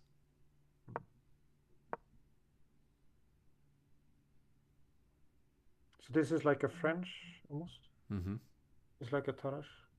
Yeah. Or no, not Tarrasch. Is it? Oh, maybe So you're going for this square here, I think. yeah. Yeah, so he told me afterwards that I was better here. Your opponent says, I need to work on a response to the English because this ain't it. So he doesn't like his position at this point. Yeah, so he can just go like e5 and put the knight on b6. Mm-hmm. Yeah, I mean, the most standard line against the English It's e5. would be even here, I think, to play e5. I mean, normally it'd be e5 on move 1, but this would be the same position, right? And then the knight retreats, and we get this position. This position, I would guess that Martin has played in Blitz, or Blitz, Rapid, whatever. I'm sure Martin has seen this position 500 times in his life. Okay. This is one of the most common positions for the whole English, right? Just the knights for both sides, like this. So yeah, like no one plays main line, but yeah, we can hope. You could try this if you like Sweet Blues. But yeah, I mean, if you're playing here, this a6 move isn't helping you too much if we look at it from your side. When you play e6, your position doesn't have a lot of room to expand at this point, right? Like, this pawn's not moving. This pawn's not moving because it's supporting here. Yeah, so it's a bad French now, yeah. Yeah, so your pieces are a little bit locked in, and then you tried to get more breathing room for this bishop, but it wasn't amazing over here either, right, compared to e7. So it ended up all being very constrained. I guess the move e6 is probably not that great. But if you play bishop e7, I think it's fine. You think it'd still be fine just to play with bishop e7 and castle? Yeah. But he'll be a little bit worse always, right? Because he doesn't have a good way to expand his position.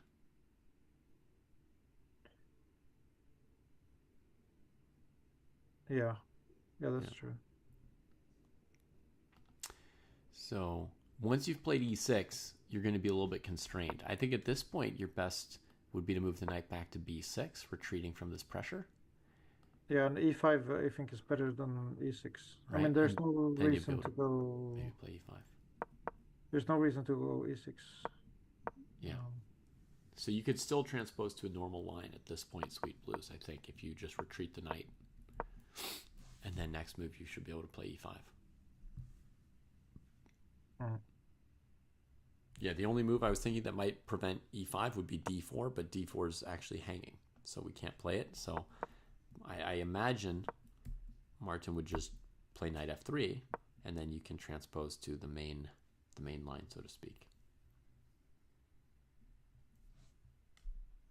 Yeah, as Me Want Cookie 2 says, e6 in combination with the knight on c6, you don't have any further pawn pushes to get more space, right? No further levers for black. Okay, so let's get further into the game. So we get this position here. I'm going to mention one thing to you, Martin, which is that right here, after your opponent played b5, for one move, you have knight to g5, and it's strong for white. And Okay. the plan you used on the queen side, going after the c5 square, is also strong and makes plenty sense. But knight g5 right here, you'll make a significant weakness in your opponent's position because they have to defend their knight. Yeah. So they have to play a tempo on something like bishop b7. And then let's say you play queen d3, it's going to force g6. And now the king side is really missing the bishop on a7. You can definitely play just straight to the king side from here. Like h4? h4, h5, or knight e4, knight f6. Oh yeah, both. Or knight e4, bishop g5, or bishop h6. So you can just start moving everything towards the king side, and just that one g6 pawn move, plus the fact that all three of their minor pieces are on the queen side. This is enough that like things are going to work for you on the king side. Oh yeah, that's true. Yeah. Yeah. So you found like a weakness on the queen side on c5, which is well spotted, but they do have all three minor pieces on the queen side. So you're not going to be able to just like knock black over, right? Like you get an advantage, but it's still a game. Yeah.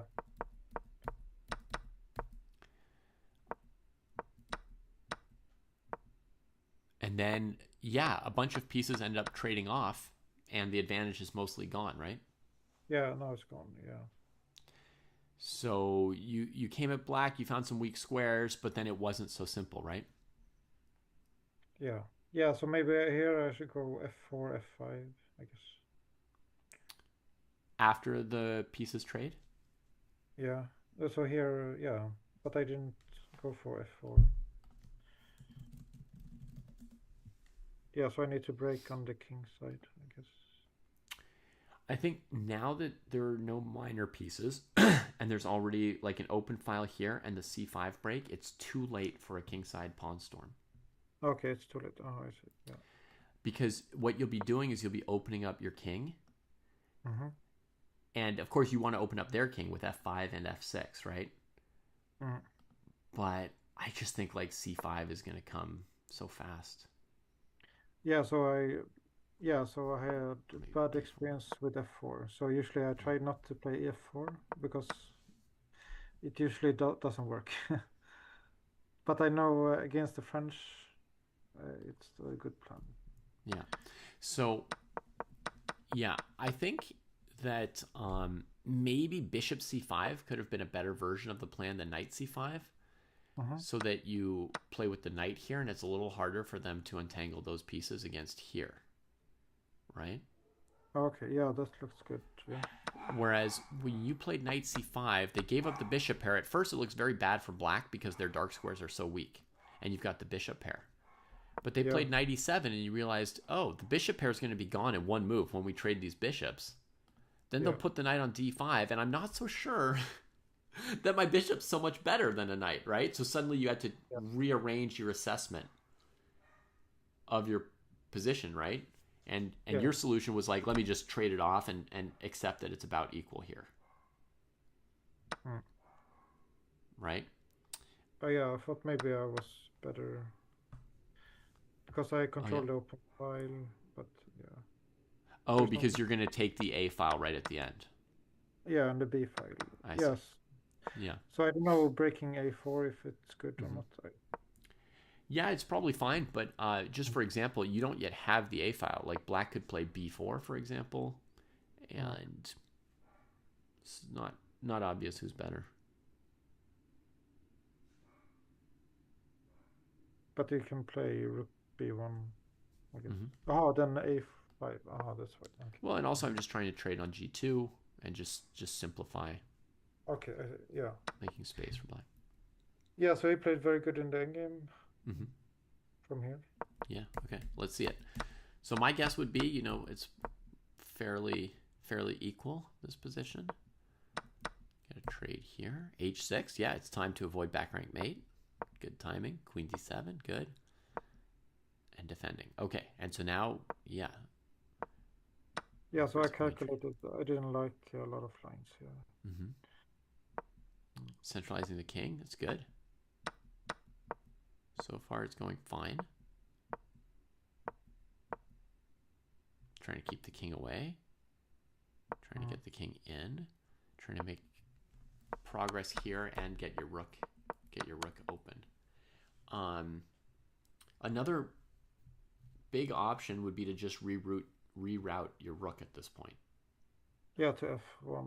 So you could go Or to F1 or A1. Yeah. And the idea is to come here, and if they defend, that you've got a second place you could go. Oh, wow. Yeah.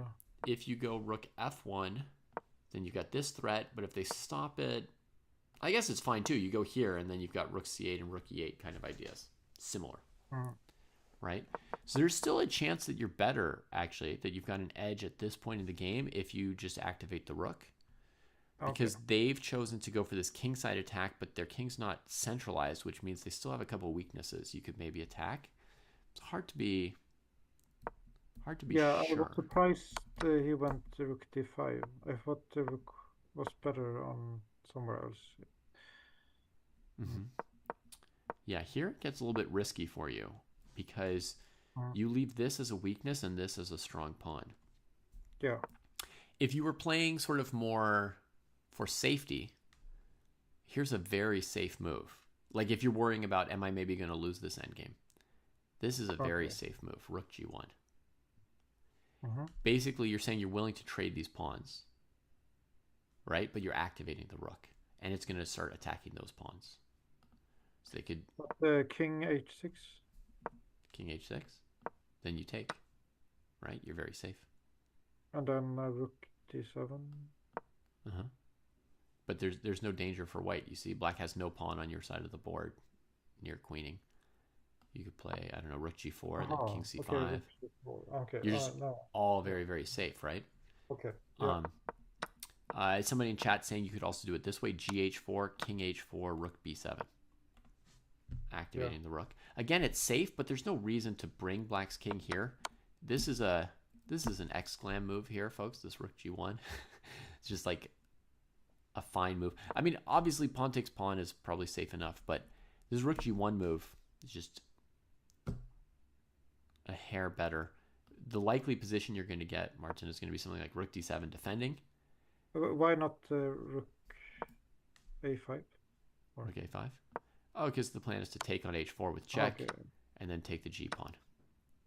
Okay, I see. Yeah. Then see, the black king is stuck on the h file, and so they have to defend a position. They've got no chance of winning because they've got no pawn left on the king side. But if they mess up and you win one of the center pawns while their king's on the h file, they have plenty of ways to lose still. So I would expect something like rook d7 and something like takes, rook g6. And yeah, that's just a way of dealing with their attack against your king side, right? That keeps you pretty active and able to defend. That looks good, yeah. Also, you don't even have to initiate the trade yourself. You could always go king c5 if you want. So there's options. I don't know if you were still trying to win or trying to draw or what, but if you start feeling a risk here with this pawn, it's safer to trade it than to let it live there. Okay. Because this king f4, this is the first moment where I see like a plan where black could win. Okay. You went after that one. They took this one. They were paying attention. King e5, rook e6. Huh? Check here, takes. And now your king's cut off from where the remaining pawns are. So now I think you're probably losing, but we'll see. Goes after this. Okay.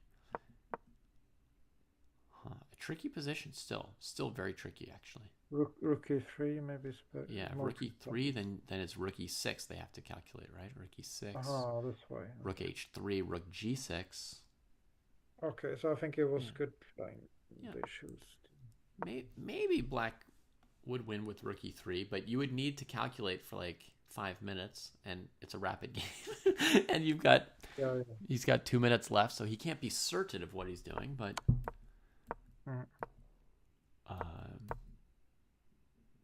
okay, so you got your king back. You're back in the game.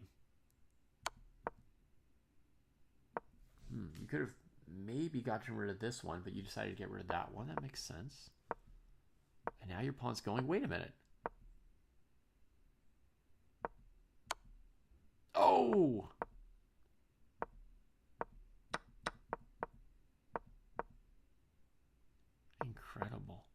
That was exciting. Okay. So I think there were some like mistakes both ways in the final moves there. Exciting stuff. Here, if you take, they take here, you actually queen with check. Oh, okay. They can only go to the G file to get out of the way, right? Wow.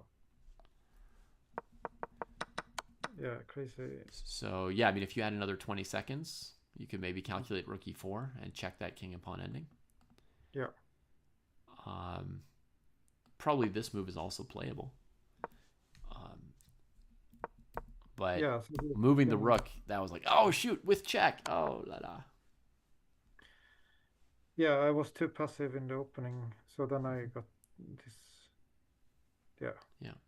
But this is great. It's a good example of like what it's like to play out an equalish endgame at this level with this kind of a time control, right? Because this rook endgame is what I call a 3-result game, which you already have all the way back here, right? It's already in the rook endgame.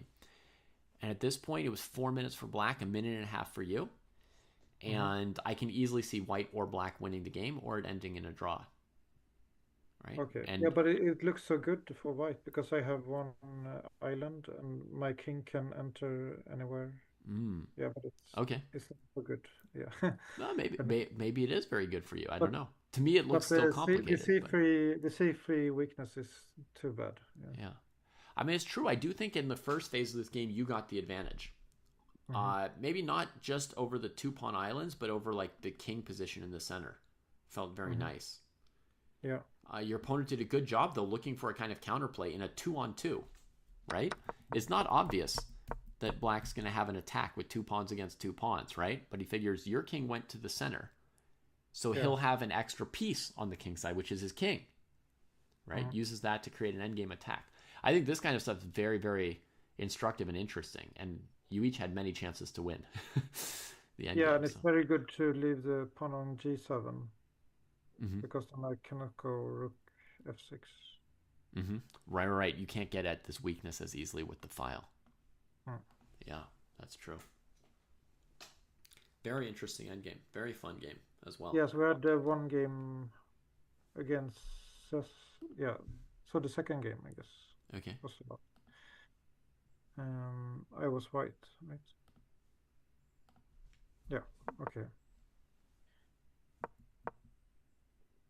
So he went for King's Indian setup.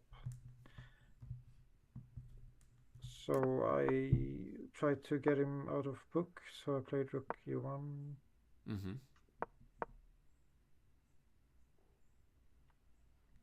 Yeah, and black plays knight e8, wanting to play f5, but you haven't even spent a tempo on d3 yet. So you engage the center with d4. And now if he plays f5, you can take on e5. The queen's not defended. And it doesn't work for black. Okay. Clever. You got a very good opening here at move 8. Wait, you still have 10 minutes on the clock? Yeah. Wow. How do you come up with something like rook e1 and e4 in 1 second or less per move? Yeah, so I remember this structure, what to do. Okay.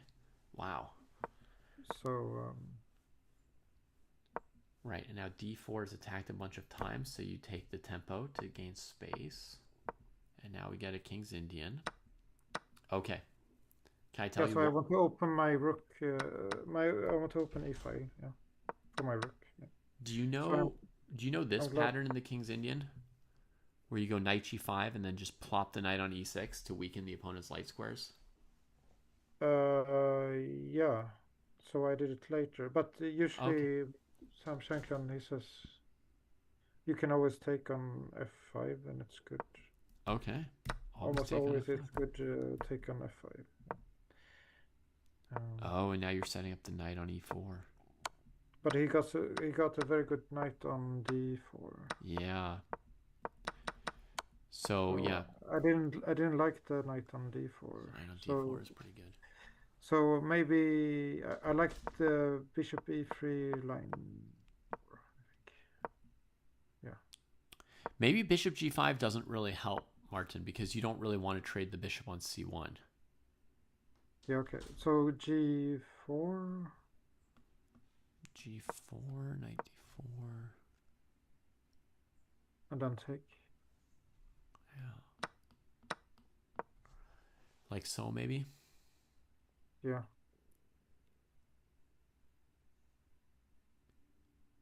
Yeah, looks possible. What's the best square for this piece? There isn't an obvious one, is there? Like in other, like, I tried before going knight d2, but it's not so good as knight c3. So I think the knight belongs on c3. Mm-hmm. Yeah, you're right. But maybe here you can go. Yeah, I don't know. Okay, But, here's what I'm thinking. Knight g5, because you've got okay, two good knight squares d4. for that knight. Yeah, that looks good. Yeah. And if they play knight d4, then we'll put our bishop on e3. So Okay, if that we looks. need to, we could trade it at some point. But meanwhile, we're trying to put our knights on e4 and e6. Yeah, that's nice. Yeah. That looks reasonably coordinated for me. Like somehow what's slightly unfortunate about what happens is that you end up trading all the pieces except this knight on d4 and the bishop that can't take it. Yeah. And I think bishop g5 is sort of to blame for that, because that means your dark squared bishop ends up getting traded, which could control the knight. And also. And their g7 bishop gets traded, which is often their worst piece if you've got the e-pawn blocked. Yeah, and the f file is very weak. Yeah. Because I moved rook e1. Yeah. It's tricky because the move bishop g5 looks logical to fight for the e4 square. Yeah, but I think f3 is better. But as it plays out, it just ends up trading. Yeah, so a move like f3 is much better. Yeah. Interesting. Okay, so we get this position. Let's just look. So you've got plenty of time at this point. Oh no, and f2 hangs. Shoot. Oh my god, it's not just positional. It's a tactic here on f2. Yeah. Ooh. Yeah, okay. So, yeah, I mean, trading, I think, makes it worse because your opponent's not even threatening to take, and then you make the trade for them. Yeah, so it's better to go f4 or f3. In this position, yeah, maybe just f4, since we're here. Sometimes you don't want to play f4 because it lets the bishop out, but here you can already see that everything's going to get traded, right? Okay, yeah. Yeah, so with the rook on e1, you can go f4. So maybe play f4 here. Okay. It's strange. Yeah, it is strange. You move the rook and then you go f4. I mean, there's also like a simpler move maybe if you want. Queen d2 looks playable. Yeah, that looks good. Connects and the then, rooks. Defends the bishop. You can play knight e2. Yeah. Defends f2. And... Yeah, prepare knight e2. Yeah. After f3. Yeah. Yeah, looks good. So queen d2 is like a playable move to just keep sitting and keep some options open. Okay, but after the trades, yeah, then suddenly we're dropping a pawn and 2 pawns. Yeah, pretty bad. Yeah. 3 pawns. No, counterplay. Second rank. Oof. Oof. So equal material. Equal material somehow. You got every pawn back. Yeah, so I calculated. Yeah. That's good. So now they're trying to play rook f1. So now it's hard to find a plan. Yeah.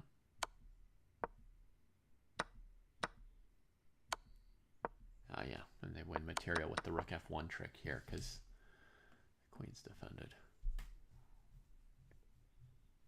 Yeah, so if you go back, so I guess the queen a7 is better. Right here, queen a7 maybe. Yeah.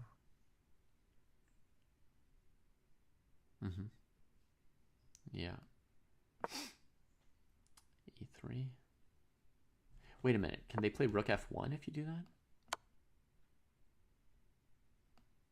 I was like setting up rook f1, but it's No, already take. pretty good. Oh, okay.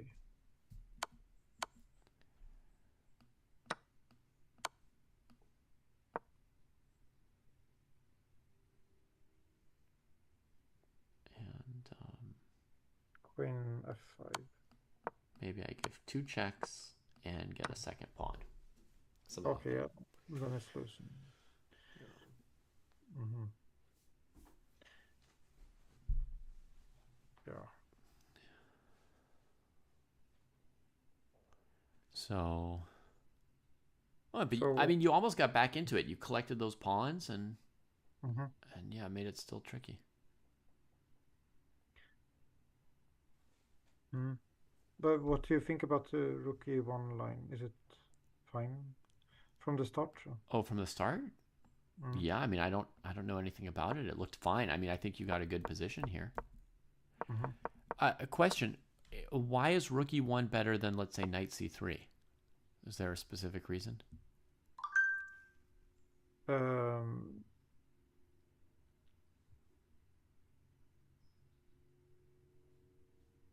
Yeah, it's probably, yeah, I analyzed with the engine and there is no reason to go 92, so you're probably right. So there's no benefit of delaying the knight. Okay. So I mean, So rook e1 is fine. I mean, I think you get Mhm. a nice position here. But if I imagine knight c3, I feel like you could get a similar position with knight c3, e5, and then either d4 or e4. It's e3 also is fine. You could play either move. d4, one thing I notice is that after e4, knight g5, I think black loses this pawn. So I don't think they can push ahead and grab space. Oh, that's good then. So, you know, probably they play some move like knight c6, and then you're in normal-ish territory. But if you want to, I kind of like your idea of playing the e4 move order. Mm. And Oh yeah, like e4. yeah, seems And kind then of cool. yeah, then I can put the queen on e2. Yeah, I think this knight e8 was slightly dubious for black. They should have first played a clean developing move with knight c6. I mean, in the game position, same thing though, right? Rook e1, e5, e4, knight e8. That was too aggressive. They should play knight c6 before they start lining up for f5. Okay. Yeah, I like the. I mean, you don't have to have a rook on the e file. You can have a queen there. It's the same thing. You could play knight c3 and queen e2 with the rook on f1, maybe. Yeah.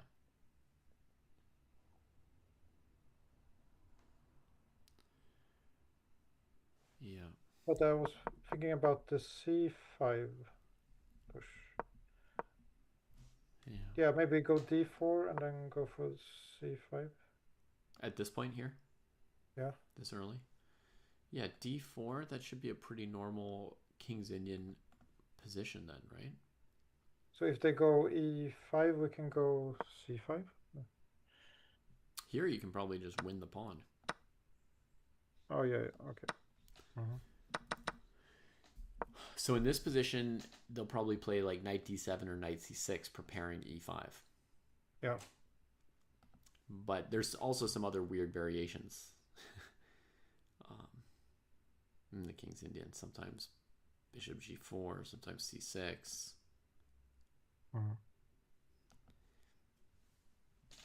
Yeah, the c6 line is very passive. Yeah, I don't like to play c6 as black in the King's Indian, but some people do.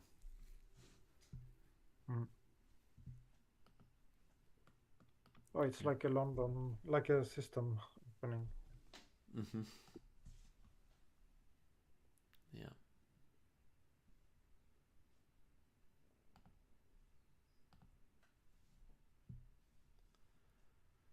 Okay. So a great set of games and a good chess day. Yeah. Good chess day.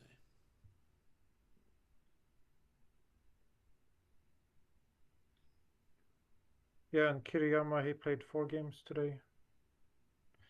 Okay. Good. Good. Mm. I don't know if you got my email with the Zoom or not, or maybe he tried to join and I didn't see it because I was screen sharing and I can't see all the participants all the time. I don't know if I messed something up or not, but it doesn't look like he's joining us. I kind of invited him that he could come at the same time. We could just talk about the tournament together. Mm-hmm. But I'll connect with him later on. Okay, great. Yeah. Yeah. All right. Anything else you want to talk about or ask about?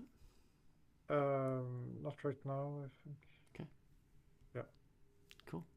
Well, you can always reach me by email. I'll send out my availability for next week. I imagine you'll be in really long training next week, so you won't be available much. But if you want to, touch base with me at any point, you can.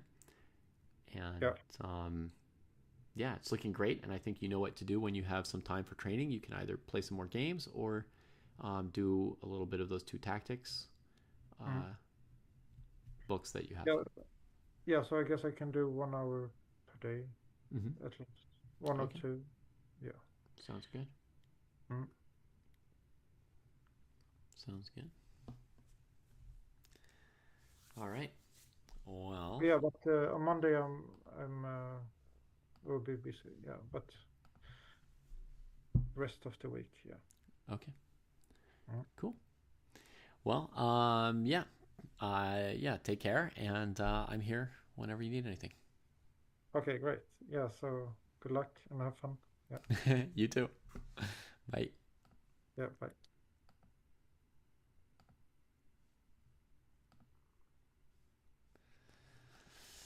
All right. So that's it for today. Yeah, sorry, Charlie.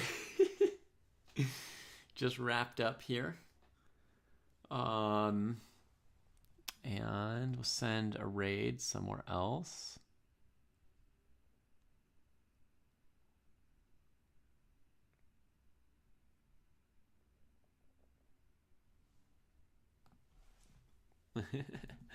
Still made it onto the streak. So yeah, I'm gonna go get my breakfast, I guess, and wish everybody a great day. Thanks again to everybody who played some practice games with Martin and Francisco. And let's see, today's Friday, so I'll probably be on for Friday night fights tonight, right? So I'll see you all then. I imagine Kostya has another stream today between now and then. I'm pretty sure he's got some kind of interesting show, maybe a collaboration of some kind. We'll see. I don't have the details to announce, but stay tuned. Kostya will be on today at some point, I think. All right. Bye, everybody.